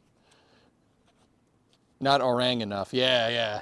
See, just sorry, not orang enough. China. I'm not making any particular statement. I just like saying China. China. Sorry. All right, I'll get under the car now. I just like saying that. China. Nah. Last. Actually, you need a fez if you look like Tommy Coop. Nice. I don't know if you notice, there's a hole in the floor. I'm not sure it's supposed to be there. Yeah, Raiden, you know, it's a funny thing. It's not. Yeah, it's not supposed to be there. Let me get you guys the light so you can, better see the holes, just in case you missed them. Just in case maybe you needed it pointed out. Yeah, that's bad. But the good news is that the structure, you see that thing right there? That's the frame rail. That is a major structural piece. That is fine. The frame rail is fine. And see this flange going this way? That's the torque box. That's also fine. All right, remember, like I said, guys, there's two big struts. The frame rail comes in here, and there's two big pieces that connect this whole together. There's the transmission cross member, it's part of the transmission cross member. This is the torsion bar cross member right here. Frame rail ends at the torsion bar cross member. So the frame rail goes right here. Torsion bar cross member goes there. And then there's the torque box. This, and then the outer rocker and the inner rocker right here. This goes like that, and it makes the structure. It carries the structure out through the frame rails like if you had a body on chassis car and the frame bent out and under. Like that. This was Chrysler's way of using stamped steel to make structure. A lot of people, every car does that nowadays, dudes. Every car. Every car uses a unibody, something kind of similar to this, but Chrysler was doing it 56 years ago. It's pretty good, and that thing is still in pretty damn good condition for what it is. The floor is easily fixable. It's not that bad. It really is not bad to do the floor pans on this car. If that's gone, if these are gone, we're screwed. I think we lost a little bit of it right here, but that's okay. Because we can replace this because that is intact. The torque box is fine, which is good. That's really the first time I'm getting a good look at it. It is not bad. It really isn't. That's, yeah, pretty good. I'm not, that's not, like I said, it ain't bad. Oh, Raptor side. The Raptor side's going. Give me 1 second. I'll shut the Raptor side off. Oh, they're doing a Raptor side chat with Chris B. Cool. There you go. Yeah, sorry about that, guys. I have Starbase Live going in the background to give you guys some ambience, and sometimes they do Raptor side chats so you hear them talk. I have permission to do that because I'm cool. You've been driving it like this? No. No. Yard driving. Just driving in and out of the garage. Raiden, I would not drive this down the road. It wouldn't pass TUV if you catch my drift. Yeah. I haven't driven this car down the road since probably 2020, since before the pandemic. Was that bad back then? Yeah, probably, but whatever. TUV would have a heart attack. You wouldn't even be street legal. Yeah. Yeah. All right. Where's the gas pedal? There's the torsion bar. There's the exhaust. I'm trying to feel around here to see if there's anything holding this all together. Once again, torque box is mint. Frame rails are okay. Torsion bar cross member is not. That's not okay. The brake line is, yeah, okay. I told you it's got no rear brakes. All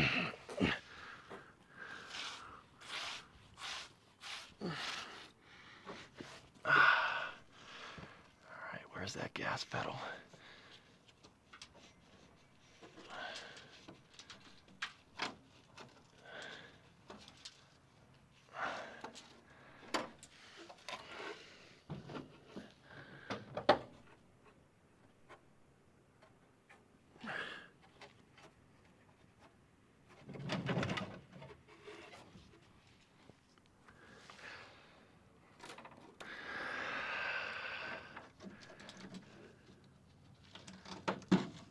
It's okay. Some of the floor is coming out. Makes access a little bit easier.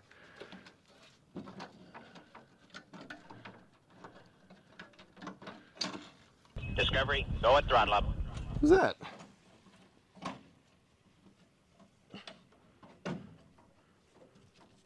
Hey, Dr. Death, what's up, dude?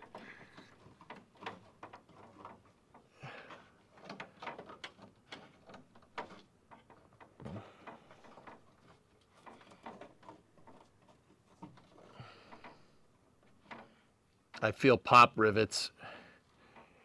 Oh boy. Okay.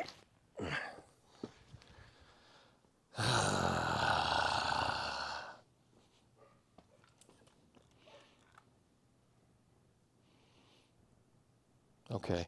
The gas pedal is lined up with the torque box, right? See the torque box? Then the torque box doesn't go that far because the suspension goes through here. The torsion bar goes underneath.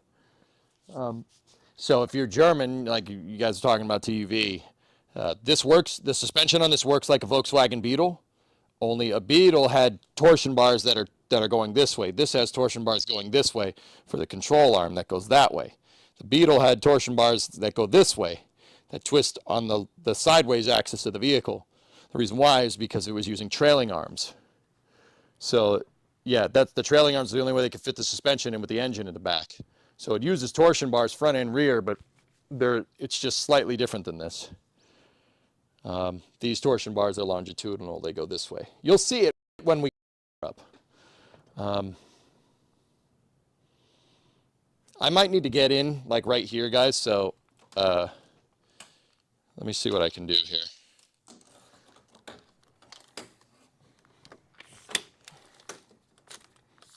I'm going to try to shorten up the tripod and put you guys inside of the car.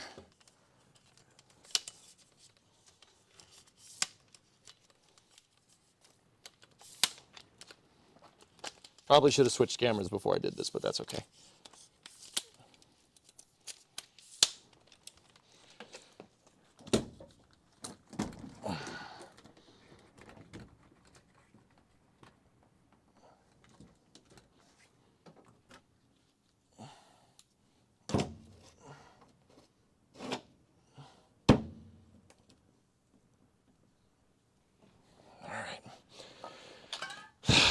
Okay, let's try to get this piece out.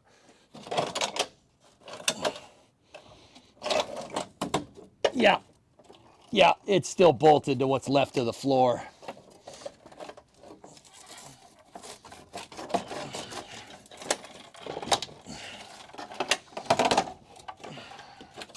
Give me the snips.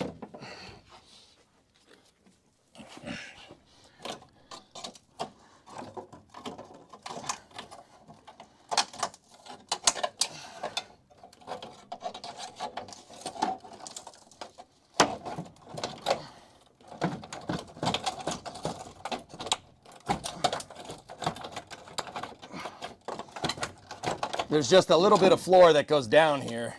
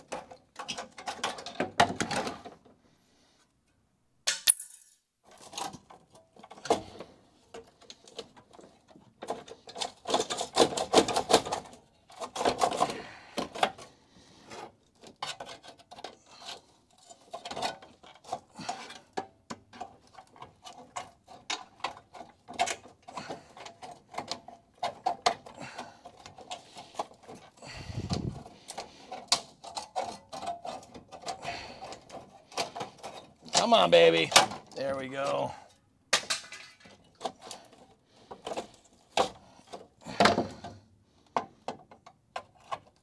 You know, I would really like to, I'm keen to keep this, patch panel as close to the original shape as possible, so maybe I could use it to...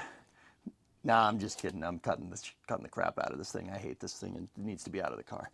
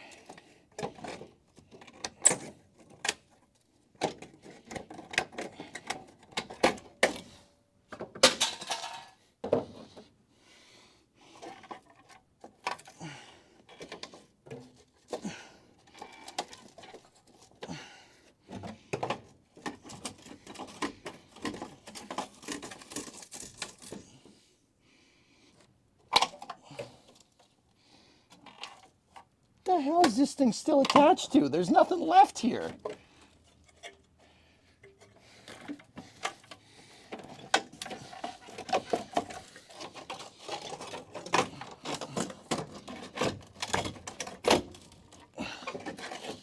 There's no floor. How is this thing held in?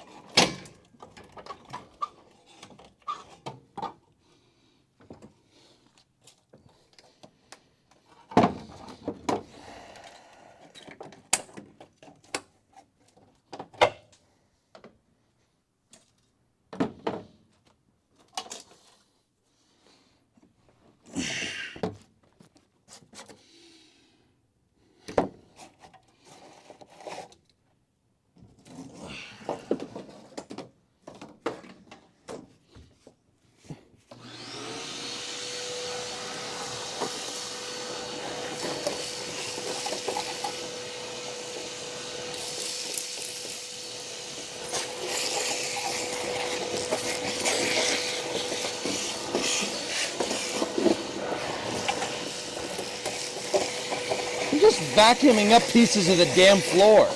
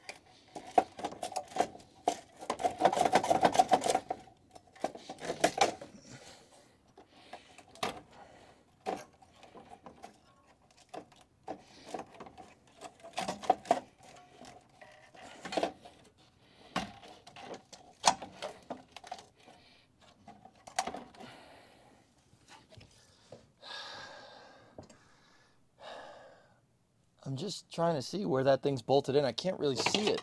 It's definitely bolted. There's like one bolt. I just don't really know what it's attached to because there really isn't much structure left in here. See this? That's not, you shouldn't be able to do that. That's not great.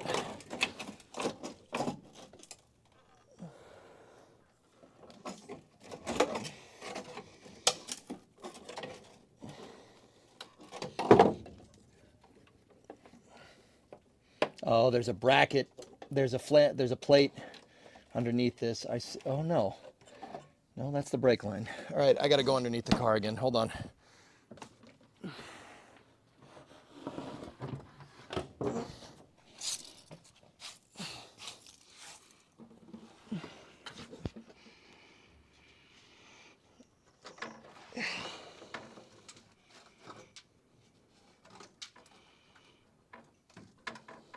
I can't get at it from the bottom, guys. The exhaust is in the way.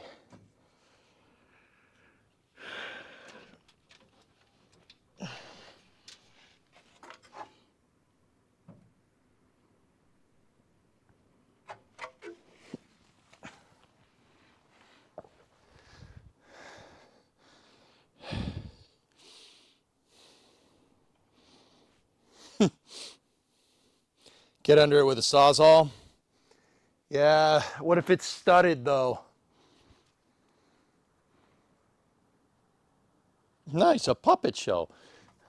If I'm worried about it if it's a stud though, dudes. Like, but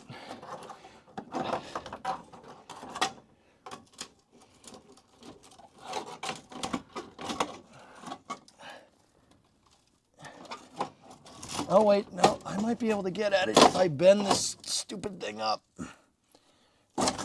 Ow. Yep, there's bolts. Okay, if I bend it out of the way of the exhaust, yeah, should be able to get at it.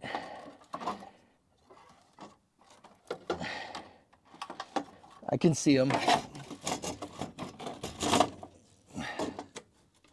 Yep, I can see the stud. It's 2 bolts, 1 and 2. All right.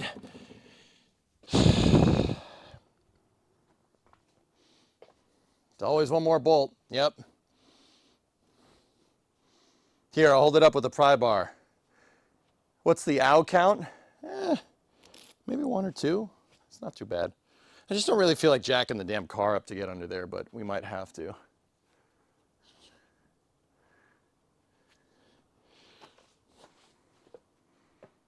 Angle grinder with a zip disc. Yeah, but I'd like to retain that gas pedal, but that's an old one. It's a real one.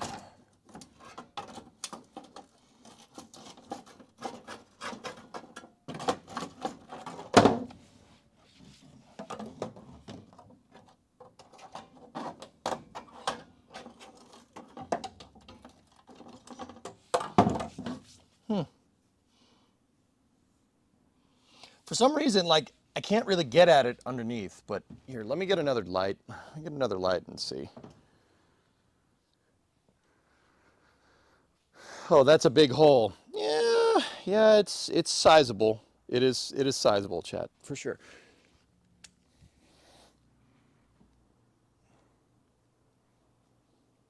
I can't, Creation, there's the exhaust. I don't know if you guys can see the exhaust and the torsion bar in the way. You're really not going to be able to get at it. I got a feel underneath here.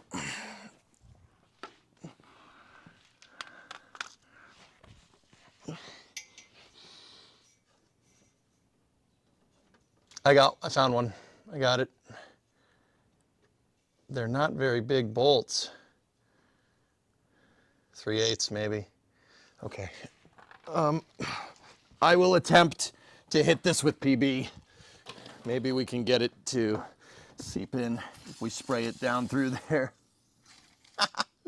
Oh, that's yummy.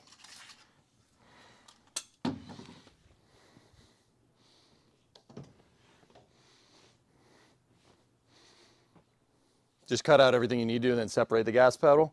Yeah, Cray, that's my next bet if this doesn't work. I think I can get at the bolts. I bent the floor up out of the way.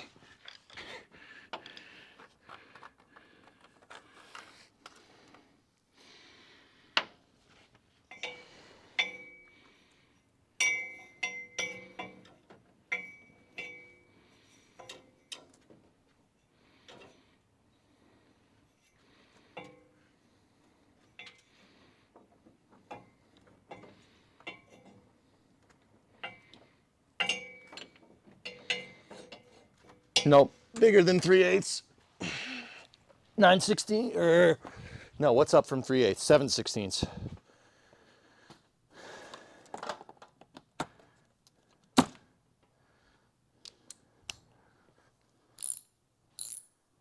You're calling 7/16? Damn, Mutter. Damn, dude. Wow. Are you a wizard? All right, let's see. This is a 7/16.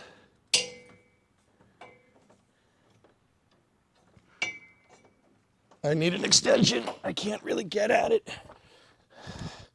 Once again, some bonehead put an exhaust in the way.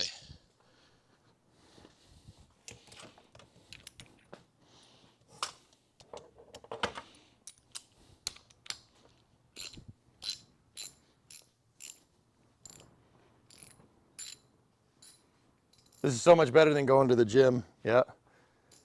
That floor's not looking too good. Yeah, Red, it's, you know, man, it's seen better days. Yeah, it's seen better days. We got some, we're got some pretty bad Dodge rust here. We're almost at BL levels of rust here, man. It's very close. Oh, there's undercoating on the freaking bolt. I got one. I'm latched. Come on.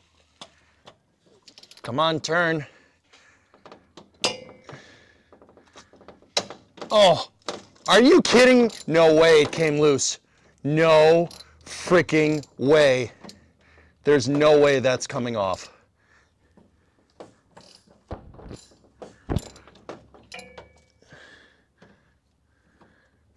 There's no way. lost it. Hold on. Hey, can you guys see me? I don't know.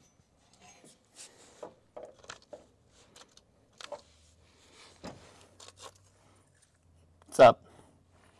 No, it's not good that I can see you through the floor. Okay.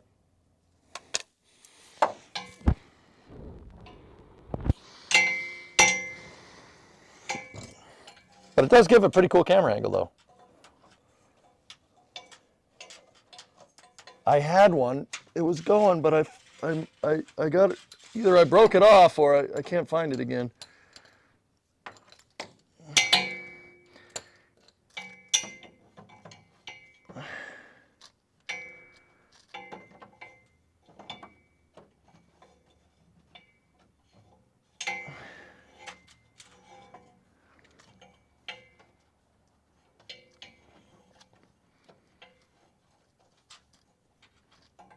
I don't think I broke it off. It didn't feel like it, but I can't feel any. I'm feeling around for a stud here. I can't. Oh, wait, I got it. I got it. I found it. I found it again.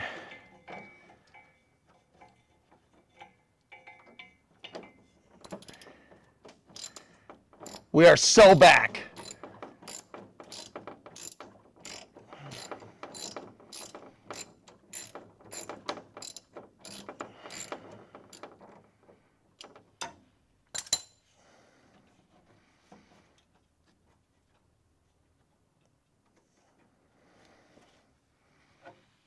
I got one. I got one. I have removed one of the gas pedal retaining devices. Nuts. I think there's two. I'm pretty sure I saw two studs there. But let's get under here, see if we can.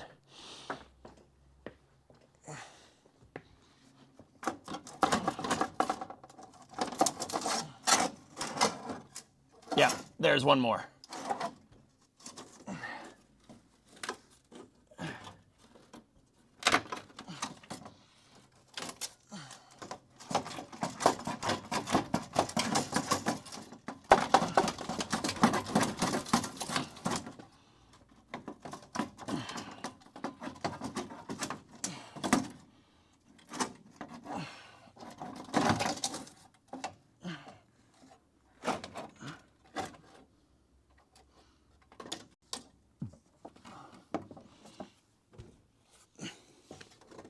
Yeah, there's one more. Almost there.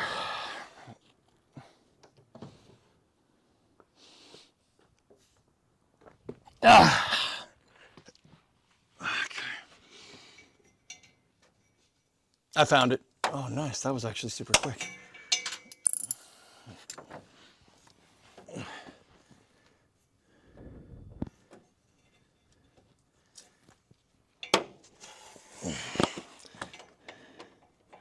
I think I'm on it. Yeah, we're definitely on it.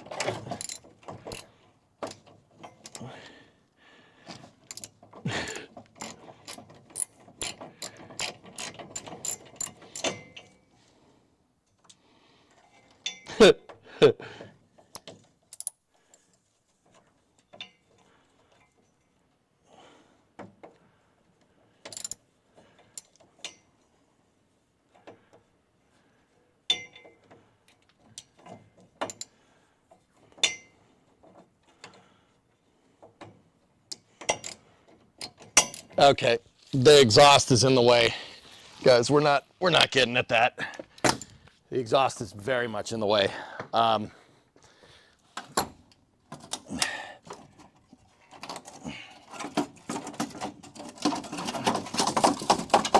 just gonna pull this until it comes off the floor.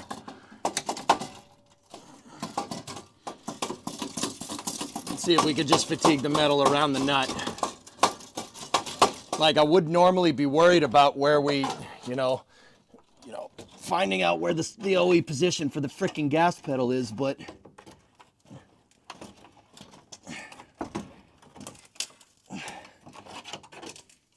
I think that ship sailed a long time ago.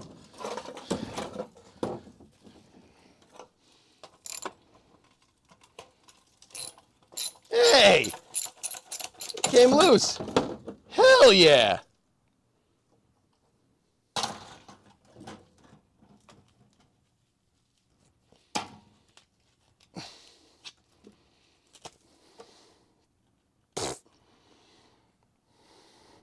All right. We managed to save it. Look.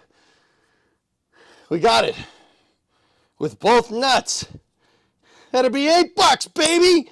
You want fries with that? Save the OE gas pedal. Hell yeah. That's what I'm talking about. The reproduction stuff is good, but the repro stuff is good, but it ain't this. This stuff is real good. Look at that. Oh yeah.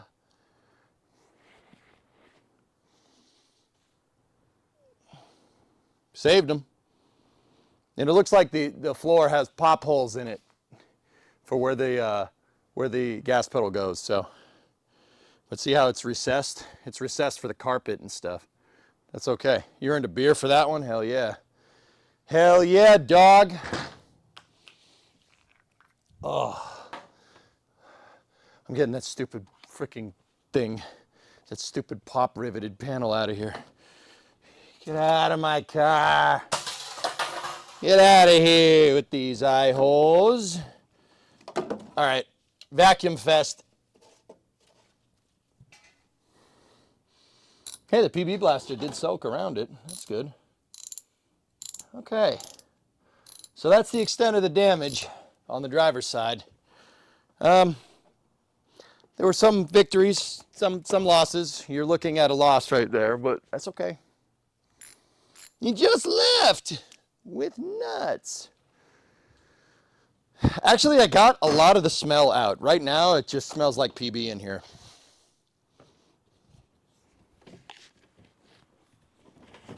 I'm rolling down the rear windows.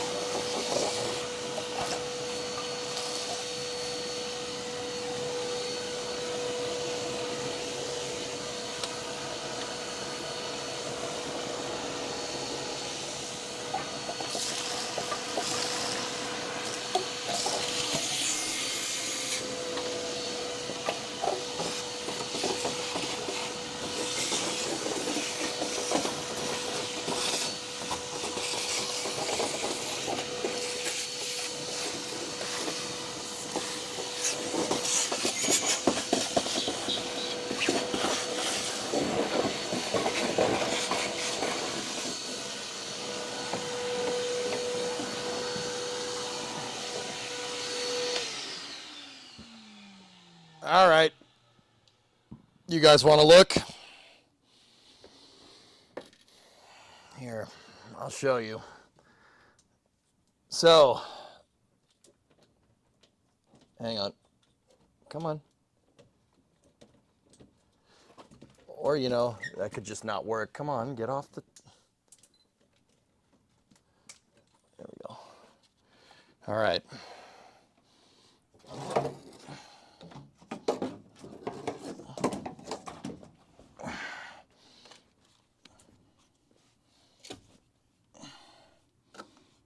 So that's the exhaust right there.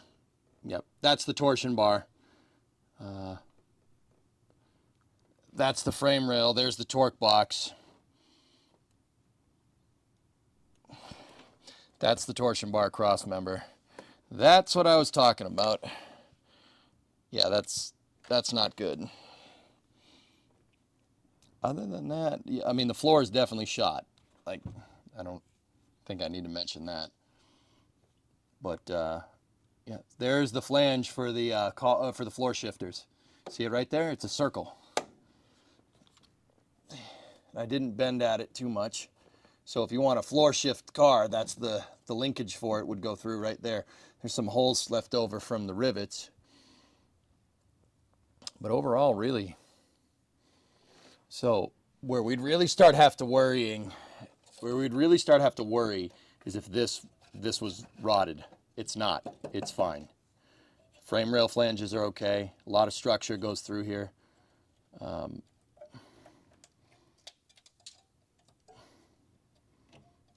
lot of structure goes through that. Frame rail looks okay. It's a little rusty. We'll spray rust preventer in there. Torque box looks fine.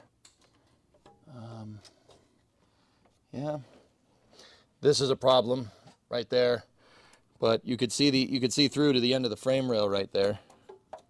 See, that's not really what it needs to do, but the good news is that the frame rail flange, this piece right here, see that? The one that my finger's up against, that's okay. It's all right. The flanges are okay. That's going to make this pretty easy to fix. I mean, relatively. Because that gives us a mark. This thing right here. Hold on, let me just adjust the light. This guy right there. That one.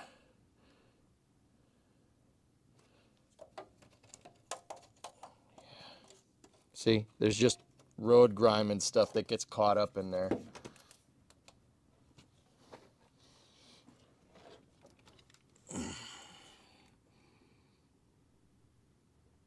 There's the wires. There's the wires for the high beams right there. It goes down through the sill over there. Okay. How's the inner rocker looking up there?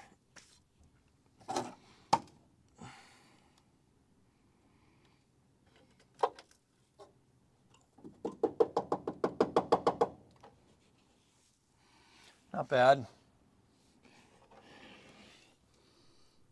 Never mind. Yeah, that's not good. That's the inner rocker. That's a big structural piece. Okay. But yeah, see right there. As long as we weren't rusted up to this seam right here, totally easy to fix. It's not that bad because you can cut this. You can cut it out. That's the seam. This is where the floorboard ends, the front of the floorboard, right? As long as we're not rusted up there, we still got plenty of space there. So yeah, not bad. If the firewall started rusting, we'd have a big problem. But it's a little rusty, but it's not rotted, so not bad. Not bad, not bad, not bad. Not bad, yeah. Gonna have to flip open this wire cover. Slip it open again, see what surprises are underneath here.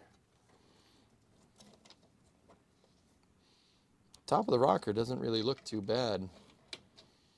Here, let me, guys, I'm gonna vacuum out through here. Give me 1 second. Put you guys back on the tripod.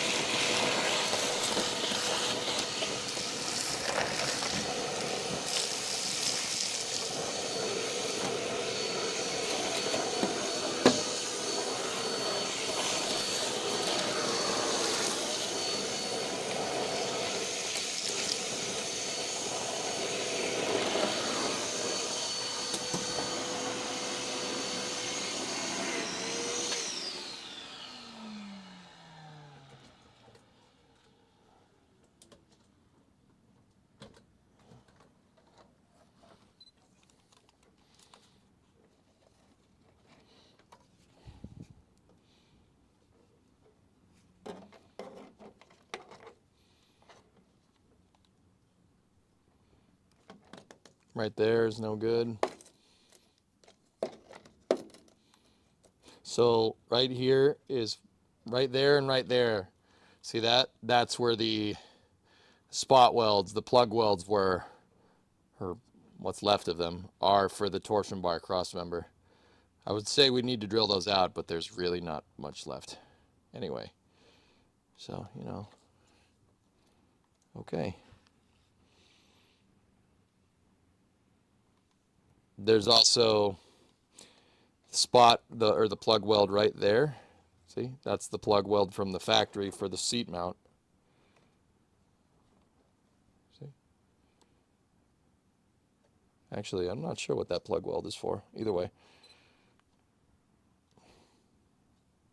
Actually, the plug welds for that mount are underneath the floor. This flange that we're seeing right here, guys, is the top of the floorboard. The floorboard kind of sits in here and then it goes down like that. That's the same metal as this. This piece is just welded on top of it. So those plug welds right there are plugs for the floor. And then this is rusting because there's a plug weld underneath it for the torsion bar cross member.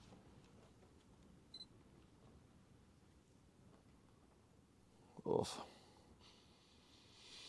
And for what it's worth, this smells exactly how you think it smells. It smells like old fruit wrapped in leathery burnt bacon.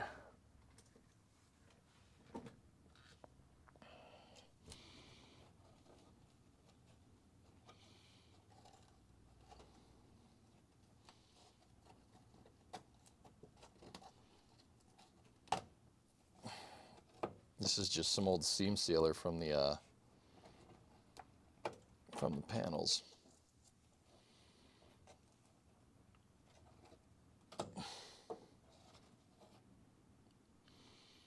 We got our work cut out for us, huh? We got our work cut out for us?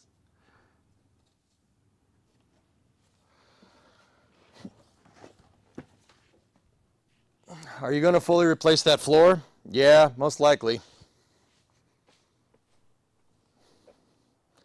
Beware of scope creep. So you're going to grind out and weld the new floor? Yeah. Hey, Maxie, what's going on? No, I fully, my expectations, Paul, were that we're going to need a new floor. I knew it.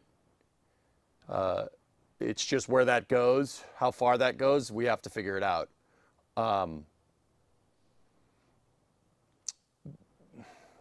Where that goes from here is, my real big concern is that the torsion bar cross member.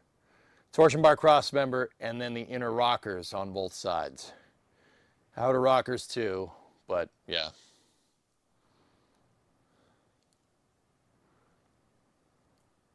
Is it possible to replace it? Of course it is.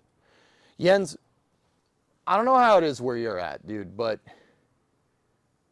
okay, think about it like this. This car they made a ton of. They made a lot of them. They're also really popular. So there is a good amount of original parts floating around, but there's also a ton of reproduction parts. Now, why? Why is there a ton of reproduction parts? I've said this once, I'll say it again, and it's pertinent now more than ever. There's a ton of reproduction parts for this car because it's a 69 Coronet, but this is basically a 69 Charger. It's the same thing, only with 4 doors, which is why I call this the crew cab Charger. It's a 4-door Charger.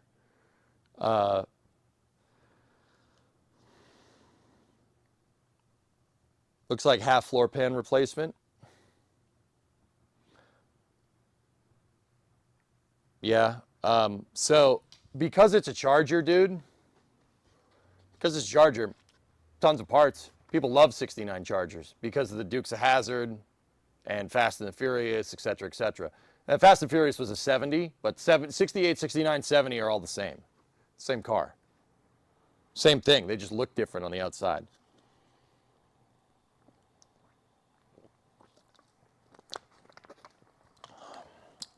Now, Aqualex, that's really where we're at. Well, that's one side. We still got to take off the rear seat and see if the rear pan is good. But, yeah.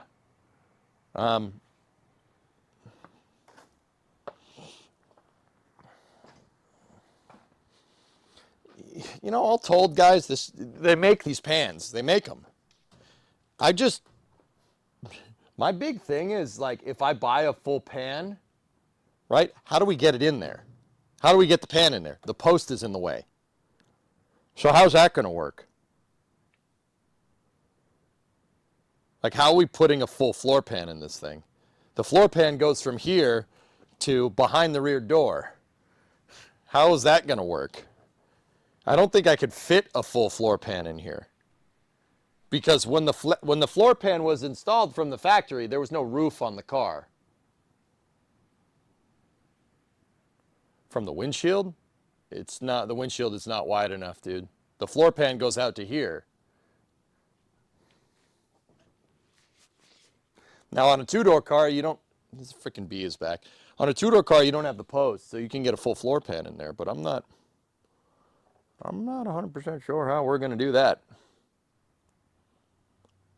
But, you know, can figure it out.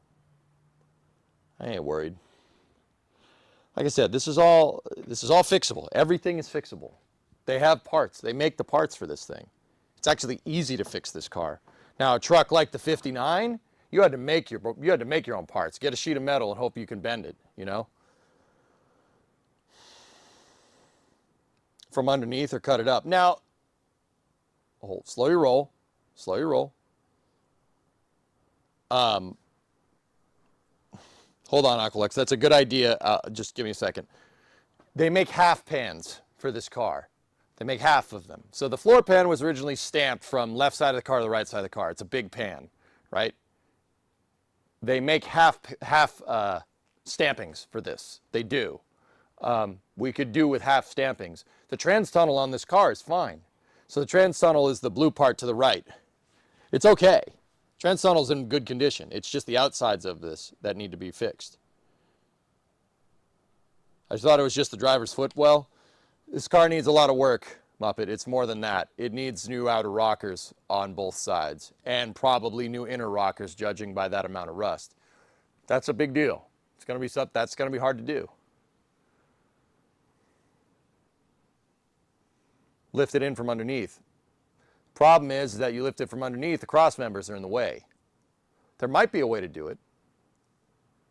Might be able to get it underneath. I don't know. Really depends. Maybe it's time to consider reinforcing some stuff. Nah, that's not structural damage right there, dude. Yeah, it's not structural. We're all right.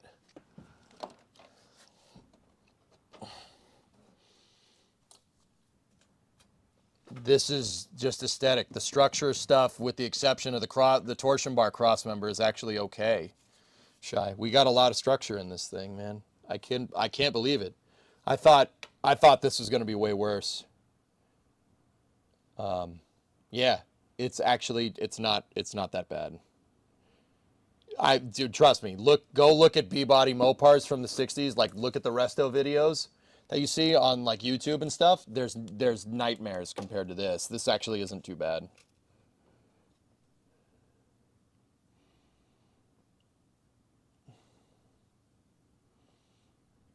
Hey, there's my rear brake line. I don't want to replace it yet because it goes through the torsion bar cross member. Dude, believe it or not, from like here back, the pan's okay. There's just a little bit of rust on it. I mean, I'll probably still cut it. I'll probably still get it out. There are some nightmare spots back here where we need to get at the inner rockers.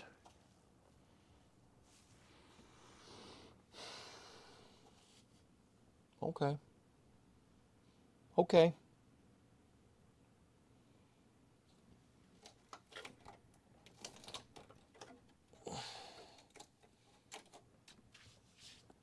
Guys, I'm not, you know, like I said, they make all the parts for this. I'm not really too bummed about this. This is gonna be fun to fix, man. It's gonna be cool. This is a cool project, and it's different. That's why I like it. It's different. Are the new panels copies of the originals, or are they upgraded? They're kind of upgraded. They're copies of the original stampings, dude. Well, I don't know if they're the stampings anymore. It might be a repop, which means they took a really, really straight car, scanned it, and then made made like a die to repop it.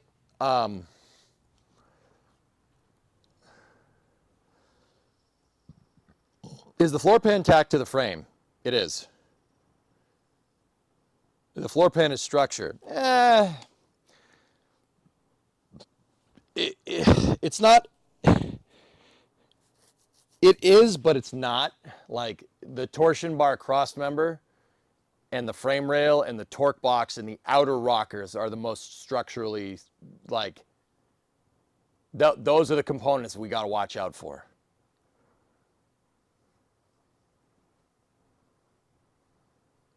Do you have an air chisel?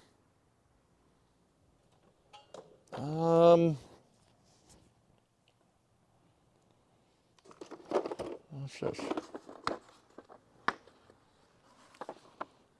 That's an air ratchet. No. I don't think I have one here, but I could probably get one.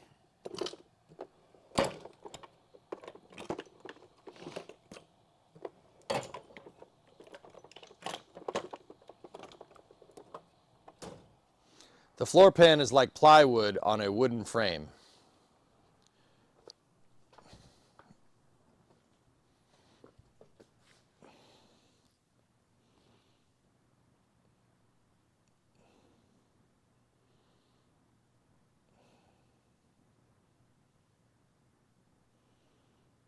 I suppose if you want to look at it that way, you can. I mean,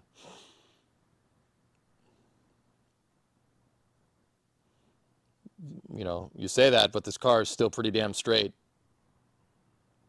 despite having a basketball-sized hole in the floor.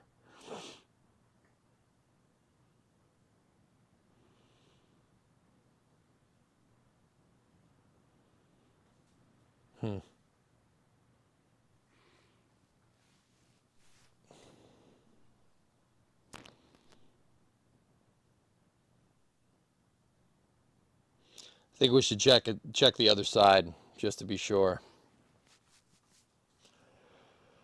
Should check the other side and see what's good on there over there. The floor doesn't look as bad on that side.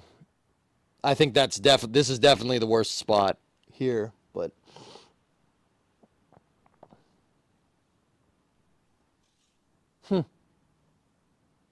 cool. So, I mean, I don't know. Like I said, man, it ain't bad. We can start triangulating stuff with a welder if you want. Oh,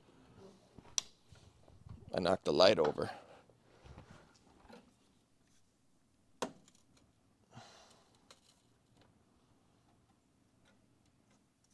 The next thing I'm going to have to do is, so if we want to do it right, the pan, like I said, is flanged.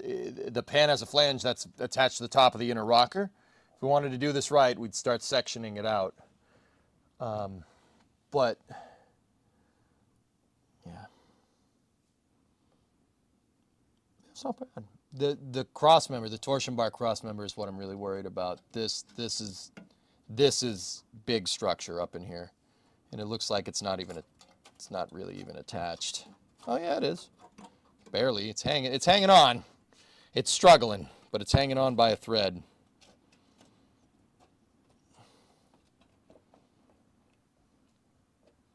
Yeah, it looks like the plug weld wasn't dressed correctly from the floor. They just welded it and they didn't dress the weld, and it rusted from the inside out once water got in the jam. I'm pretty sure that's what happened here. Because it's actually like moving the floor pan flange up. The torsion structure has load going through it even now. Yeah, that's the cross member though, man. That's the cross member. Yeah, we'll probably pull the dash at some point, Rarest. I have to get behind the dash. There's gremlins going on. With no floor, could you do the rockers? Yes. Yes, we could, Karina. So Aqualux in Hellfish, you guys are talking about frame jigging this thing. So we got to build some structure back in if we're going to cut some structure out. That's what you guys are talking about. Yeah, I know. The car is going to need to be disassembled more. Yeah, we're going to need to go further. We have to start grinding stuff out, but that's probably, I think we should go and check the other side before we go any further. Also, what time is it? What time are we looking at? 4:45. No, 3:51. Oh, nice. We got time. Sweet.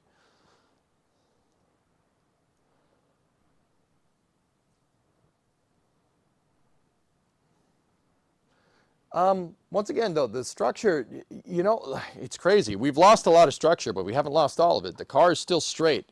Once again, you can tell because the doors close correctly. We haven't, the car hasn't pancaked at all, which is pretty crazy. Or tacoed, not pancaked, but yeah. Okay. So we're going to need a floorboard. We're going to need a left side, driver's side floorboard. I really want to see if there's a way that we could get this thing in, get the board in. Dude, if I can get the, like, I don't know, I would replace the entire floor if I could figure out a way to get these in there. But we're going to have some trouble with the brackets. Not trouble. Like, see the brackets for the center console and bucket seats? I want these. So we're going to have to find a way to transfer these. I don't think that the floorboard, the repop floorboard has those. So we're going to have to find ways to transfer these brackets. Not a big deal. Not a big deal. But yeah, I want the provisions for a center console. That's what this is. That's what these things are here for, in case we want a center console, which is sick. That's super cool that they put those there. I don't know why they would put those there. It's probably so they would make one type of trans tunnel, you know? But that's pretty sweet, dude. We could get a repop center console and put a floor shift in this thing. That'd be sweet. Yeah, they're just tacked. How the heck are you going to make all the curves? See, Kraken, like I said, they make repops, dude. I can buy a whole new floor. Buy a new floorboard for this, the whole thing. You could, dude. All right, let me put it to you like this. AMD, Auto Metal Direct, they sell enough parts to make a car. You could make one. Not a 4-door, because they don't make those. You could make a 2-door B-body from scratch, if you really wanted to. You could do it. You'd need a jig to do it, but you could do it. That is how, excuse me. That's how we're going to replace this. Now, you say for a 4-door, the underpinnings are the same. 4-door and 2-door cars have the same floorboards. Same thing. Like if you looked at the floor pan of a Charger, a 69 Charger, you looked at the floor pan of the Coronet, same, you wouldn't know the difference.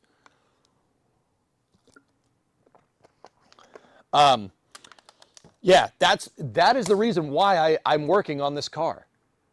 There is a bajillion parts. You could build one. You can make one from scratch. In fact, if we cut the post out of this car and we took the doors and the rear door jambs, we could build a new one. We could make a new 4-door car. I would need, so the front door jamb is the same. This is the same. You'd need the post, right? To hold the back door, and then you need the back door jamb and the roof. We could build, I could completely replace everything. We could build a whole new car. Now, here's the thing about building a car from scratch, right? We could build a 2-door Coronet. I could build one right here. You want to know the root part of an automobile? The root part is the VIN tag right there. That's the root part of the car. That is the car on paper and, well, on a tag. You could take that VIN tag off. So that's where the ship of Theseus stops, so to speak. It is the same car as long as it has that VIN. That's by law. Discovery, This is not some shady gray area, guys. I could rebuild a 2-door car, take the VIN off of this, put it on the 2-door car. As long as it has the same VIN tag and everything, it's fine. Same car. That's by law. That's how they track this stuff with the VIN plates. Now, like I said, that's not anything illegal. You can do that. People do it all the time. The price on AC isn't bad. Chop the pan in half at the trans tunnel. That's what I'm saying. The halves would probably be suited best for us right now, Creation. But here's my thing. If we need to replace the transmission, the torsion bar cross member, maybe we should just do the whole pan. But if we pull the transmission cross member out, or the torsion bar cross member, what's left of it, if we pull it out, we'd need to reinforce somewhere. That is a critical piece. Like here, look.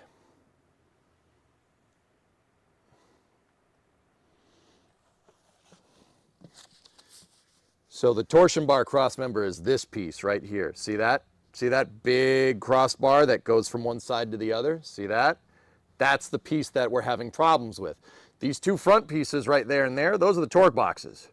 The cross member is where the frame rails end. See that? If we're replacing that, the whole floor goes on top of this. The floor is divided into three big segments, okay? So you have your front pan. Your front pan goes from there to there. And then you have dual footwell pans right here, and then there's the rear pan. The rear pan is over the rear tires. So you have a front pan, so you have your one pan up front, and then you have double footwells, and then you have your rear pan. Why am I describing this to you? I can just show you. It's literally right in front of us. So check this out. Look. So see that seam right here? Not where the sunlight is. See the seam? That's the seam. There's the double footwells, see? Right footwell, left footwell. See, there's a seam right there. That's the rear pan, right? Double footwells, front pan. Torsion bar cross member goes underneath the front pan. That's where that big thing is. There's the torque box right there. The torque box is good. Frame rail is actually pretty damn good for what it is. See that? That's strong, right? We'd have to check it on the other side, right? But yeah, we could replace this whole pan. So look, they make this, they make the dual footwells, they make the pan. Heck, they make the frame rails, dudes. That's how popular these Chargers are. There's enough aftermarket, there's enough support here for these for B-body Chryslers from the 60s that you can build one from scratch.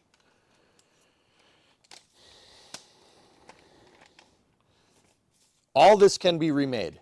All of it. And that's what I mean when I say this car is fixable. It's all fixable. All of it. So the front pan starts right there, and it ends at that pinch weld that I was wondering about. See that seam right there? That's where it ends. Dude, we can rebuild all that. That's no problem. It's not an issue. The pans are not expensive either. Does the rear pan need replacing? From underneath? No. I think the rear pan is okay. What we really need to do is I need to pull the seat back. I need to pull the rear seat back or forward. Pan looks fine.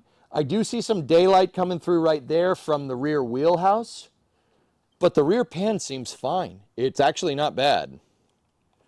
I really don't see any rust there, dudes. Interestingly enough. It's just the outer rockers, like over there and over here, that are having problems. But either way, does the pan extend to the trunk? Yes and no. So,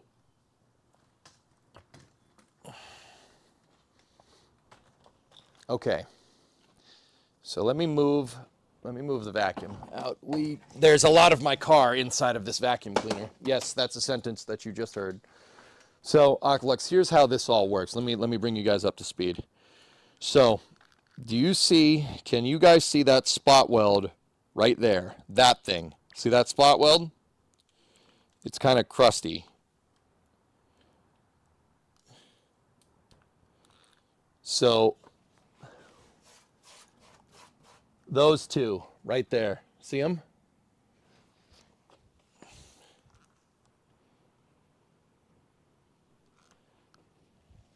Those guys. That's where that rear frame rail. Nice. That's where the rear frame rail starts, and it goes through here. Now, and it goes underneath the pan right here. The frame rail goes up, and then it goes all the way back to the back of the car. The rear pan follows the frame rail and stops halfway. It stops halfway over the wheel. Why does it stop halfway over the wheel? There is a cross member back there that holds the rear shock absorbers straight up. There's a cross member between the frame rails. Right there is the seam between your rear pan and your trunk pan. The trunk pan's shot. That's done. This piece, though, is what picks up the frame rails. This piece is a huge deal, right? It's a huge deal that thing is intact, because honestly, if this thing was rotted, that would probably be my point of throwing in the towel. But we could still replace it if we wanted to. AMD pan link. The main issue is keeping the chassis still and keeping it from moving at all. Yep, here you go. Yeah, rarest. There you go. I'm telling you, man, AMD makes all these pieces. Here, let me bring it up on Discord for the people that want to know. Like, AMD makes all of this. I'm telling you, you could build a car from scratch. You could build one from scratch. Take a look. See? That's a Torino. Hold on.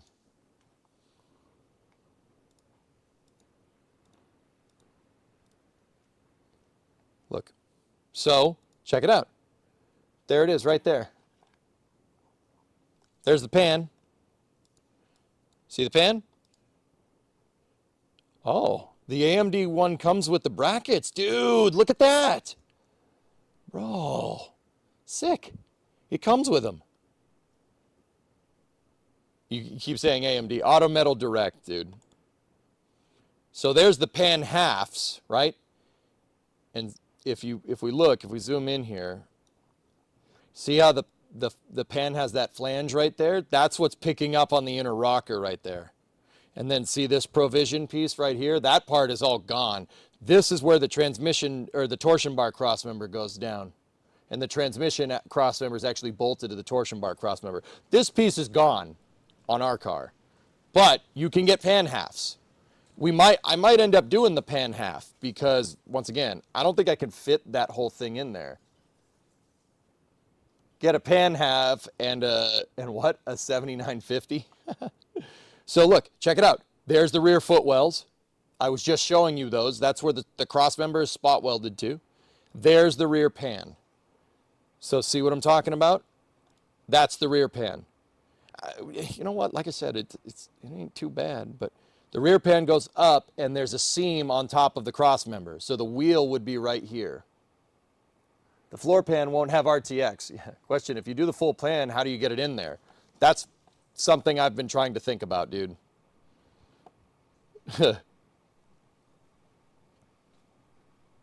I predict Vapor Rust will make a fair amount of money off of you in the near future. Yeah.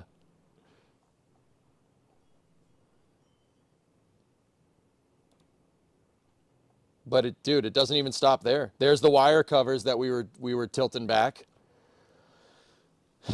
Cable brackets, floor pans. There's the seat brackets. Shifter tunnel. You guys want to put a manual in? Could put a manual transmission in this thing. We could put a 4-speed in it. There's the provisions for it. I know what you meant, Aqualex. Does it say what the measurements are for the full-size pan? Actually, I think it does. So you want to get even crazier? Watch this. Hey, Kevin and Derek. Nice. So we need chassis and frame. I've looked into this, guys. Torsion bar cross member. That's what we need. We're going to need one of those. See the tabs right there? The tabs pick up on top of the inner rockers. And there was a piece in the floor pan, right? That stepped piece that goes right there, and then it goes up and over. And these holes right here are where the transmission cross member. There's another piece, a steel piece that goes like this, that holds the back of the transmission to this. Mine's gone right there. It's gone right there and right there. So the majority of the structure of this thing is still there, but not all of it is. Let's back it up a little bit more. Look, frame rails. There it is. There's the left front frame rail. We were looking at that when we pulled the panel up. We were looking at this piece right here.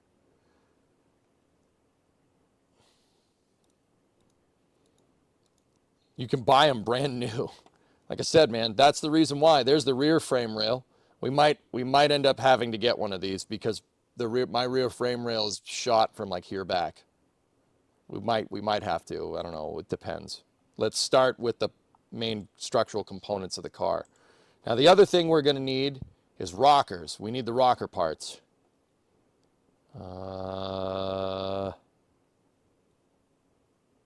Actually, chassis and frame, they should be in here. Rear cross members, chassis stiffening kits. What is involved in replacing a frame rail? Drummer, it's not a lot. It's not particularly a lot of welding, but it's a ton of measuring to make sure that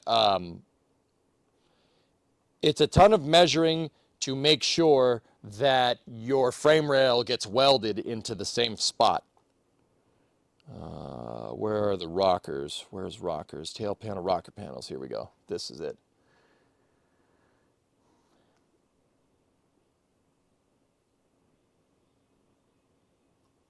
Plain and simple, you're a sub. You can link, dude. See, rocker to frame. Those are the torque boxes that I'm talking about. Our torque boxes are good.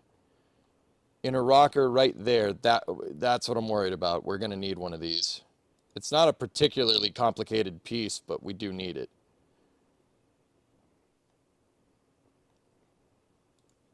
Any square body Chevy in there? Yeah, maybe. There's the outer rockers. We're going to need those too, or at least pieces of one. Yeah, see, we're going to need that. Now, that outer rocker looks to be for a two-door. It's got the part for the post right there. Our post is going to have to pick up here. We might need to modify this a little bit.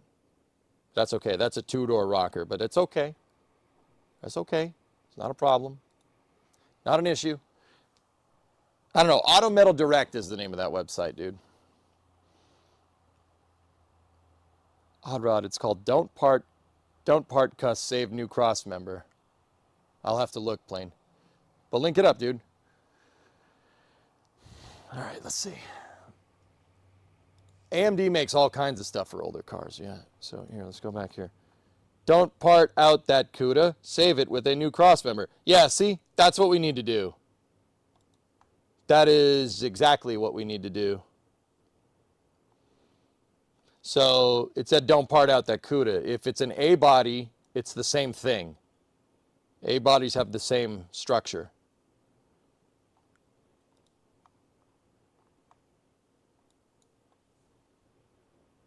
Yep. Yep. See, this is the kind of stuff we got to do right there. Yeah, see, this part is totally gone for us right here. This whole part is a really nightmare area.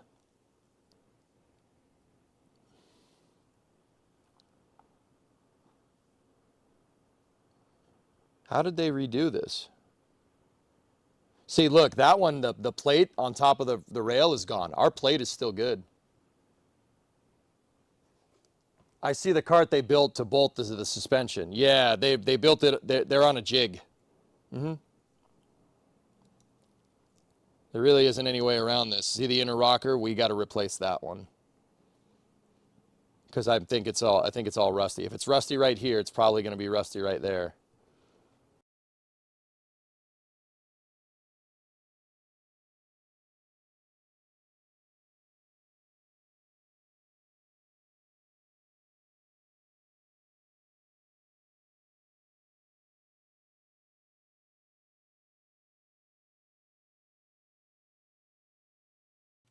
So, okay. I just had a big problem there. Am I even coming through?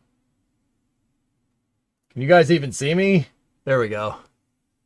Yeah, that, the auto shop computer just blue screened. Like badly blue screened.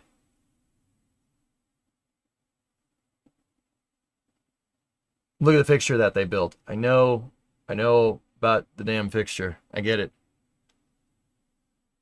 Yeah, it hiccuped pretty bad.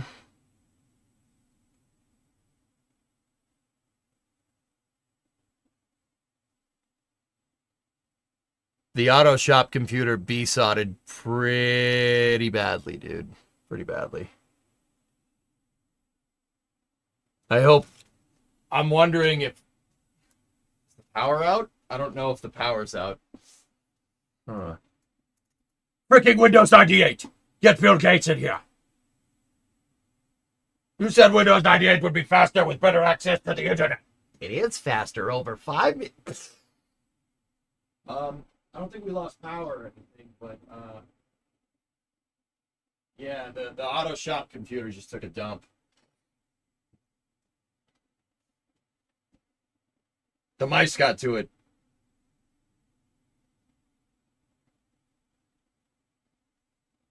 Didn't like the AMD website, huh? Yes, this will be one big project. It's not anything I didn't know, dude. Do you guys now it's only 4:15. Before space news, do you want to is your Ethernet switch behind the garage PC, or it's on a UPS? It's on a UPS. Don't order Windows today. Computer building stream. Yeah, all right.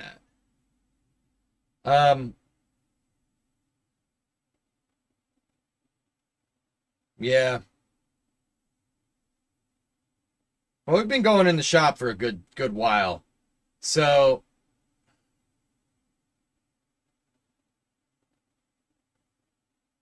skip space news? What?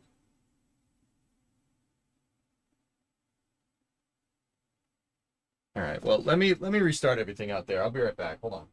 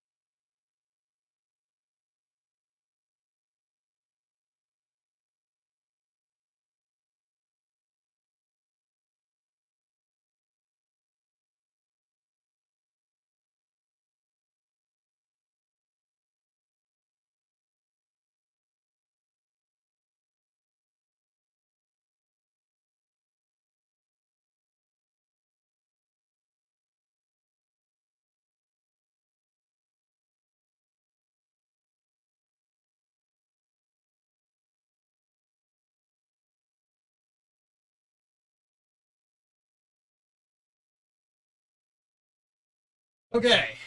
There we go. Should be back now. See what she does. Ready? Whoop. Hey, oh. It moved.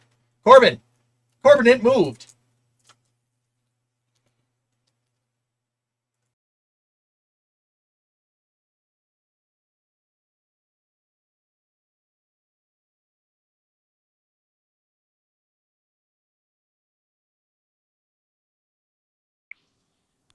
Looks like the car rubbed off on you. Oh, okay. We're back. So, I mean, we still have to go through the other side. Might want to just quickly do that, but I also have to go to the bathroom. So,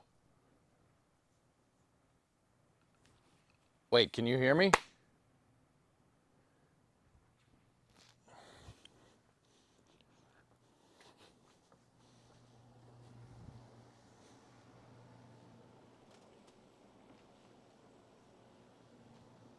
Okay.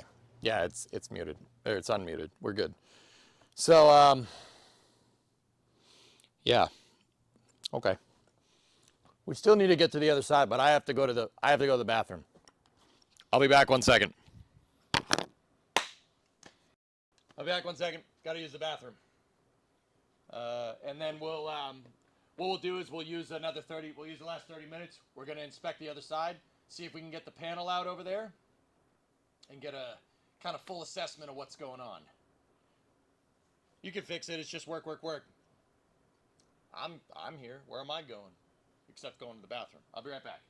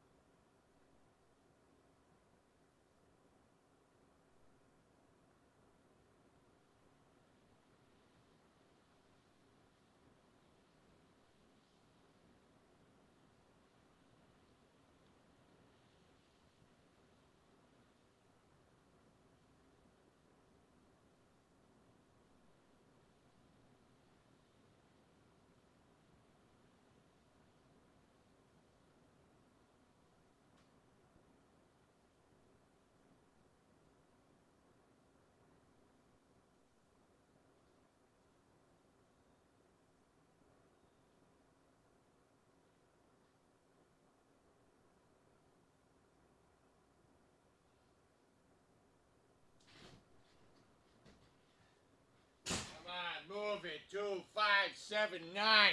Get on the bus. Hi, Chad. How you doing? Okay. I'm back.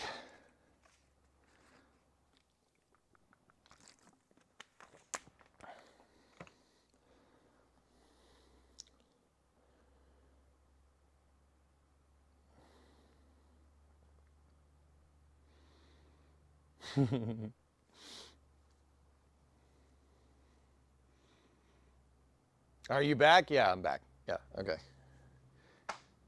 No, I'm Falcon Punch. Okay, where were we? Yeah, we gotta check the other side. See what kind of fun is going on over there. And I also need to start investing in a tote bin for all the trim pieces. The other thing is that the build sheet's right there. I have no idea if I can get that thing out. Build sheet is under there and I kind of want it, but freaking wind blew the door open. It's been super windy up here. Never mind, it was on your side. Okay. What happened? I had to go to the bathroom. Nothing. I had to go to the bathroom. Anyway, that thing that was linked, Plain Simple, that thing that Plain Simple linked, wait, hold on, other camera. The thing that Plain Simple linked is basically what we got to do. Dudes, yeah, this right here. This is what we got to get done. That's what we got to do that.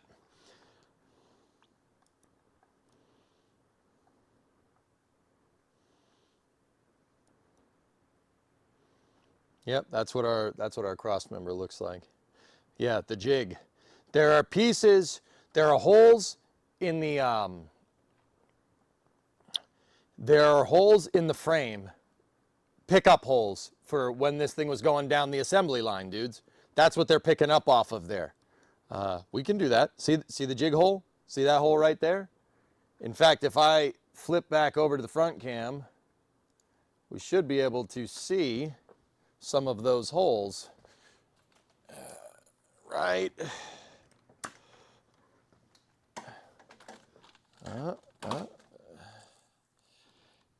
Right there. See it? That guy behind all the rust. This one. See? We can use those. We could pick up on the points that this thing was using rolling down the assembly line. And because most of our cross member is actually intact, right? The hole for the cross member pickup is right there, right? We can make pieces. We can make a jig piece for this thing to pick up on. It doesn't even necessarily need to be a frame jig. Frame jig would make this easier, but I was looking at the price of metal and that's not,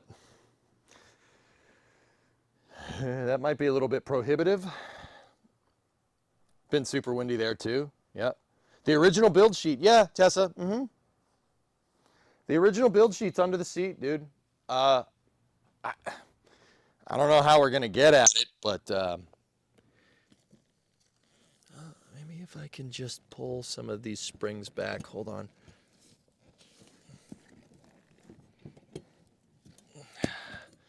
Oh, that's going to be tough to get. Here, you know what? If we want to take a quick breather, we could probably mess with this. Hold on. We're only going to really have one chance to get this right. Is that really a one-man job? Sure, with the jig. Once again, we'd have to make a jig for this thing, jig. We'd have to make a jig for it to so we could maintain the factory measurements.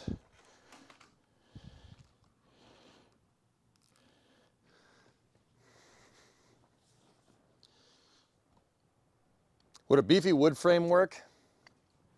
I'd prefer welding it with metal, dude. There's the build sheet. See it? That's the original purchase order sheet that it came down the line with.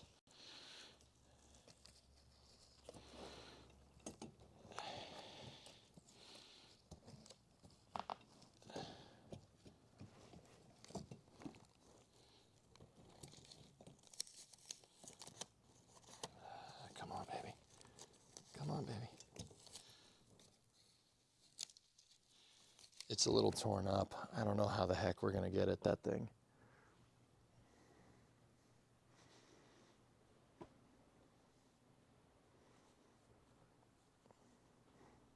Yeah, Tessa, it should be fine. Yeah, should be able to do it.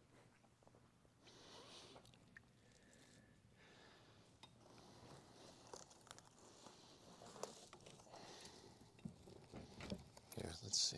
Ready? Come on, baby. Hey, there's a tag. Oh, dude, the tag. Look. Yes. That is so, see the tags right here? That is the 1960s equivalent of a barcode for the part. They stamped a piece of metal with whatever this is, a rear bench seat. It's probably the code for it is probably on there too. Yep, that's the tags. That's super cool. It makes me really happy. All right, come on.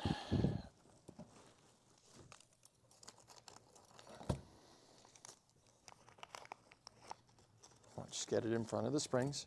There we go. All right, now.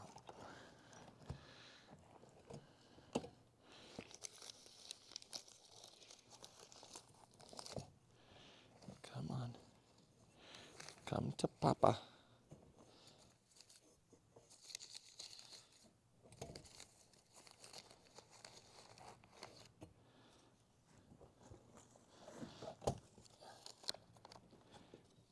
She's pushed up against the front of the seat. Come on.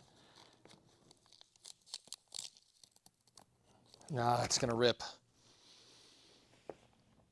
Damn.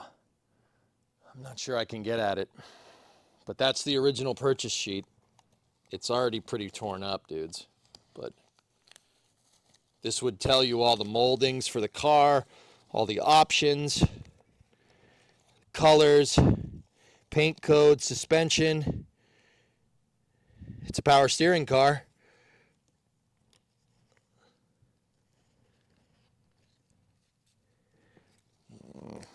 Man, just got to be able to get at it. Can you take off the upholstery? Yeah, I could put it in a plastic pocket once I get it out. The problem is a lot of it is bolted up against it's pushed up against the front of this thing. And I'm not cutting the springs with bolt cutters, drummer, I'm not doing that. Come on, I just got to get tension off the front here. There we go.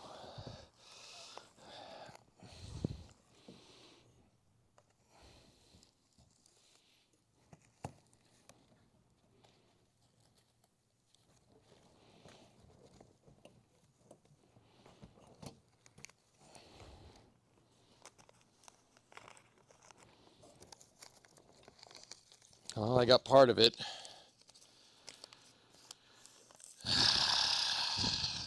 It's going to be really difficult to tell.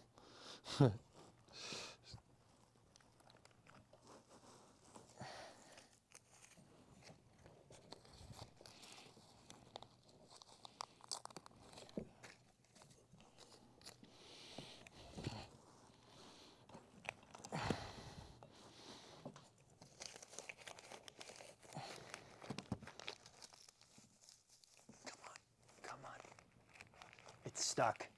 Oh, I tore it. Crap.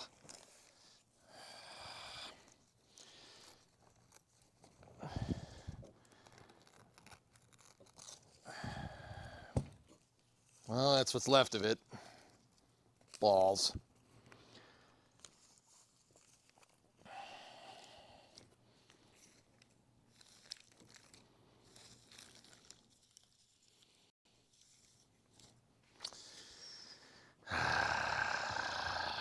Last bit of it is up there.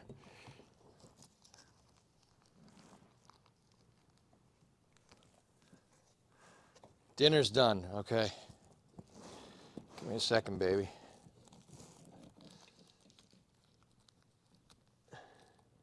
I can't get at it. We'd have to take the upholstery off. All right, well, what do we got?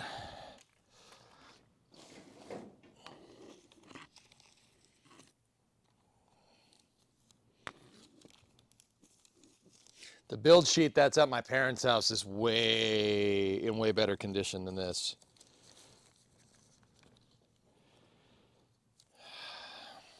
It was already pretty messed up, dudes. Yeah, but there's the original purchase order. That top right corner is there. It's just, it's pushed up against the front, dude. I'm not sure I can really get it.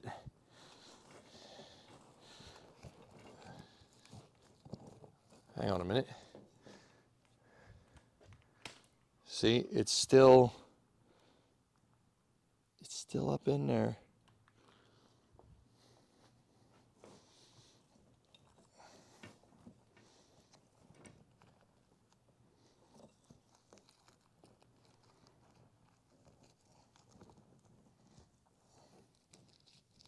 Nah, you're not getting in there without ripping any more of it.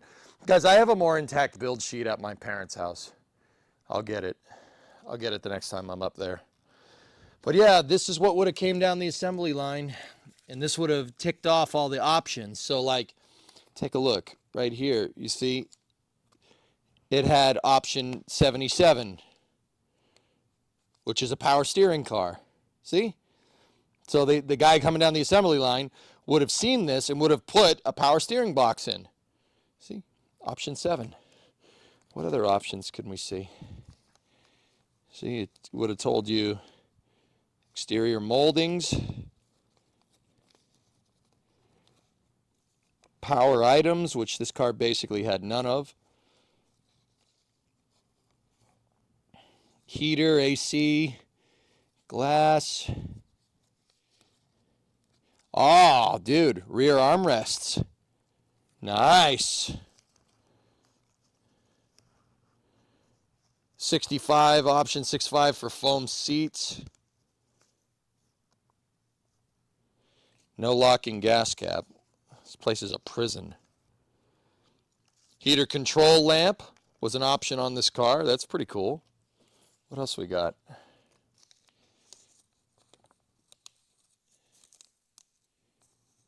There's the sequence number. You can't see it.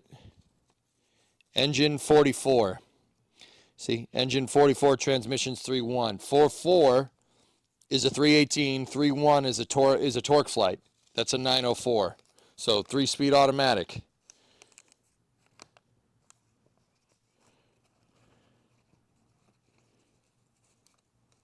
There's the sequence code for the steering column.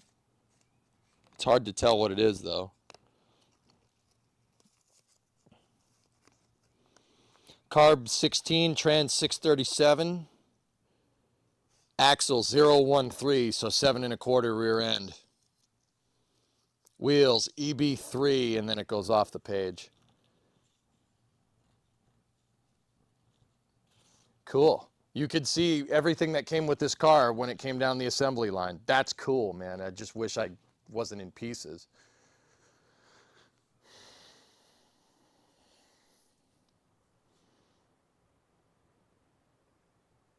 Clean hands. Remember what you found under the seats. Good call. Let me get the shop goop. What's the clock there? What do you mean? Why would they shove that under the seat and not in the glove box? You know what, Jim? I don't know. Firefly's confirmed mission failure, did not reach orbital velocity, apogee 320. Re-entered with payload in the Pacific Ocean. Yeah, we knew that already. There was an option for the wheels in the first fragment. It's got, so EB, Tessa, it's just black Steelies. Black Steelies with hubcaps. Fun fact, I have the hubcaps for this car. They're just hanging up. Here, I'll show you.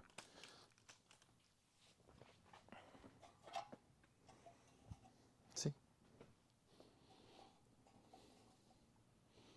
Dude, even the hubcap is,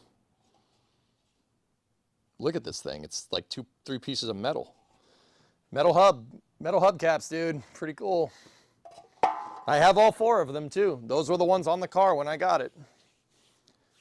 There was a 2 in the option box though. Yeah. Oh, well, I got most of that thing out. but we couldn't get all of it, unfortunately. But yeah, here, check this out. Chrysler, what the hell?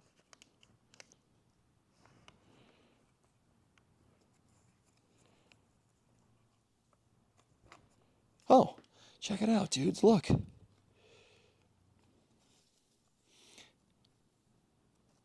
$469 on the revision. So this Scantron sheet revision was revised in April of '69, which means this car was made sometime after that, after 469. See that? Which is weird because it says F-Series 1970. So that tells me that this is late '69. This car would have been made in late 1969. So they usually start working on 1970 stuff in Q4. Oh, damn, it's on the wrong camera. Hold on. I'll show you. I'll show you again. I got a really good shot of this. Look. So it says F-Series 1970, but look.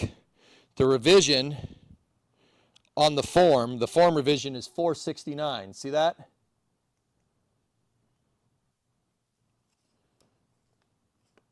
So that tells me this was made sometime after April. And if this says F-Series 1970, this car was probably made in late 1969.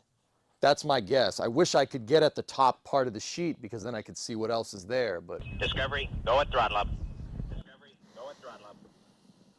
Hey, Etel. 33-month resub. What's up, dude?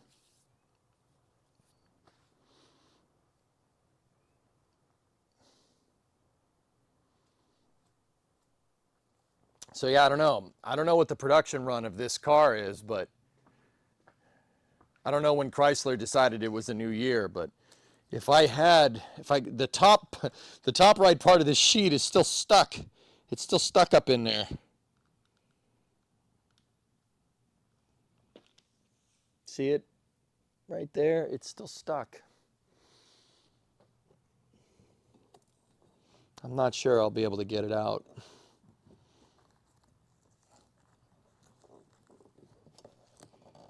Well, I got a piece. I just ripped up another freaking piece off of this.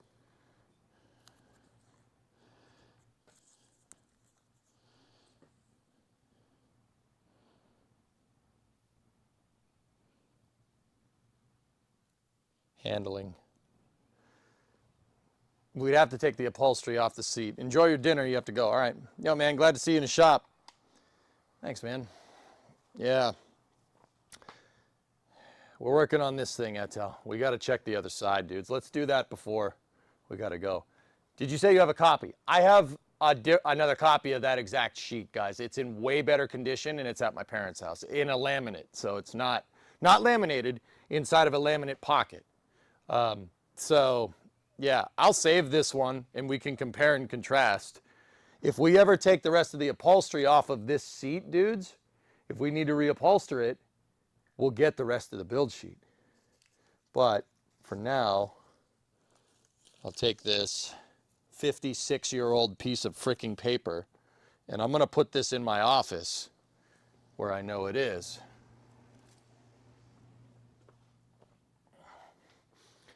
All right. You guys want to get at the other side of the car? Let's do it. Let me take the rear seat off the hood.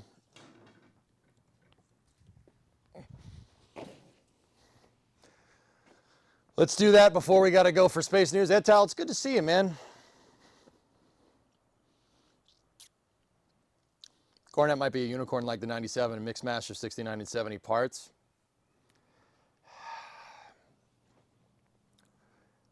There's no real way to tell without the full build sheet, Tessa. The sequence number is kind of late. The sequence number is up, hold on.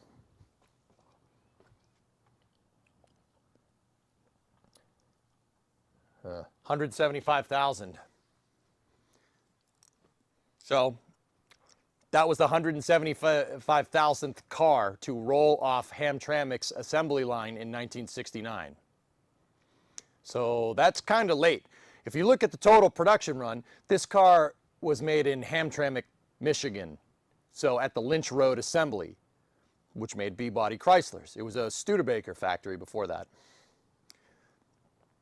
We'd have to look at how many cars came out of that place. How many cars came out of Lynch Road in 1969? and contrast that to the sequence number, because the sequence number doesn't necessarily, and this is more cool permutations. I think this stuff is super freaking interesting. Frick me if people don't like it. Like, this is like with Falcon 9, you see the different booster serial numbers. Like, this has a sequence number, just like a Falcon 9 would. Like 1063 did its 25th flight the other day, which is just sick. That's super cool, right? This thing has a sequence number just like that. If we contrast it to the amount of cars that came out of Lynch Road in 1969, we can figure out when this thing was made. Once again, the sequence number is 175XXX. I'm not saying the last part because it's part of the VIN. The man spends enough time in the VAB and makes his own VAB. Oops. I don't know if they know where it is, Karina, but I'll give them a call on break, see if they can find it. But, Tessa, the other part of this is that I know this was made in 1969 because the sixth digit on the VIN is 9 and not 0. If it was a 0, it's a 1970 car. It's a 9, it was made in 1969, or at least Chrysler's fiscal year 1969. We do know that out of all the Coronets that were made in 1969, this is one of 30,000.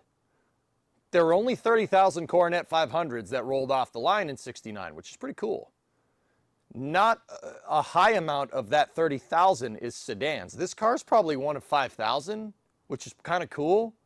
It's rare, but it's rare for the wrong reasons. It's rare because it's a 4-door car and no one cares about those.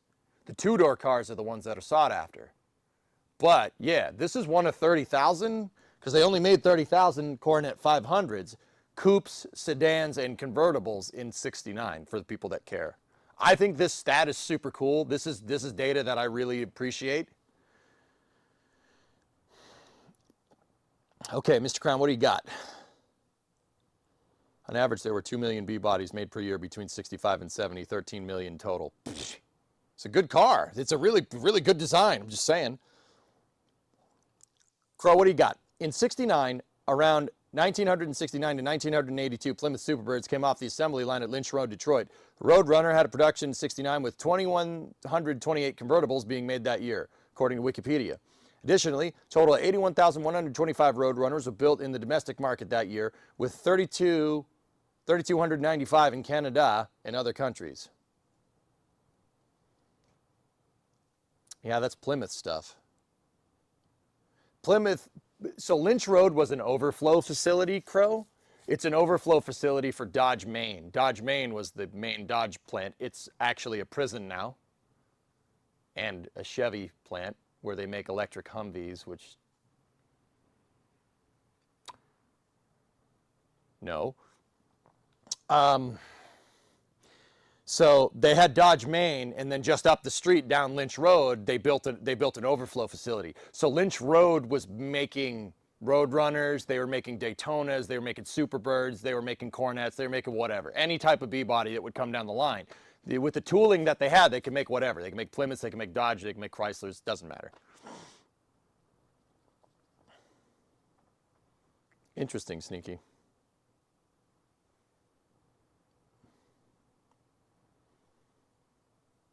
Hey, Dodge makes an electric muscle car now. Don't remind me.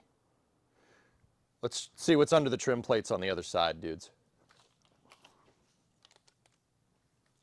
I really hope Dodge gets their head out of their Dodge and figures out that people don't want that. All right. Okay, let's see what's behind the passenger side sill plate.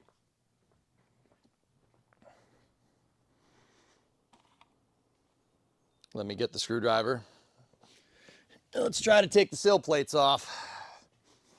See what we can see.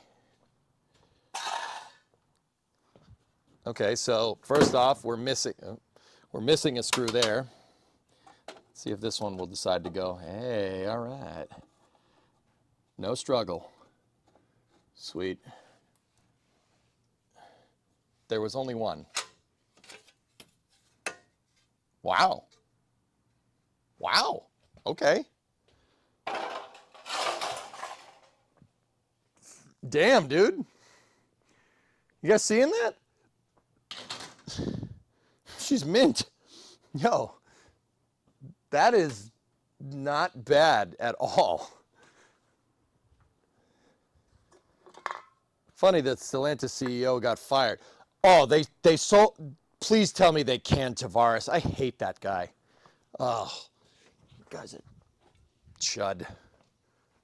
Fucking electric Dodge. It's Charger. It needs to be an electric car. Doo-doo. That's doo-doo talk. Doo-doo caca-poo-poo.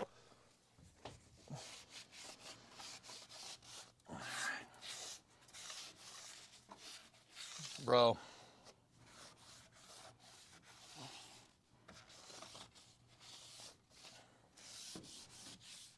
Okay. Okay. Well. Well then. Dude. You guys seeing that? That's pretty clean. The pinch weld is mint. Look. Wow. All right. Nice. Everything is good over here.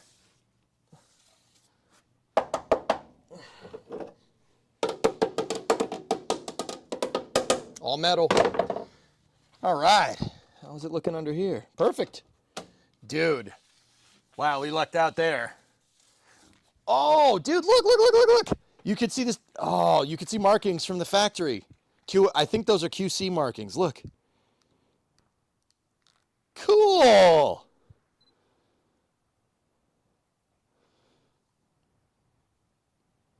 Sick. That's awesome. You definitely can't see that on the other side. That's cool, man. Yo, that thing is, dude, it's fine. That's perfect. That doesn't need to be touched. What's your car's approximate production number again? They made 32,000 Coronet 500s. If you add up the sales number for every Coronet other than the 440, you end up with a total production of 100,000 units. Charger and its derivatives sold 70,000 vehicles in 1969, which was down significantly from the previous year. Now selling 170,000 B-bodies is nothing to sneeze at, but what relatively helped amortize the tooling cost of all B-body derivatives was the 440 package, which alone represented more than 105,000 sales. That's over 1/3 of all B-body sales. Nice.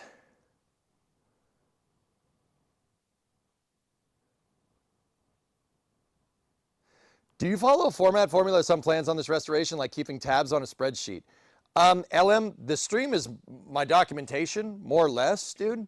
I kind of have the method in my head, so to speak. Right now, we're just inspecting.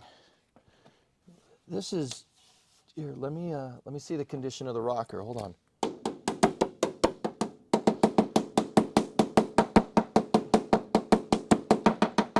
Well, good news and bad news.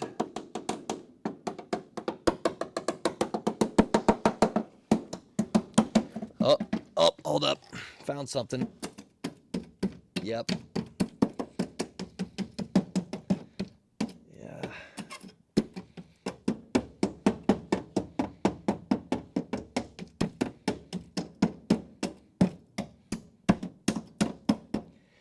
Yeah, the inner rocker's shot down there. It's just down there though, and there's a lot of rust coming out, which is, you know, that's good. Hey, Bree. Hey, Titan. We're gonna go for a walk. Okay. It's on the counter. Cool. It's barbecue chicken and cheesy potatoes. Oh, barbecue chicken, cheesy potatoes.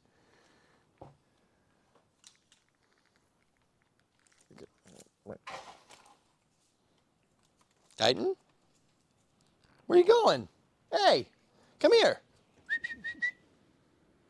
Hey, come here. Papas.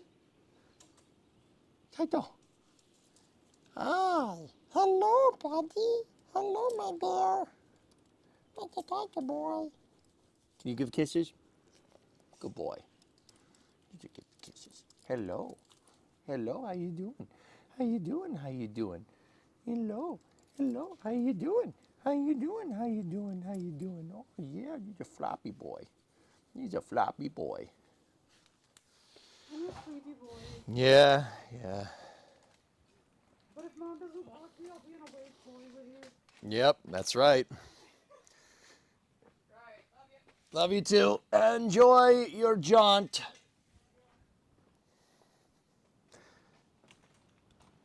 All right. Let's see what's behind door number 4. Come on down. You're the next contestant on the... Oh,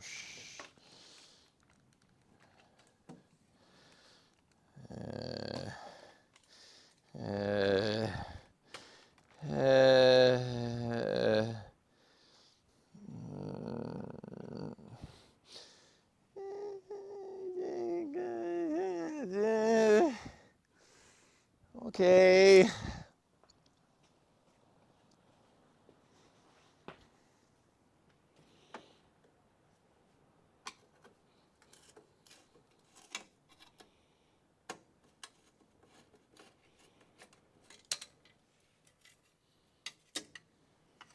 Oh. Well then.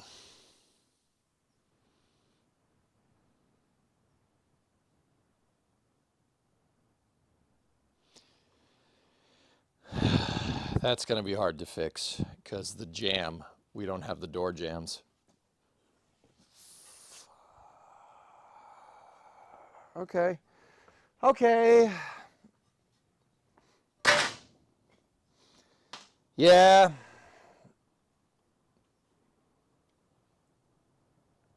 Damn. All right, well, let's get the hammer out. Let's get the hammer out.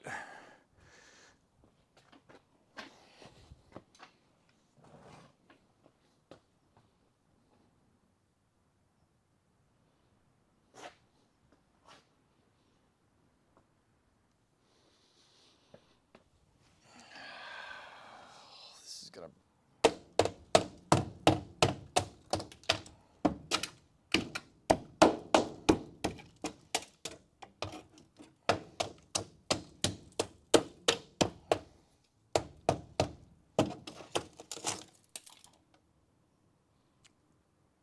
That's not metal. That is. What is this? The hell is this?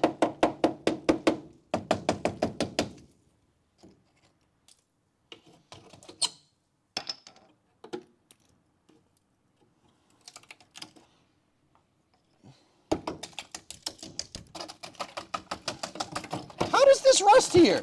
How does this do this? How? This part of this isn't even metal. This isn't metal, it's fiberglass. What is this, a boat? I mean, it's a land boat, but...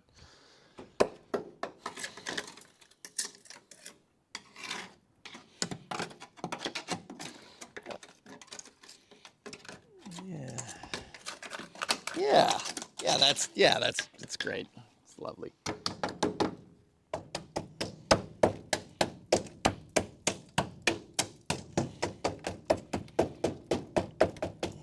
That's not metal. It's fiberglass. What the hell is this?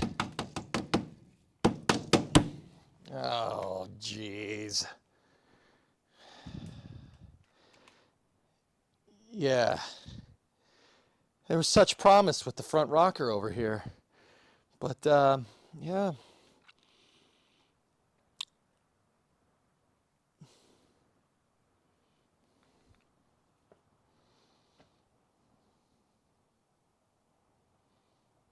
Was such promise. Was. Not so much anymore.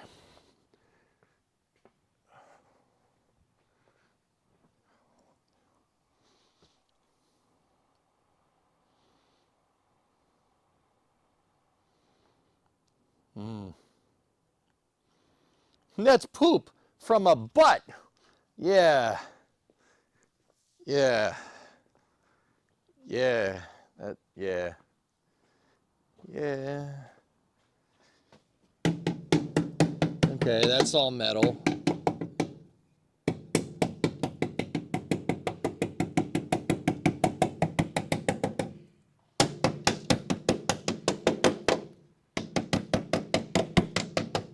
It's Bondo.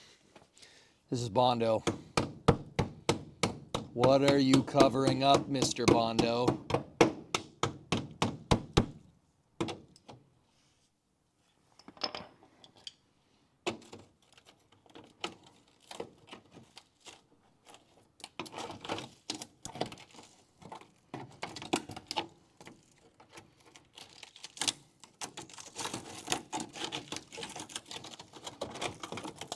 Ah, what the hell?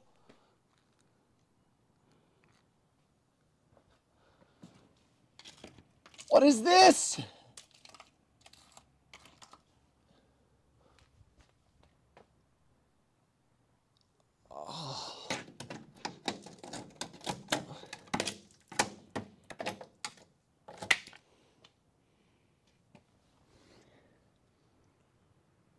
Oh.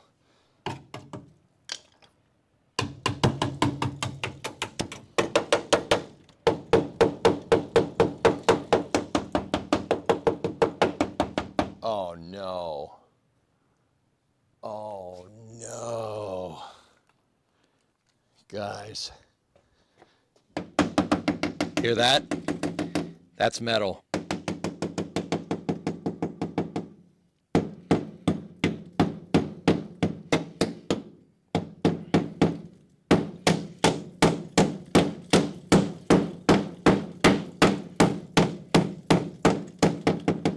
What the funkin' waggles happened here?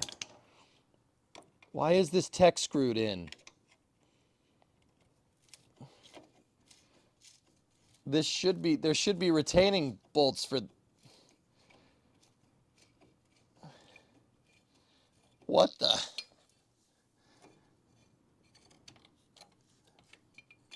This is a deck screw.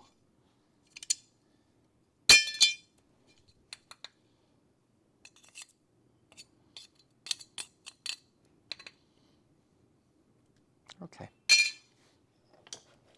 Oh.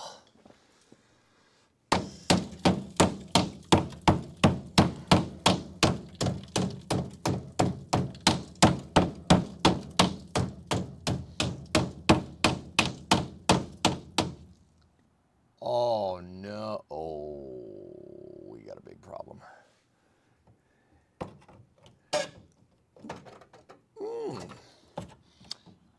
Yeah.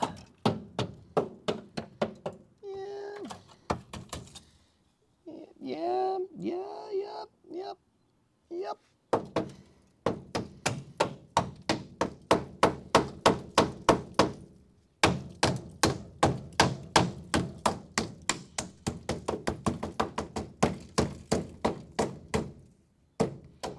That's 56 years of road grime coming out. Seriously. Seriously, that's disgusting.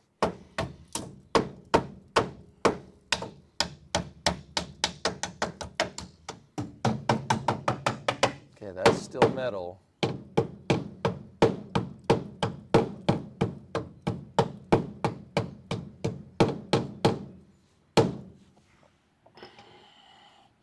There should be 4 screws that you can pull this thing out with, pull the trim out. 2 of them are gone.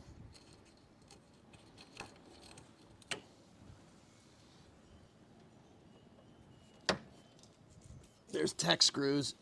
Oh boy. Yeah, okay.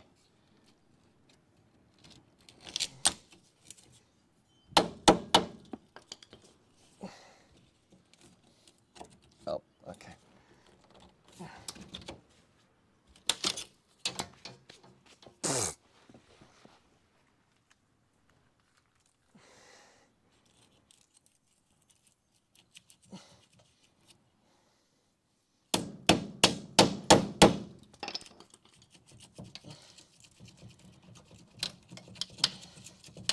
This trim is still in decent shape, so I gotta be careful. I think it's riveted.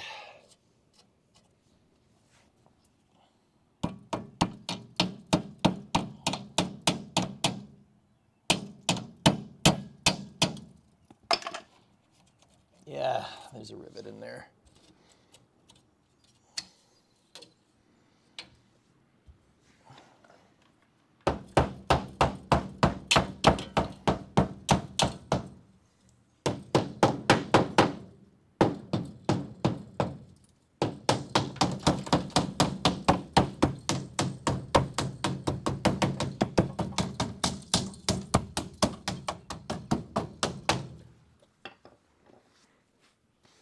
I can't decide. Which is worse, this or the front?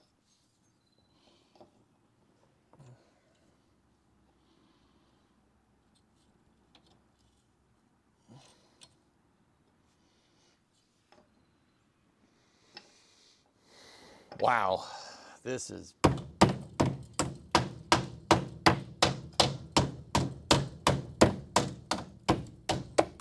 It's still fiberglass. Is there any metal left over here?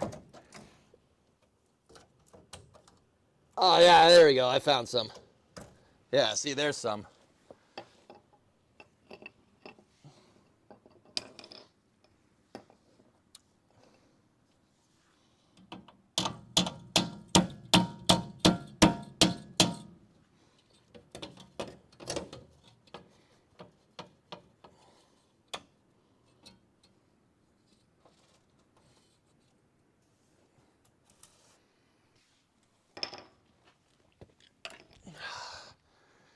Oh.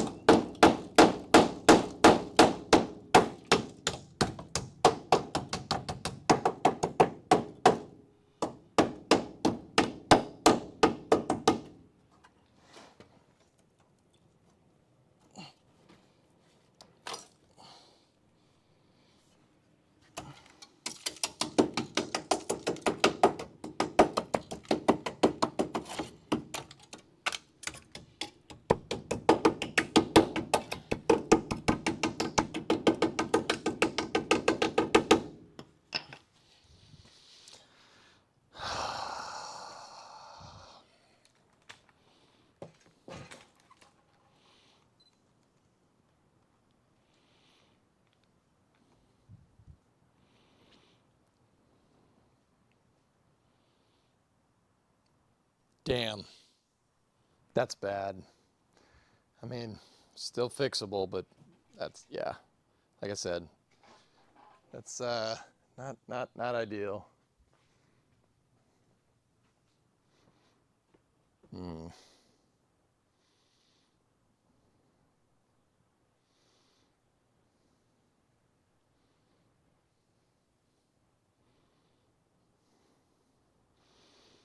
Hear me out, just permanently weld this door shut and turn it into a 3-door. Yeah.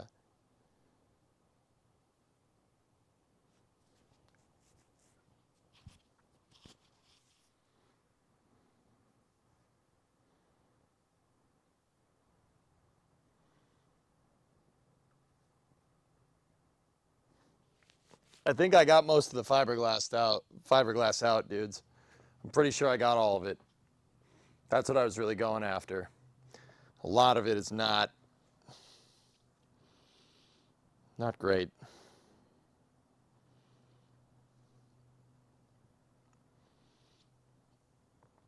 Wow.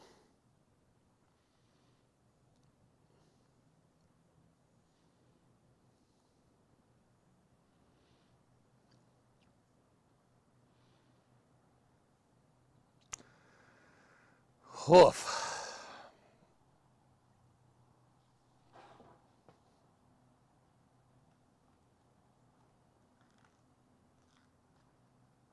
Yeah, it's not supposed to be like that. I think I could safely say. I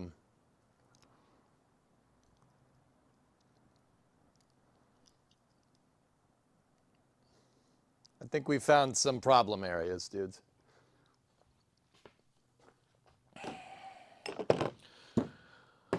Oh, okay.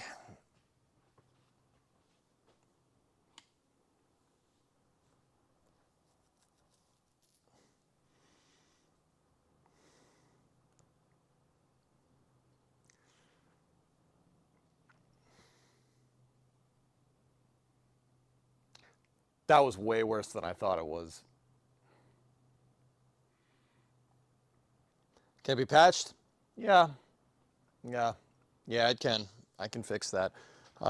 We're going to have to make the door jam. But I have the other side of the car as a pretty damn good reference, dudes. So, yeah, not the worst. Not the worst problem to have. Wow. That's atrociously bad. Like, yeah, that's no good. That's gonna be a lot of work, dude. But it's okay.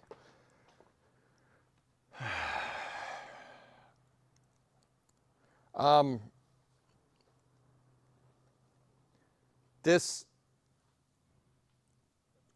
guys, yeah, we should just put new rockers in. New inner and outers.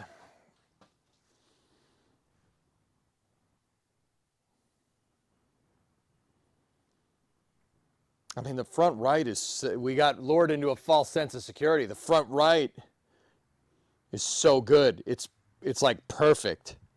The back, though, not great.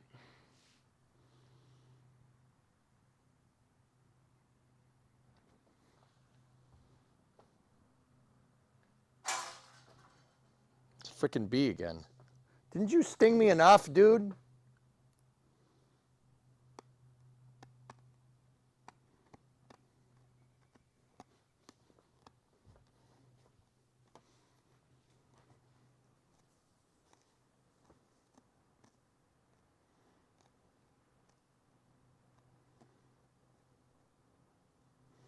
How would you even begin to repair that? Cut back to where there's structure, and any idea why it rusted there? Probably grime stuff being kicked up by the tire, guys. Rush hour traffic at Pittsburgh is about to have 80-mile-an-hour winds, okay?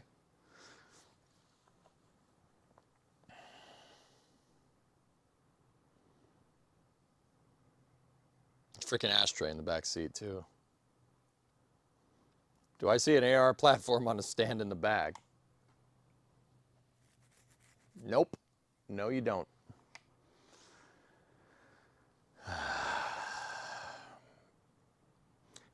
Guys, it's road grime being kicked up by the tire. That's what it is. It's just, this guy probably drove this car on dirt. The original owner of the car, if I'm guessing, didn't drive this on paved roads, because I know it's from New Hampshire, so it was probably driving on dirt roads. I can tell from all the dirt that came out of it when I hit it, because that definitely wasn't me. I only drove this car on pavement with the exception of my driveway. That's not enough time to kick up that much dirt. Look at all the dirt that came out of this thing. That's not rust. The bigger chunks is rust. See all the dirt? Dirt and gravel. See that? See those rocks? Gravel. So this dude, the dude that owned the car before me, the first owner of the car, must have driven it on a dirt road. Which explains why this thing is rusting in very, very weird spots. Moonshine runner? That would be pretty cool.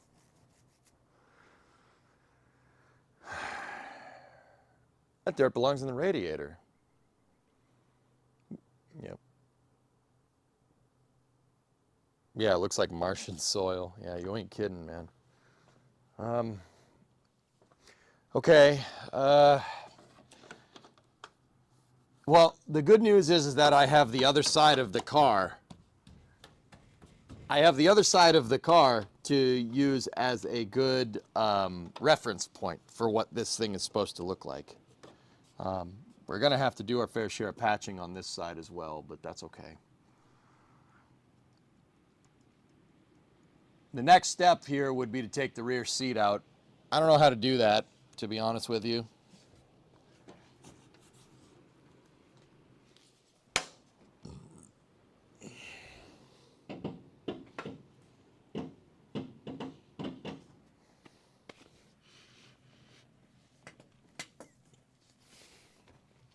Let's We'll take the rear seat out and then we'll see what's good. Through the trunk? No. Via the trunk? No, you can't. There's a cross member. There's two of them actually that goes through. There's a triangulation cross member that goes this way, right here behind the seat. You can't get at it from the trunk.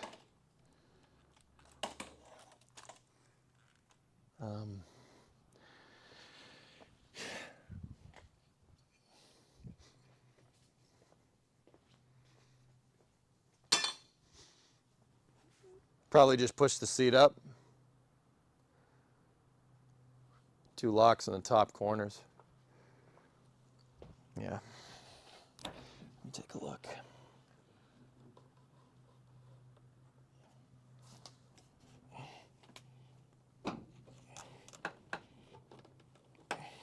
Hang on. There's a little hook underneath. I can get at it.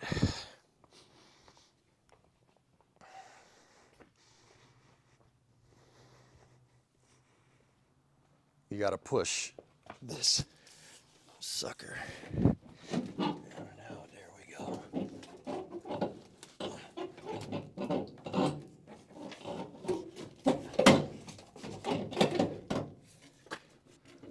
Okay. Just got to pick it up over on the other side and then we're good.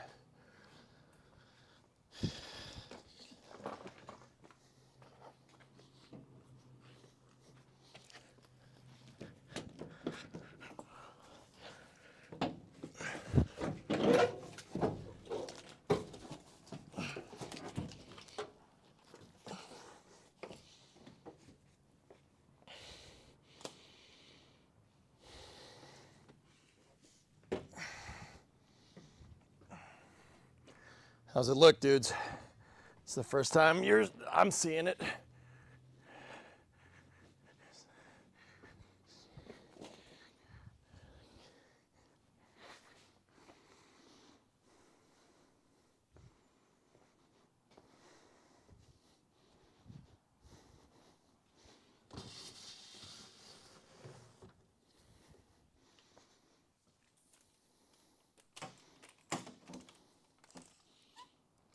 Oh, okay.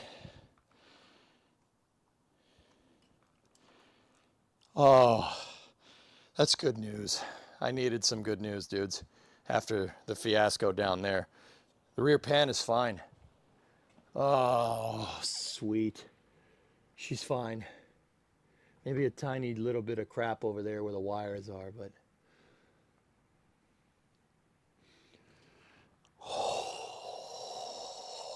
Here, I'll take you guys around the other side.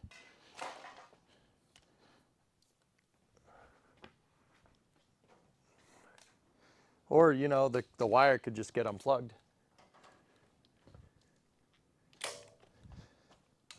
Sorry, hang on. Momentary loss of signal.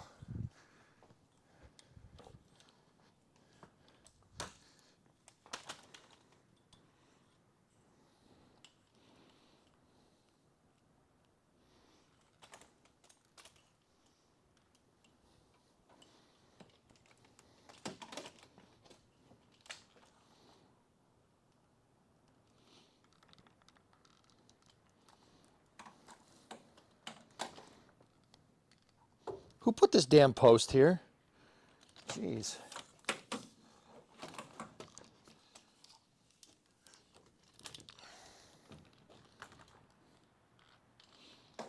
Now that's good news. The pan's fine. Oh, that's good news. The rear pan is totally okay. The inner wheelhouses look okay as well. The trunk, the seat back cross member looks good. Oh, whew. That's good news. Yeah. Here, let me pop the trunk so we can see some light back there. I mean, you can already see some daylight there too, which is, you know, that's great. But if I pop the trunk, we get some daylight. In there, pop the trunk, Candy Man.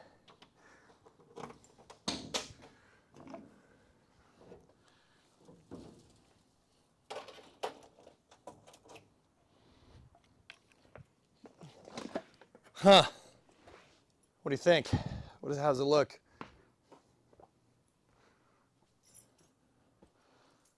The trunk pan shot. It needs a new trunk pan and a new trunk pan extension.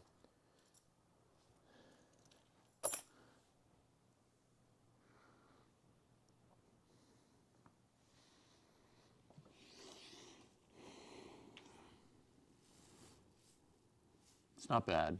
That's really good news. That's a huge piece to put in.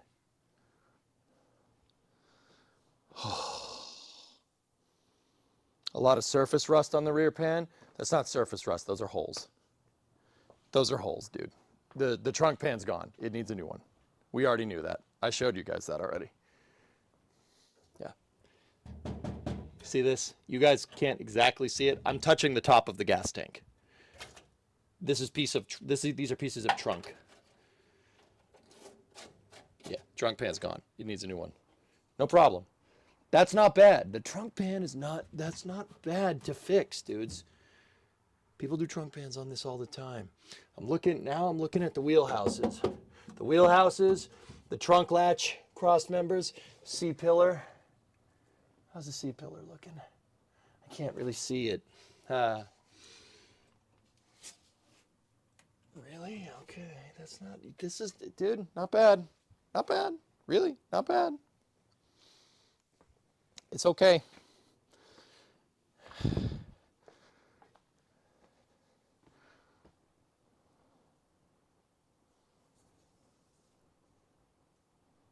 A lot of surface rust on the rear pan. Oh, yeah. Sorry, I misunderstood.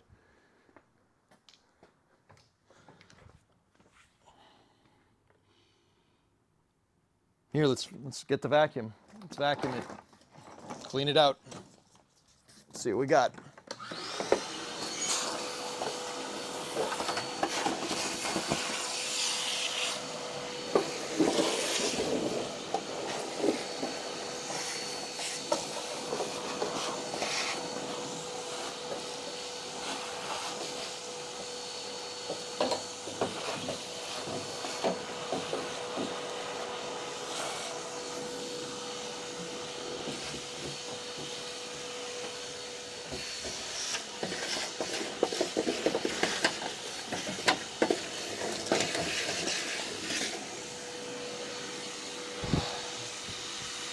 That's not rust. It's mouse nest.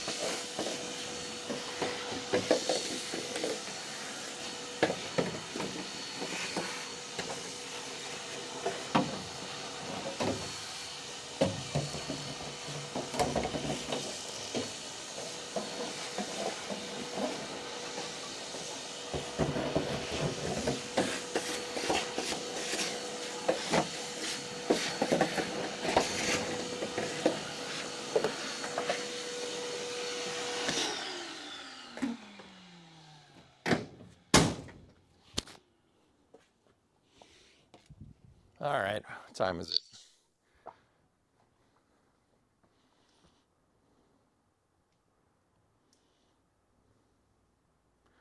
Order a crate of flappy wheels.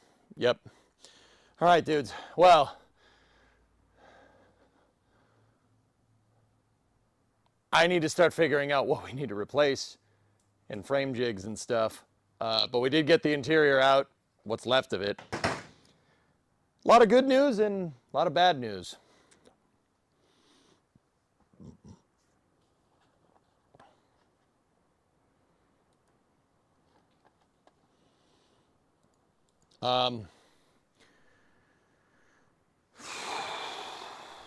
Yeah. A lot of good news and a lot of bad news. That's it.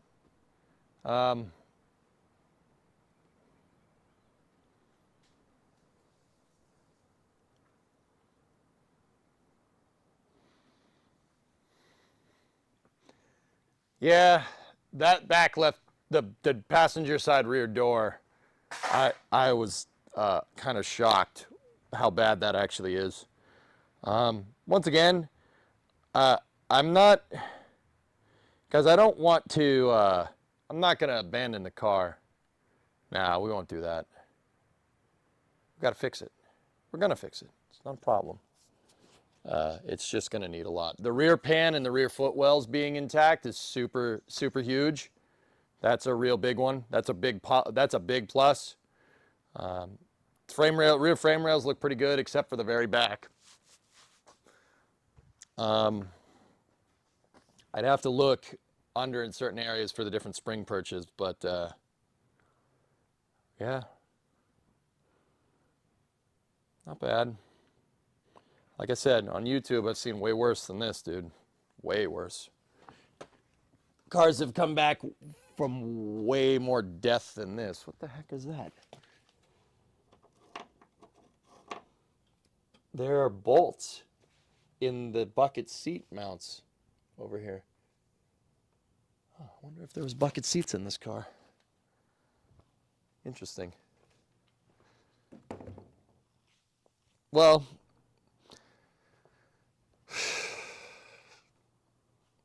this is body on frame, unibody. Does the good outweigh the bad? I said I would finish the car either way. Yeah, we'll finish it. We got our work cut out for us, though, dudes. Yeah, we got our work cut out for us. The next thing that I think we need to do is take the rear wire harness out, pull it through, because yeah, from there back, we're going to be doing a lot of cutting and grinding. You don't want to accidentally cut a wire. This thing has enough electrical problems. You got a budget and a timeline. I want to get it done by the end of summer, so that gives me a good 3 to 4 months. Should be enough time. Should be. Yeah. Like I said, like this ring really isn't too bad.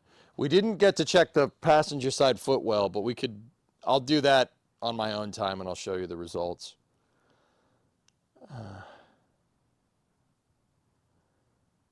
Yeah.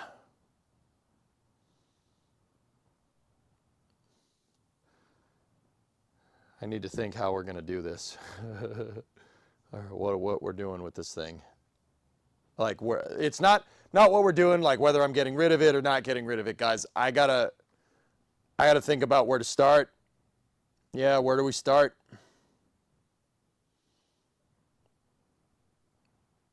I did burnouts in this. It probably wasn't good for the rust, but a lot of the floor pan is not that bad, guys. That's the thing. A lot of it is pretty okay. I don't know. Do we do the whole damn thing? Could we try to get a big floorboard in there? I don't know if we're going to be able to fit that in there. If we're doing halves, we probably wouldn't need to take the engine out, but then again, if we're doing the transmission cross member or the torsion bar cross member, I don't know. Or maybe we could rebuild structure into the torsion bar cross member. Who knows? There's a lot of different ways we could go with this. Either way, I'm committed to finishing it. I want to. I want to finish it. I want the experience. I know you would never do this otherwise. Anyway. Well, we made some pretty crazy progress today. I think overall the good outweighs the bad, dudes. The good outweighs the bad. This thing is pretty sick. It's pretty cool. There's a lot, for a car that was basically neglected for 30 years. I mean, this thing was sitting from 1994, which is when the last registration was on it before I registered it. 1994 to basically 2013. Yeah, and then it was sitting again from 2020 to 2025. Sitting there, I can't. The seats are over there. No, Lex, I ain't quitting. I'm reassessing what we need to fix. There's a lot. It's a lot, and it's overwhelming, but, just take it piece by piece, man. Actually, piece by piece. I'm not too worried. I got time. It's okay. We'll get her done. The next things that we should probably do, I don't know. We should probably take the engine out. I don't want to do that, but $1,400 thick.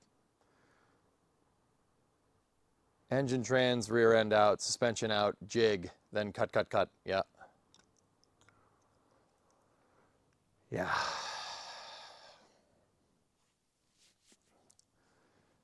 Yep.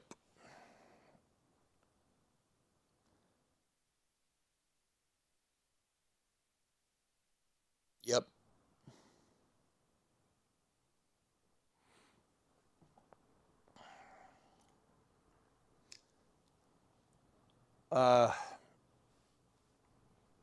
Yeah, engine, transmission, rear. We should probably get the quarters in the hood off, front bumper. Just look over the front just to be absolutely sure. I don't see any rust up here, but if we're gonna frame jig this thing, I need places to hook up, and the suspension is a good place to hook up just in case.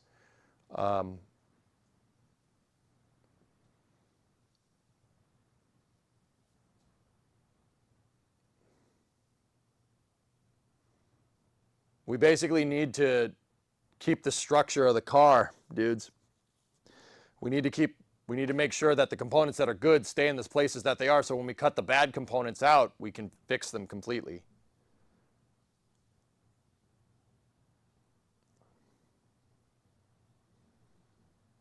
I'm gonna have to take the doors off, right? Hey, Samurai, 10-month resub. We got to take the doors off. We got to take the quarters off. Yeah, this thing is going to need a complete disassembly.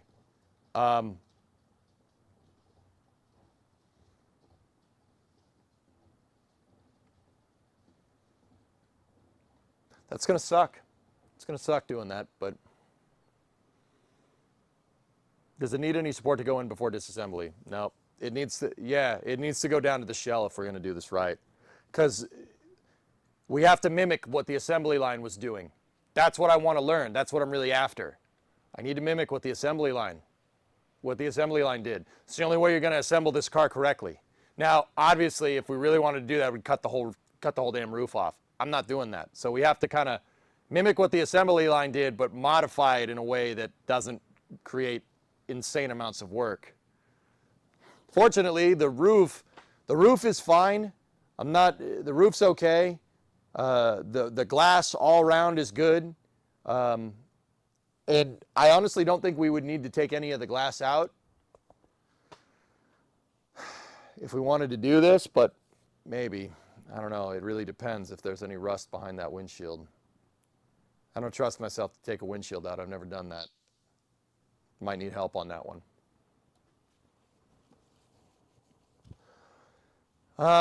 Yeah. I'd leave the door on unless you need to repair those. It's not what the doors, it's not that the doors are fine. All 4 doors are actually fine, Zorox. None of them got rust on it. It's what they're bolted to might need to be taken out to get at the right parts. Feel free to decline answering this question, but do you deduct the expenses from this project because it's part of your business? Absolutely, Trunks. Absolutely. Yeah. Oh, dude, I deduct everything. Of course. Yeah. Motor oil, gasoline for this thing, all the tools, all the parts, sure.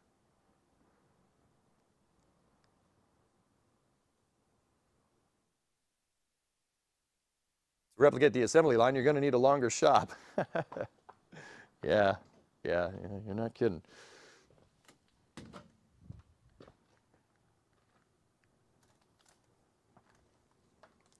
Oh, man. All right. Oh. What's up? Did you just drop a camera? Yep. Way to go. When you come in? I don't know. Can I box up your food? Hang on one second, babe, okay? Give me 1 sec. Let me make sure I didn't just destroy one of my cameras. I forgot I lowered one side of the tripod. I went to put it down. I'm like, yeah, it's fine. Does it still work? Oh, it still works. All right. Yeah, I'm basically coming in now. Don't look in there. Don't look in there. You don't need to just look over there. Isn't it a nice day out, sweetheart? It's such a nice day. It's a beautiful sunny day. All right, I'll see you inside in a sec.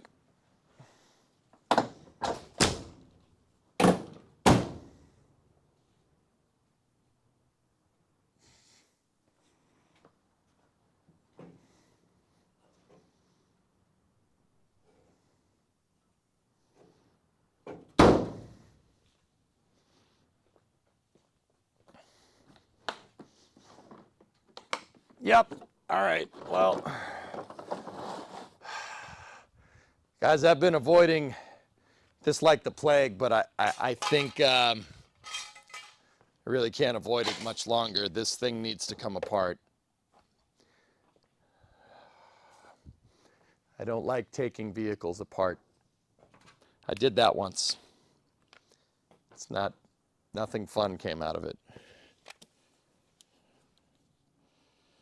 I don't know, but that's how we're going to have to do it.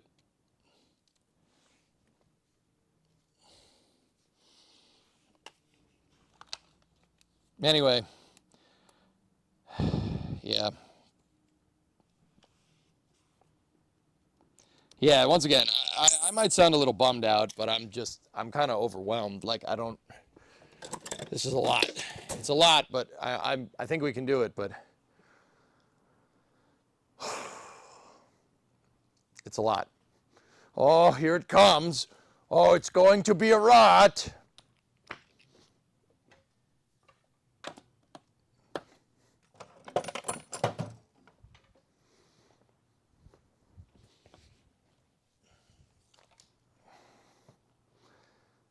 I have an inquiry. Where'd the dog? The dog was here a second ago.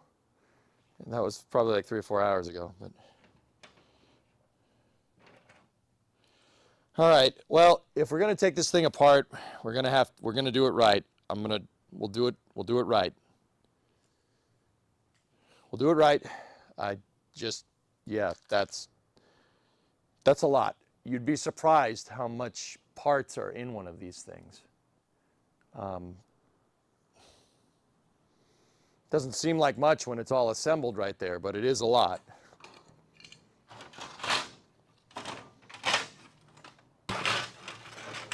The sill plates are still good though. So, that's nice. Actually, I mean, this is an older car. There isn't much left in there, to be honest. The dash would be a big one, guys. Should probably take the dash out, see what's poking around in the heater box. Partial shelf needs to come out. The doors I'm just going to take off. We don't need to take the door skins off or anything like that.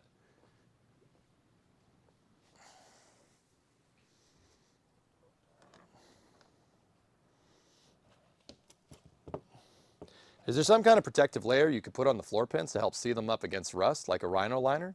Yeah. In fact, X-Wing, I think that's really what's keeping the back of this car. That's what kept the back of this car intact. This car had weatherproofing, some type of weatherproofing on the bottom. That's the only reason this thing is still good. In fact, the only places they didn't spray the weatherproofing is where it's rusting. Can we pick up a donor car? If anything, this would be a donor car, dude.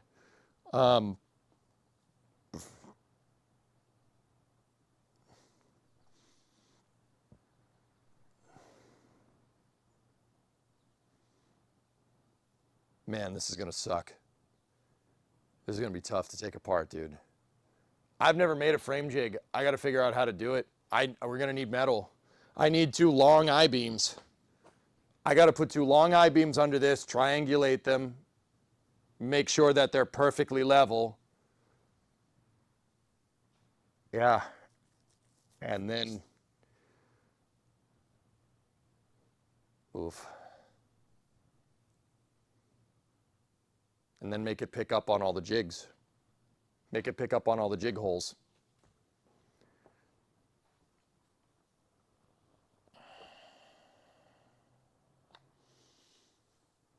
No doubt you can do it. Good hard work is good for the brain. Yep. Yeah, Lex. I'm with you. I'll do it. I'm just overwhelmed right now. Where do we start? I think we got to start with disassembling the front, get the hood off, get the quarter panels out, inspect if there's any more rust going on in here. Got to get the front bumper off, the grill. The antenna needs to go. Check the frame rails, check all the front parts, make sure everything is good. Headlights need to go. Headlight bezels, the grill needs to come out, front bumper. Hood, like I said, then once we're there, we can take all the,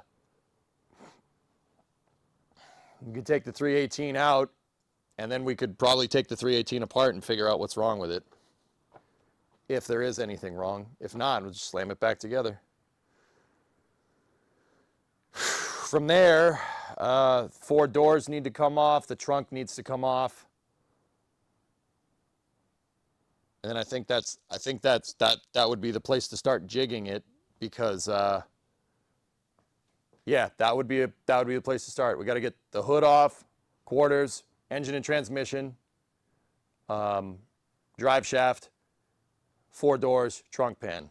That's probably what we're going to do next. The problem is, how are you going to reassemble it with a screwdriver and a ratchet?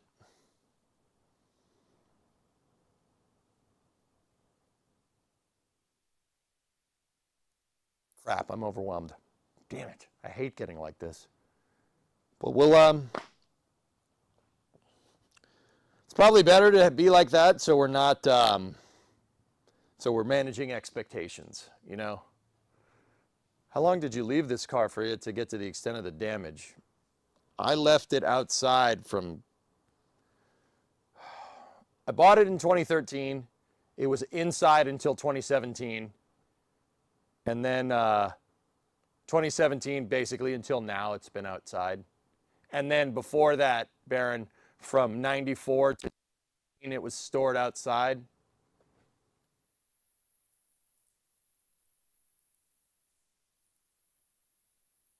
I wish I had a shop earlier. We would have been able to save much more of this car. It was not nearly this rusty when I stopped driving it in 2017, but that's life. That's life. Do you have a storage box to keep all the components? Jim, I need to go to the hardware store and buy some totes so we can start putting parts in the tote bins. Yeah, we're gonna need a lot.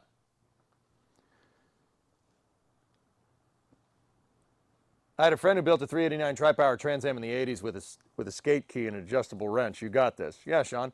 Haven't forgotten about you, sir. Just chaos. Getting ready to take the pup to the ESPN event and 1 lap. Definitely want to do something cool for Dodge. All right, man. Sean, we got our work cut out for us, man. This is it was towed here, Baron. I did not drive it. This thing needs new inner and outer rockers pretty much on both sides. The rear door jambs are shot. The one on the driver's side needs to be patched. The one on the passenger side is, let's just say I pulled the chunk of fiberglass about this big out of the rocker. So we need inner and outer rockers both sides. We need a new front pan. The footwells are good. Rear footwells are good. The rear pan is good, thank God. Rear frame rails are good. Front frame rails are good. It needs a new torsion bar cross member. We need a new trunk pan. We need new trunk pan extensions, and we need quarters. That's pretty much the whole car. The only thing that's not is the front quarters and the roof. Oh, Nikes. Okay.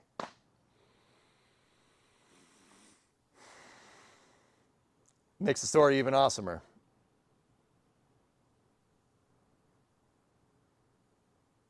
All right.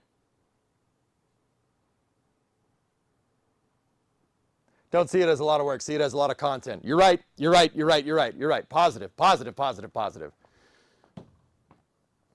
Positive.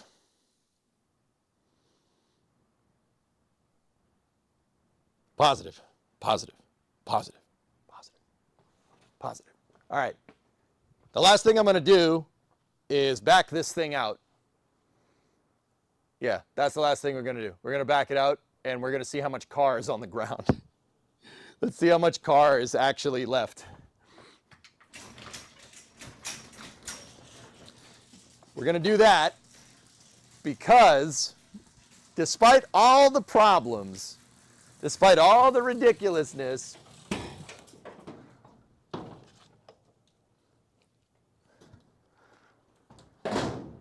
this should still run and drive.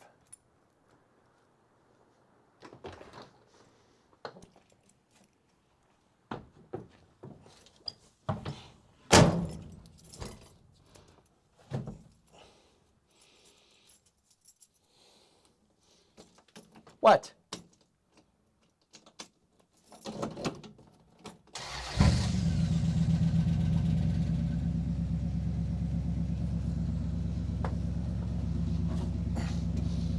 Excuse me.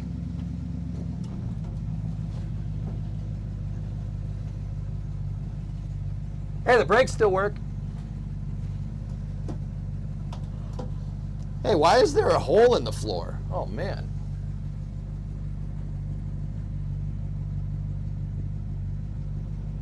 Yeah, I can see right through the floor.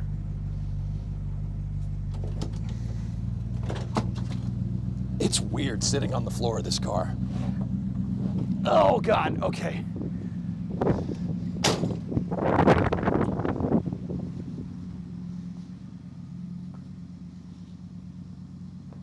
It's a lot of car on the floor.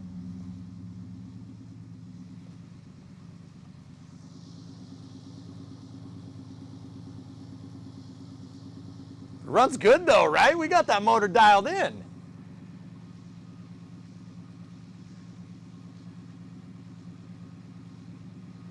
Elephant swap? You give me the motor, I'll make it happen. Yeah, see, there's a lot of gravel. A lot of gravel over here. Dude, listen to that thing though. It sounds good.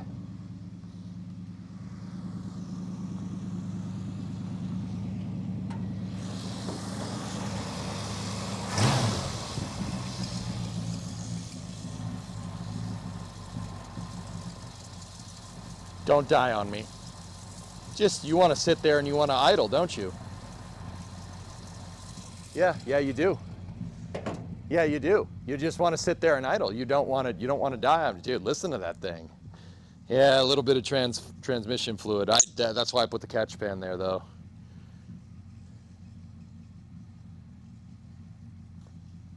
Okay.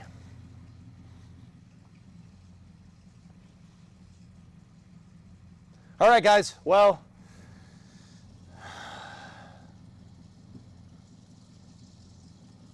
we need to make a plan of attack. We'll make a plan of attack, and we'll, why is it squeaking?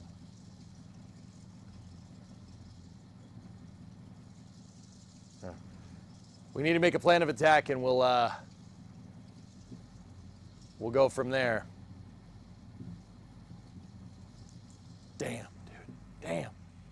Where's the license plate patch?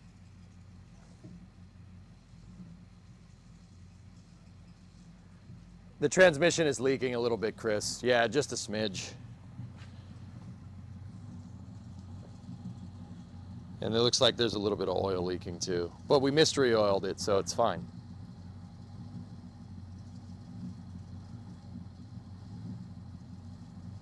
Damn, dude.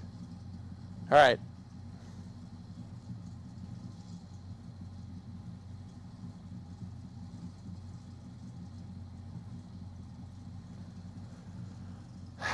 You know what? A lift would make this a lot easier, dude, that's for sure.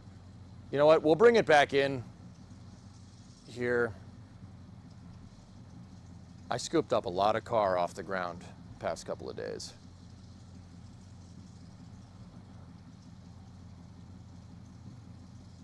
Something is squeaking in the engine bay, and I don't really want to know what that is. It sounds like a mouse is caught in the fan belts.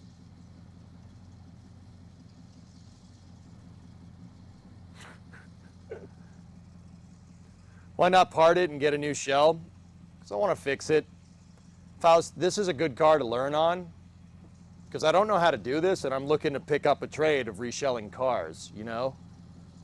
I like V-bodies. They're cool, and they're definitely in demand, dude. My hope is someday to get like a 69 or a 70 Charger and get it in here. And then, you know, I don't want to just go buy a Charger and work on it and be like, you know, and then screw up a 70 Charger, you know?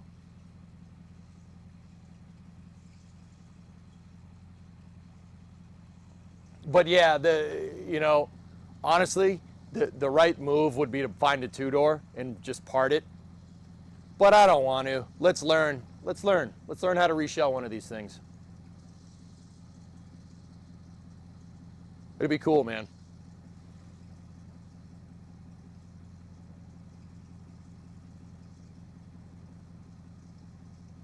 You'd rattle can it, Jesse? We're way past rattle can fixing this thing, dude.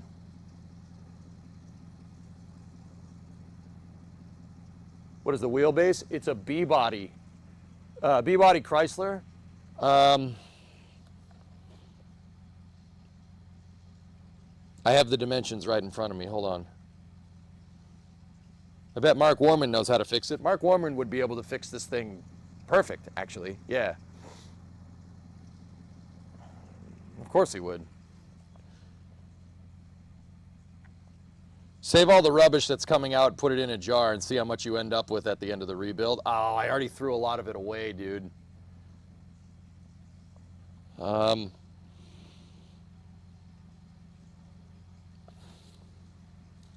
So it's a B-body Chrysler.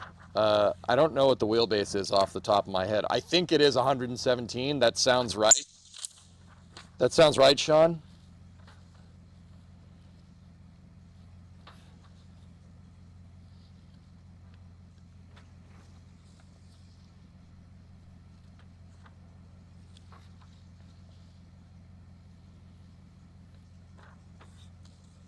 Yeah, 117 would be right.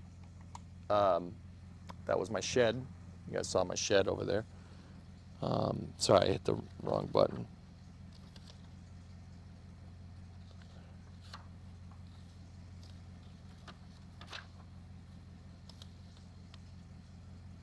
You guys can see the 97 out there too, huh? Nice. That does not have any rust on it, which is good. Never understood the dislike for four doors. The lines on the four-door 60/70s cars looks just as good to you. Dude, it's the same car. It's the same car. It's the same lines. It just has four doors and a post. The roof line is a little bit different. I don't care. It doesn't bother me, Bill. In fact, I like the four-door. The four-door has the post. It's rigid. It's way more rigid than a two-door or a convertible. Two-door convertible's lighter, right? This thing's way stronger. So if we do put a big engine in it, it's more structurally sound.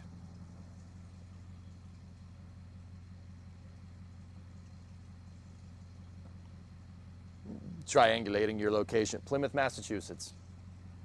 Have fun. I don't care. I really don't. I don't give a frick. Don't come to my house. Don't come here. Unless I invite you. Don't come here.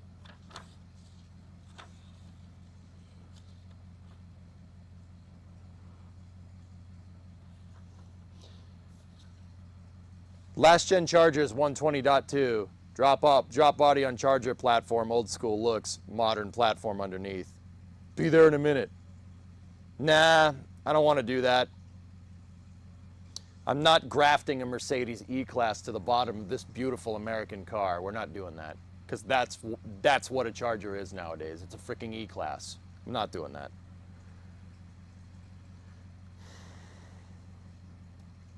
Where's the seat? It looks nice from here. Just a thought. Nah. I'd rather do the metalwork, Sean, because I want to learn. I want to learn how to do it. I really do. I got the welder. I bought a welder with the expectation that I would do this, so that's what I'm going to do. Well, it was that. I'm not grafting a freaking E-body. A freaking E-Class to my B-body. I'm not doing that. All right? We're not doing that, man. All right.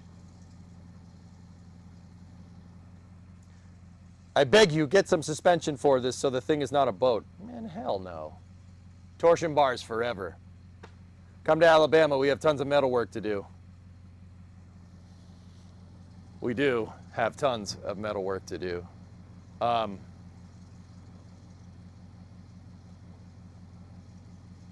it idles real good, dude. You guys hear that? It's mint. Dude, this car was junk. I mean, it still is junk, don't get me wrong. This car was junk like a week ago. Like, dude, remember, it did not run, it did not drive, it didn't stop, no brakes, no nothing, it didn't even move. Slam it at best? Get out, no. No, what are you talking about? Slam it. Gross. No, I'm good. Come to Alabama, I'll help. All right.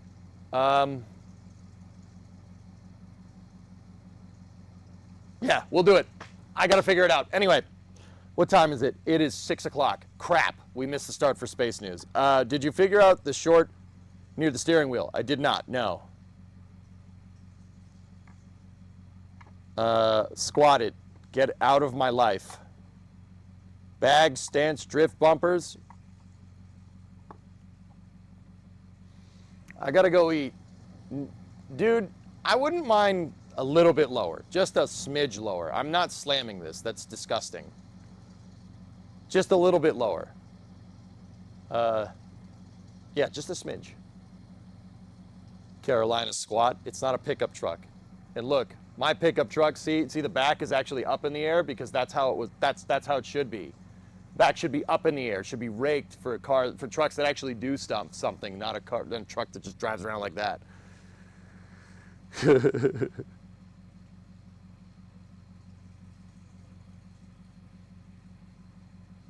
Half a coil, wind lower. There's no coil springs on this car, man. It's got torsion bars in the front and leafs in the back. You can just twist a bolt to lower the front if you really want to. I'm not doing that right now. I don't mind the stock ride height, dudes. I think it needs thicker tires, though, and definitely need a bigger tire. It's like a 215/75 R14. It's a little skinny tire.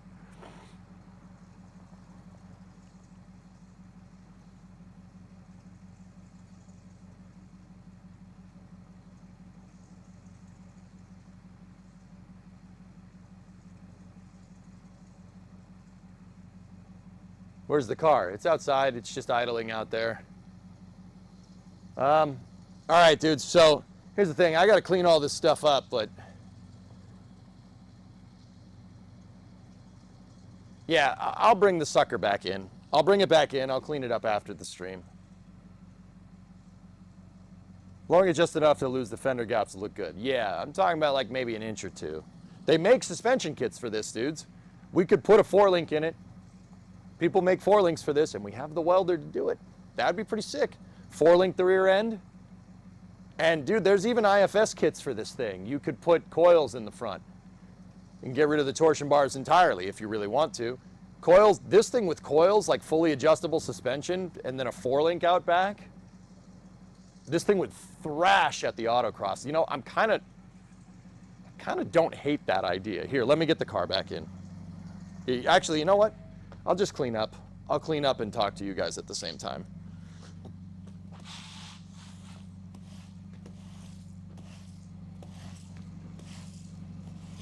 Dude, yeah, even the 4-link with the torsion bars in the front, dude, that would be pretty good. That'd be pretty cool. But we have the shop space, we have the tools, and maybe not the talent. I'm working on that one.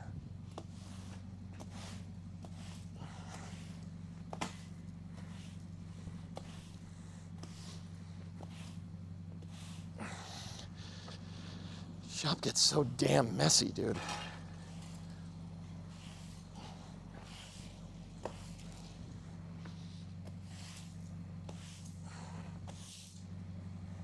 This is part of the work, guys. This is what the dang old YouTubers ain't gonna show you.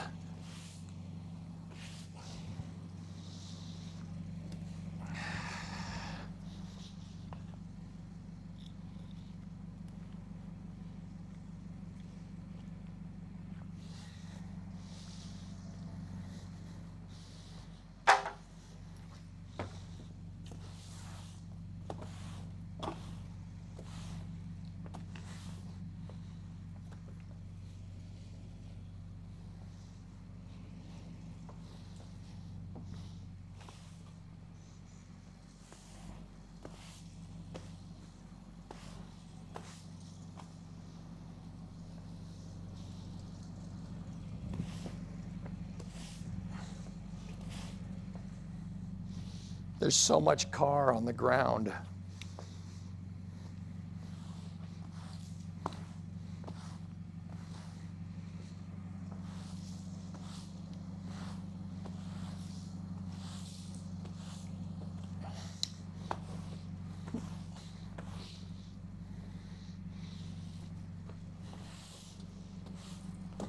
Can't believe how nice that thing runs, dude. We really got it dialed in.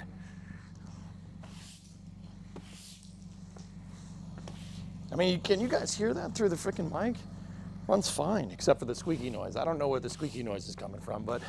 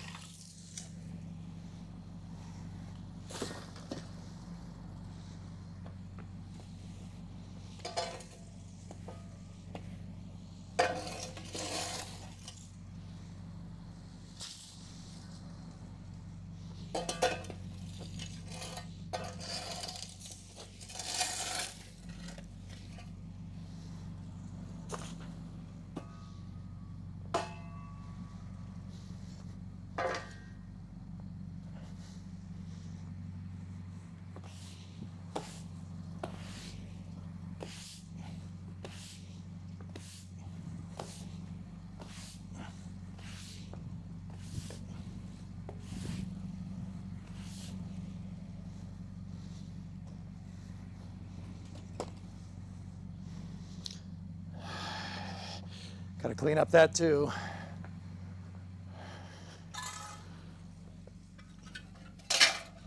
This is part of the job, dudes. What you gotta Discovery, do. go at throttle up. Who was that? Hey, Jackal. What's up, man? You hear the purr. Yeah, baby.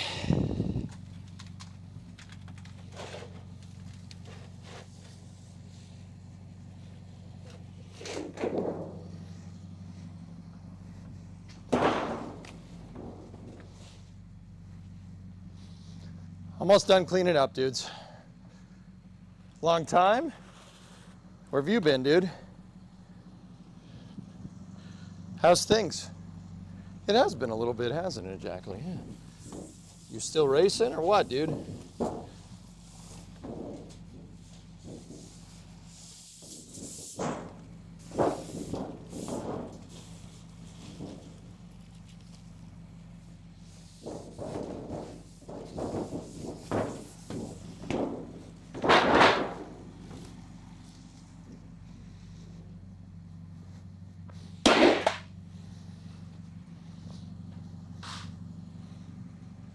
I just raced this past Sunday.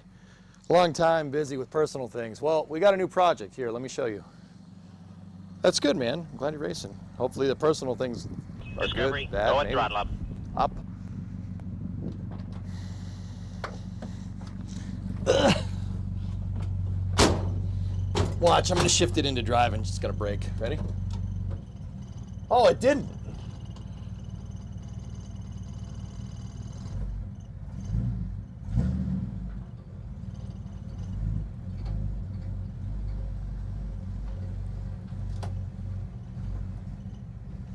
What's up?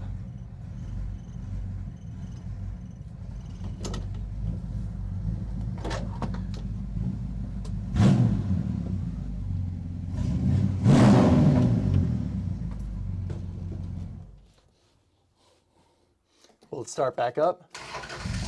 Oh, she dieseled again. But it's all right. Ugh. You know what? We'll just leave the keys in it. If someone wants it, you can have it. It's fine.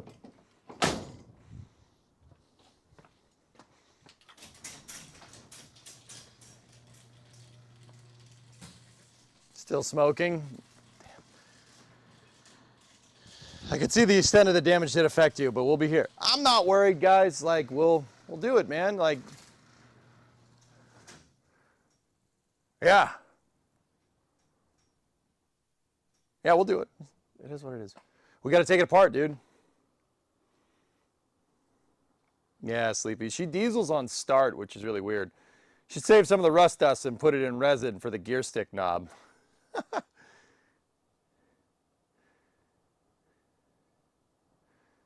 Yeah.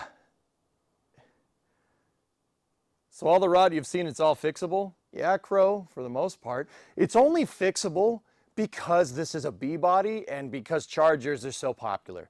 That's the only reason. If the 59, if my truck had this much rot, hell no, part it out. No way. Yeah, the only reason why I'm even considering saving this is because I don't have to make the parts myself. We can get a lot of stamped parts. You're supposed to buy a Legend car this year. Long story short, my dog lost a leg from cancer. That and other personal things you won't get into. Oh, I'm sorry, man. That sucks. You hate to see that happen to him, dude. I'm serious. That's no fun because they don't know what's going on, you know? But, yeah, dude, look at it. Still looks good, dude. Despite all that, man, look at this. Look at that thing. Look at this car. This car looks sick. Man, I don't care what anybody says. This looks awesome.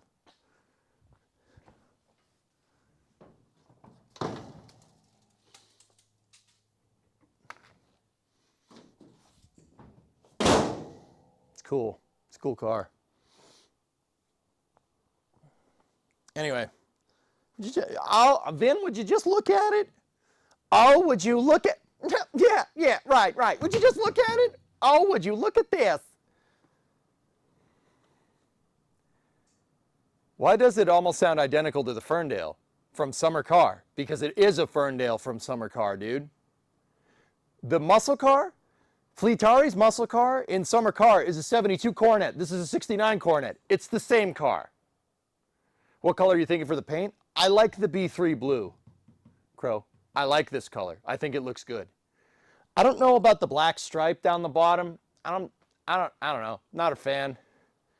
Like, it looks cool, but I think this would look good if it was just all blue. But then again, the trim does look kind of cool. But I like the sweep of cars from the 60s, dude. A lot of cars from the 60s kind of sweep in, down under, and I think that looks great. It's a beautiful looking car. Neon green, Algaradalada. No, I'm not doing that. I saw a Charger drive past me today in Germany, the loudest thing on the street. That's right. Anyway, she needs a lot of kisses. That's right. And it's going to be awesome when it's finished. Absolutely, man. Absolutely. Yeah, I have the end. I see the end, the light at the end of the tunnel. It's a long way away, but it's there. Oh, the 72 is a different body style, Captain, but it's more or less the same underpinnings. They call it the fuselage look. I love it, Bill. Look at this, the sweep. Look at this. You don't get styling like this with cars nowadays. You just don't. I don't care. The only time you're going to get styling with cars like this are cars that are trying to be like this, okay? Cars that are trying to look like this, all right? This car looks badass, man. It is a cool looking car. And I'm going to save it. We're going to save this thing. I like the blue. It's B3 blue, so that would be light.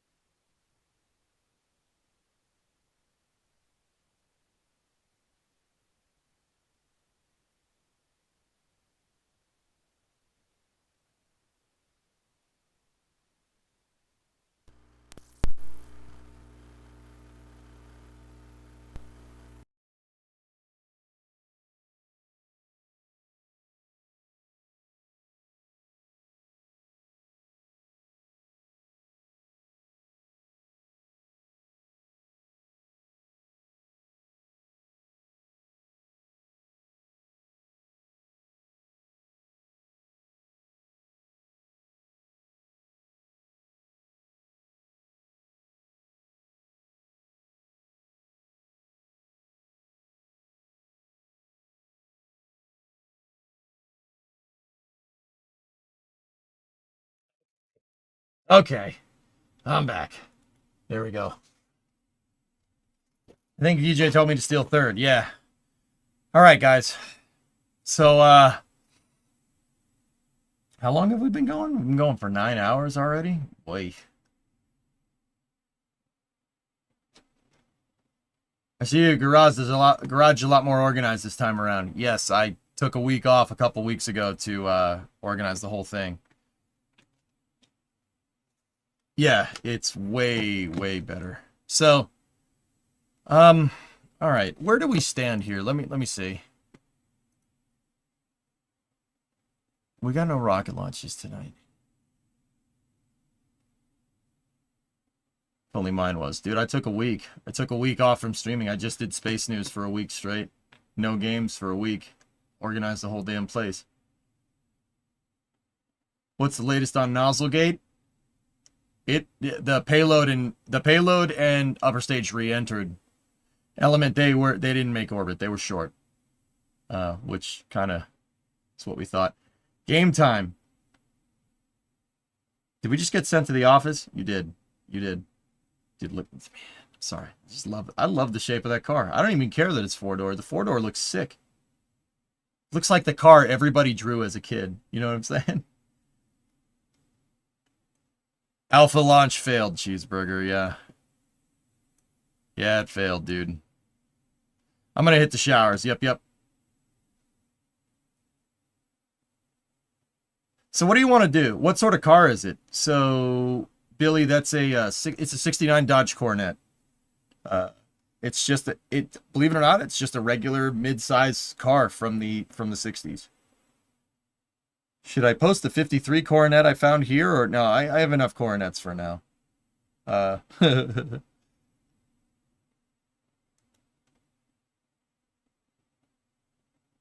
Anyway, did I stream it? I did. I did stream. We've been streaming since, dude. I've been streaming for 9 hours already.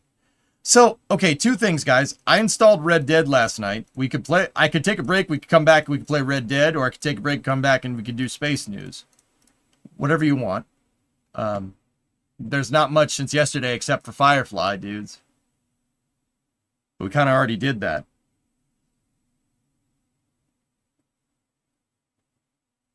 Showed up any space stuff today. Dinner, then an hour or two of MSC. I have MSC lined up for tomorrow, Cirrus. Red Dead 2. Yep. Space, please. All right. Well, the plan was to come back and do Space News, so that's probably what I'll do. Save space for tomorrow. Go get cleaned up.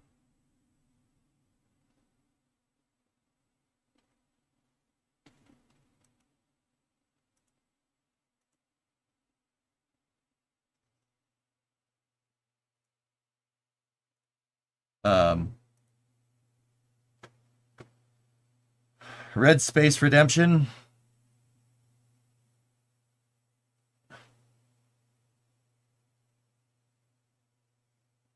Space would be awesome, but don't wear yourself out.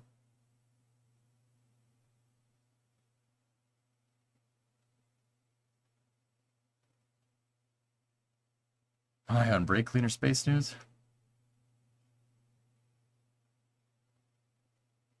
I don't know, man. I'm kind of down for whatever.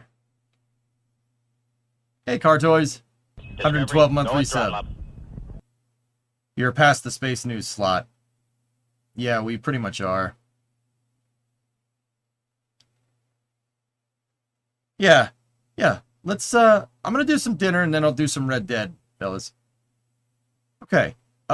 So let's, I'm gonna stop the streams, both Twitch and YouTube, and I'll be back in an hour. Okay? We'll start up at 7. So it's 6:11 right now. We'll start at 7, and we'll go from there. I got to shower up. I got to eat, and yeah, I got to, go from there. Oh,